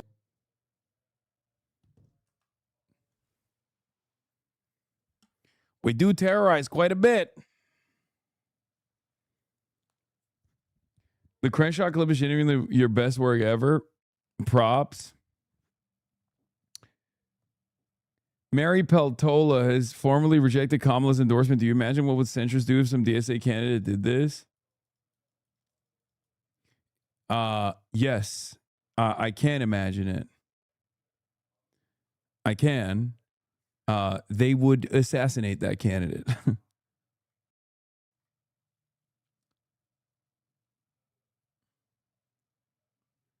Yeah, my point is I want us to stop. I want us to stop terrorizing other countries.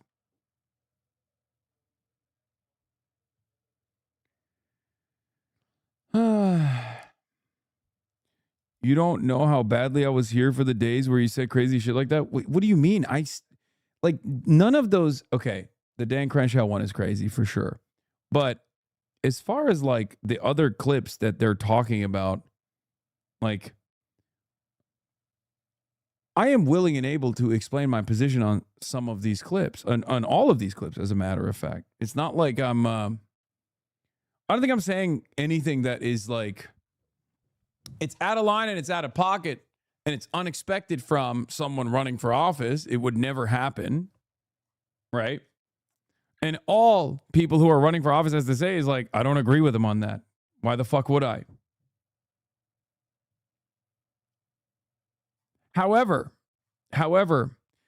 notice how he's being a little bit more careful with his clips this time around. Interesting. Anyway, we'll that one is I don't think that one is as defamatory as the previous one. The previous one is a grade A exhibition of like how to smear and slander and defame someone.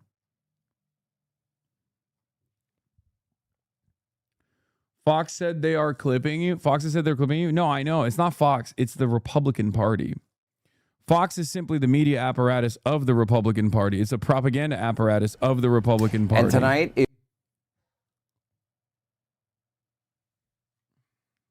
That's all it is. It's the RNC that's doing it. It's the Republican Party that is doing this. And they're going to continue doing Let's it. talk Which a little is part bit of the about reason why I wokeness. want to sue at least some of the more like some of the very clear-cut defamatory statements to cut the winds from their sails a little bit. Yeah, it was the Republican Senate Majority PAC that got that clip compilation and posted it. And what's interesting about the Republican Senate Majority PAC is it's not like they watched all of my VODs from years and years ago. I wonder where they got it from. I know where they got it from. I'm not going to say it. I think we all know who's feeding them the clips, which ironically enough is the establishment media is far more sensitive to litigation. Yeah, exactly. No. That's like the big part of the reason. So Jennings is on Salem.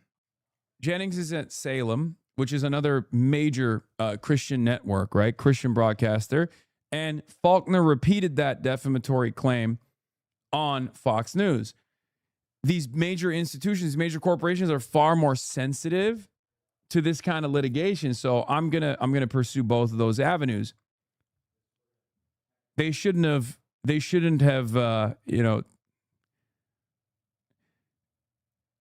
they probably should not have just leaned into random people sending them clips without actually, checking to make sure that those clips are correct or accurate before running on a fucking smear campaign like that. Wokeness it has come for Scott Jennings.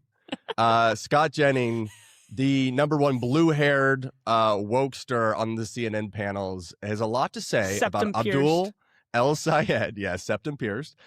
He has a lot to say about Abdul El Sayed and African Americans. Let's talk. Let's take a listen here. On top of these candidates, in their own words, their surrogates are just as bad, even worse, Surrogates. actually. Surrogate. We continue today our exploration of the radical socialist streamer, Hassan Piker. Now, he's Abdul El Sayed's best friend, and he campaigns for him all the time. And African Americans out there, within the sound of my voice, need to listen up, and you must listen. Yeah, dude, this part was also kind of funny. He's like, yeah, African Americans, you must listen up. Yeah, this guy's got, first of all, I mean, right off rip, it was just referring to black people as African Americans is a pretty clear-cut telltale sign. It's not as bad as saying blacks, right? Which is another thing that Republicans do all the time. But just like across the board, when a white guy says African Americans, you know exactly what's going on there. It's like, this is a person who is uncomfortable. Okay. Not exactly comfortable. It's not as bad. It's not as bad as blacks, which is like the worst of well, I mean, there's varying degrees of slurs, but check on second monitor. Oh yeah, I know. It's yeah, Stalkman and Sex Pestiny are trying to openly collaborate with Scott Jennings, who is literally slated to become Trump's press secretary, by the way. Liberals, guys. These guys present themselves as liberals, and they're openly collaborating with the guy who's in the running. Out of Kerry Lake, Spencer Pratt, Scott Jennings is one of the top three voices to be the next White House press secretary for the Trump administration. These guys claim to be liberals, by the way. And there are still fans in their communities that unironically believe that these guys are actually liberal voices. Okay? At some point, you got to give up on the grift, man. Just, we know what you are. We know what you're doing. Yeah, reposting Elon Musk's screeds about how I'm doing white genocide.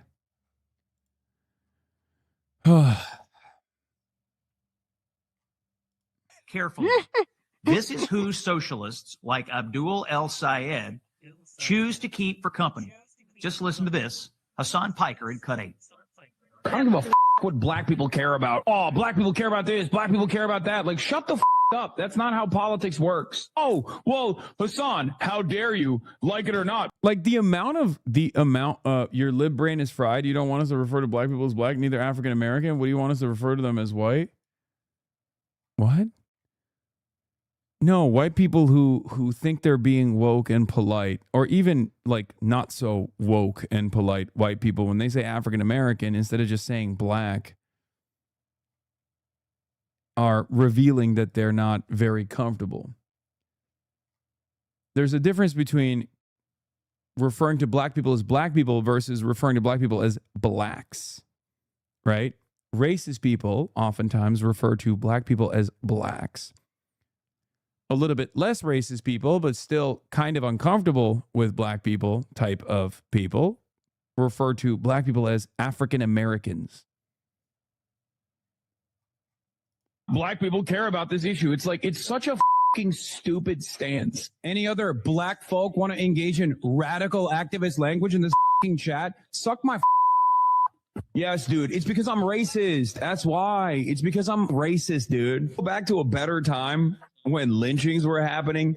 This is what I like as a black man. Are you always doing too much with black people? Leave them alone. I want to go back to lynching. Like, I get it, but relax. Man, shut the up, okay? You got me, okay? You got me, because I'm a racist person.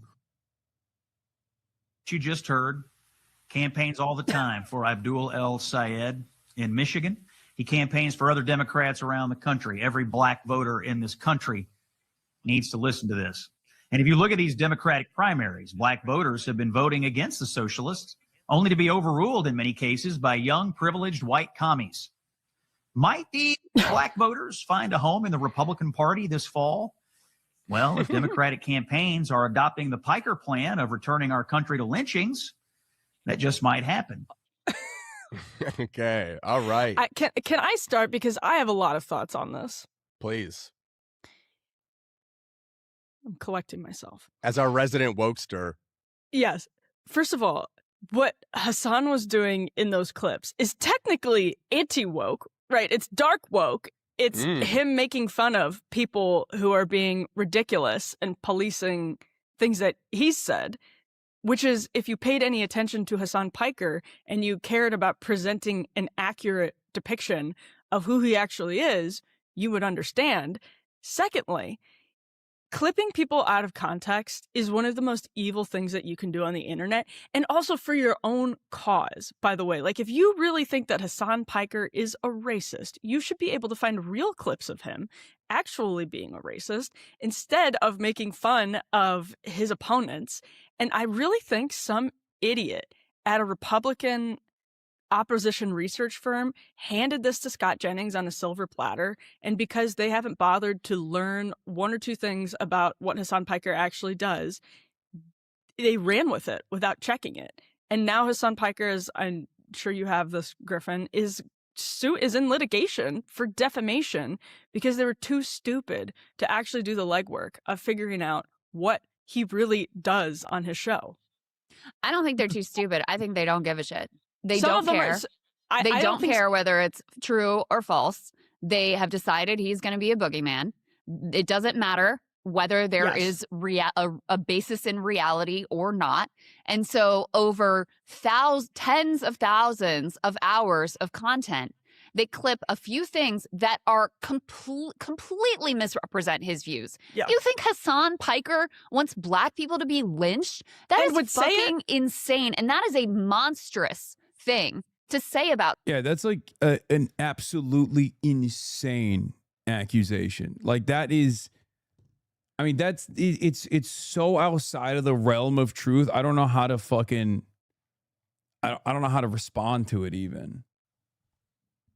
Yeah, it was either actual malice or reckless disregard for the truth, not stupidity. Yeah, no, it is. It is. Of course it's malicious. It's from the RNC. Someone, especially someone whose entire politics are deeply committed to equality and to human rights and to anti-racism. To do that is so sick. I am really glad that Hasan is going after him. Yeah, what's also wild about this conversation is, like, the first two clip compilations unironically come from someone who is right-wing, falsely claiming to speak for all black people and stating that all black people care about the border, like in defense of more aggressive immigration policies, especially at a time when we all know that the underlying motivation for the anti-immigration policies stems from white supremacist attitudes,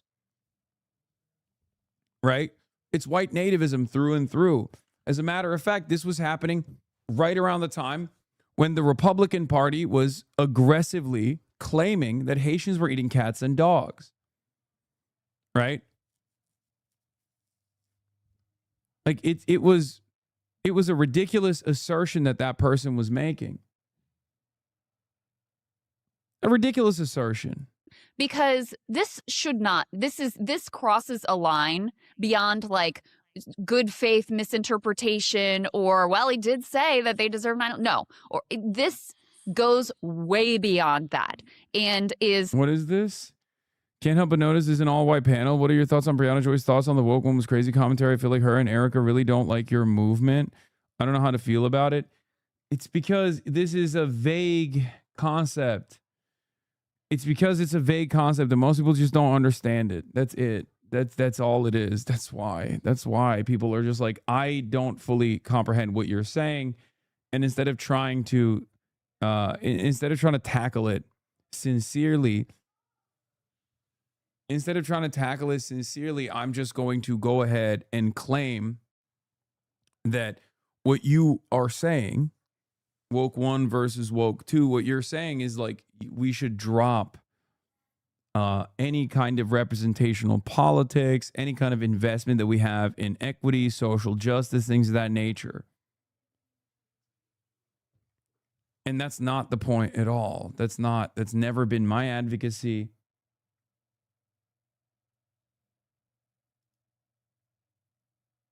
What? The actual clip of you is responding to a black Republican talking about repealing the 3 strike rule. Yes. And then he says the DAs are woke. I know what the actual Thoroughly clip is. We already watched disgusting. it. I don't care whether you love or hate Hasan Piker. Everyone, the way you did, Emily, should call it out. And, I don't think it's cute or funny. I think it's genuinely disgusting and monstrous and a fucking evil thing to do. It's evil. Don't you think that AOC and Zoran did that with their comments on defund, though? I talked about what Zoran was doing as far as like defund when he was running for office over and over again. He basically said, we're dropping the slogan, and then explain what the slogan actually is, and people liked it. Keeping the head counts the same. I've gone through this already. Lindsey Graham TTV is Friday Wins Gaming happening. I'm actually going to be ending the broadcast soon, as a matter of fact, after this video is over, because I have to film the film the pod. Well, and the only thing I Gaming wanted to add to Sunday. that is that I spend a lot of time with people on the right. They genuinely don't understand Hasan Piker, and some of them it's because they don't bother to, and some of them is because they're stupid, and some, you're right, Crystal, they just literally don't care. But they're going to care when they get a defamation lawsuit, and I think it's great that he's going after it, because he should. Yeah, well, like Scarborough, when he did his whole like unhinged, spittle-laden rant against Hasan, is like, oh, I've never watched him.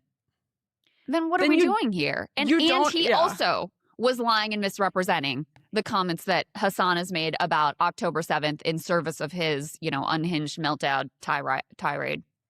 They fundamentally don't understand streaming. They don't understand when people are on for 8 hours a day. They're going back and forth, being sarcastic with the people that are throwing questions at them.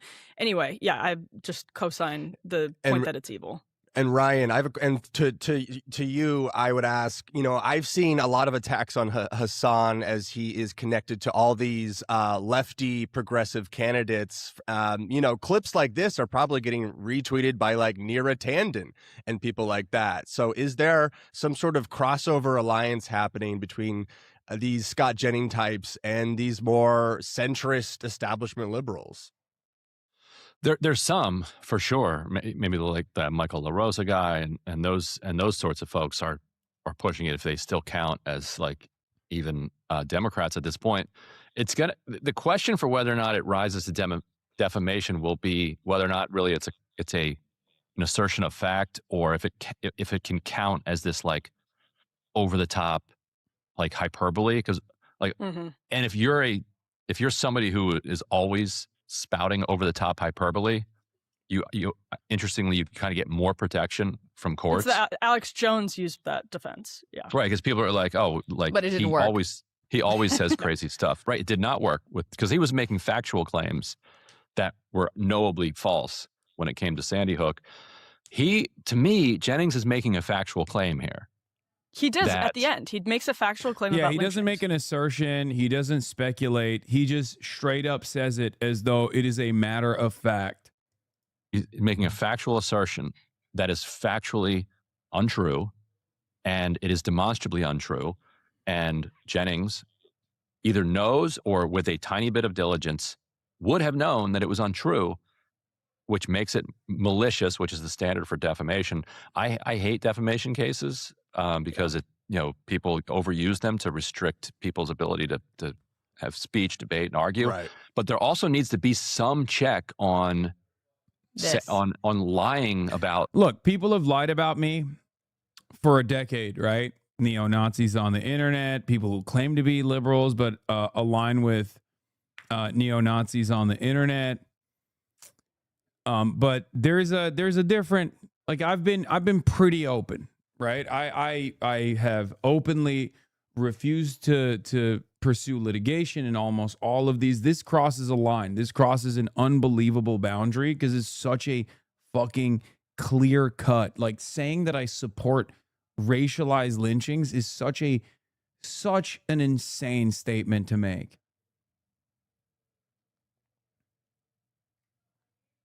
That, especially when paired up with the fact that this is coming from a major right-wing broadcaster, Salem, It's also been highlighted by Fox News. Harris Faulkner talked about it. She also made this claim as well. And not only that, but also the fact that it's actually circulating, or it's originating from the RNC, the Republican Senate campaign. Like the Republican Party's midterm strategy is directly connected to this. I think it's certainly a bridge too far. I have to do something about it. On affirmatively lying about people in such a dangerous way. If you don't like what he says, like criticize what he says, but don't fabricate things that he never said and then condemn him for that in a way that then gets circulated and is like genuinely dangerous and also just corrosive of like the idea of public debate. So yeah, I hope he does go forward with this, and Jennings has to like think about like and people in the future have to say, because we're in this space, and Hasan has made this point that we have two standards for what's allowable in conversation. If you are supportive of Israel in general, you can say whatever you want about people who are critics of Israel. Doesn't have to be true, can be completely blatantly false. And that is the norm that is allowed within our current media structure. That's changing. And as it changes, like this could be one of the things that forces a change where people like Scott Jennings, who is literally working for a radio station, radio network, whose chief strategy officer, Brad Parscale, is a registered agent for the Israeli government. Yeah. Like, and has gotten specifically for this $50 million. $50 million just for Salem and just for training AI, training websites that are specifically designed to make AI more pro-Israel. That's the program he was on is under the guidance of an Israeli agent. And if those folks have to check themselves a little bit and think, oh, wait, I actually have to pay attention to what I'm saying here, and it has to have some basis in fact or truth, then I think that's a good thing. And we have to get to that place. There's this world where one side can just lie all the time and the other side says true things and gets raked over the coals for it is unsustainable.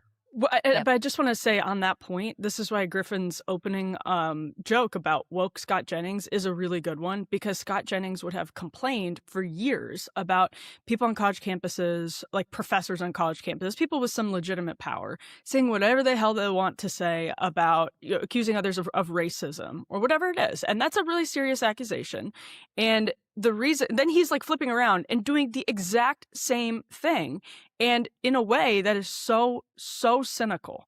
It's just like completely undermines any credibility that anyone ever wanted to have.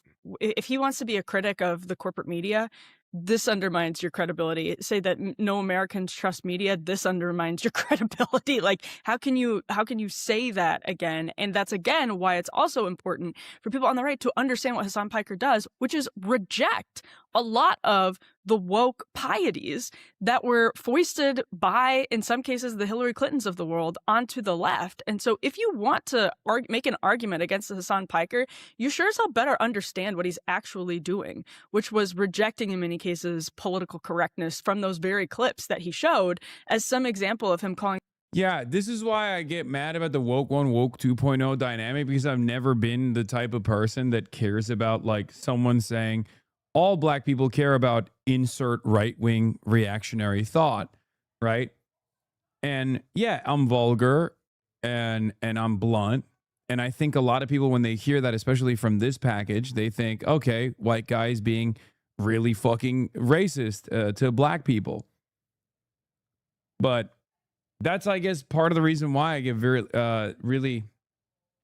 That's why I'm the warrior of, I guess, quote unquote woke 2.0, because that is literally the weaponization of identity to justify two ideas. Number one, black people are monolithic, and two, black people believe as a monolithic force very right-wing, very reactionary things, when that's not the case at all. And if you, of course, scour through the quotes on the Snopes.com article, you very quickly find out I'm actually addressing all of those other things as well, but they clip it to completely reduce its context to me just going, I don't care about black people. Right? If you keep talking about this issue, you're going to cook your legal case just like Ethan cooked his by talking about it. Wait, what? No. For lynchings, like it is just based on a willful misunderstanding. In some cases, Crystal, I think you're totally correct. It is cynical. They don't care. But again, a defamation lawsuit does make you, to Ryan's point, have to think about it and exert a modicum of care. Yeah. And I'll just say to the liberals who think this is great, or they're going to quietly be happy about it because they want to make Hasan a boogeyman just as much as the right does, if not more, because it's more directly existential to them right now and their grip on the party. Like, if you think the right views you any differently, you are so delusional. They think you're all communists. They think you're all socialists. They think you're all, most importantly, obstacles to their own power. They will not hesitate to use these very same disgusting, shameful tactics against you. So get it together. Let's focus, people. Let's focus on what is, more important here. And, and again, this shouldn't be a left-right thing, because this could literally be done to absolutely everyone, which is why I've defended many people that I vociferously disagree with when they have been smeared or canceled and things have been done to them that I thought were, unfair and unjust. Well, speaking of people who are focused, Jill Biden's ex-staffer, Michael LaRosa, former guest on this program, is continuing the tirade against AES and seems tangentially also related to Hasan. Let's take a listen to him on Fox News. I want the Democrats to win. I think they're going to win the Senate. I think they're going to win the House. I want Chuck Schumer and Brian Schatz to be the next majority leaders. I want to do it without. And that can be done. But this isn't what I signed up for. Totenkopf and SS and defending it, and then defending Hasan Piker is just not the leader of my. I love that. I love that he goes Grand Platinum, Totenkopf, SS, acting as though Abdul defended that. He didn't, and then he just sneaks me into the conversation like me. My situation is the same as like having a Totenkopf tattoo. What a psychotic thing to say. Party. And it's okay for Democrats to say that. My old boss, Chris Matthews, was on TV this morning saying Democrats just need to do the hard part for politicians, which is sometimes standing up to your friends. Wow. Okay. A few I like things how it here says now solar eclipse in Europe on the screen. Quite an eclipse. Don't look directly at LaRosa. You need some snippet from the Estate interview. After my experience hands-on with some of these campaigns all around the country, I have begun to realize something. A big part of the reason why the Democrats never have a bold vision or an agenda is because they have the easiest time hitting the electability argument in the primary and then the harm reduction argument in the general. And that's the reason why Chuck Schumer's popularity is in the gutter. That's the reason why Hakeem Jeffries is not nationally popular either. And that's because people wanted more. People wanted the Democrats to fight back. They wanted Democrats to represent them, and they lost confidence in the party. I want to untangle what you just said. Like, what the argument you're making is, and I think it's a true one, honestly, is that in the primaries, it's about the scary left and how unelectable they are. And then the general, it's, hey, we're better than these Republicans. And at no point to your argument is that really an argument for what they will provide people. At no point is that an argument that centers voters and their concerns, that there is a struggle independently for the moderate establishment lane to speak to the reasons of why Trumpism exists in the first place. Yeah, and they have no answer for this, and yet we've had an answer for this even before Trumpism became a thing. And that's my argument. We've had the same exact answer since the 90s. We've had the same exact answer since the ironic third-way neoliberal pivot under Bill Clinton, welfare reform, NAFTA. Trumpism in some respects, even down to the white nativist anti-immigrant agenda, is hearkening back to like the 90s Democratic Party.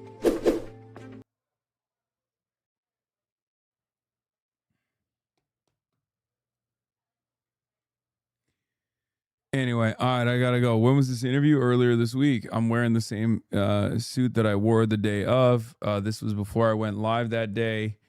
That's all I got for today, though, folks. Only 6 hours. Apologies for that.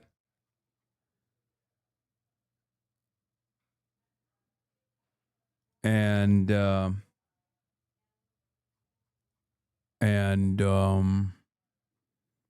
gotta go. I have to go. I'll be back tomorrow, and we'll have some more fun. We'll have some more fun tomorrow.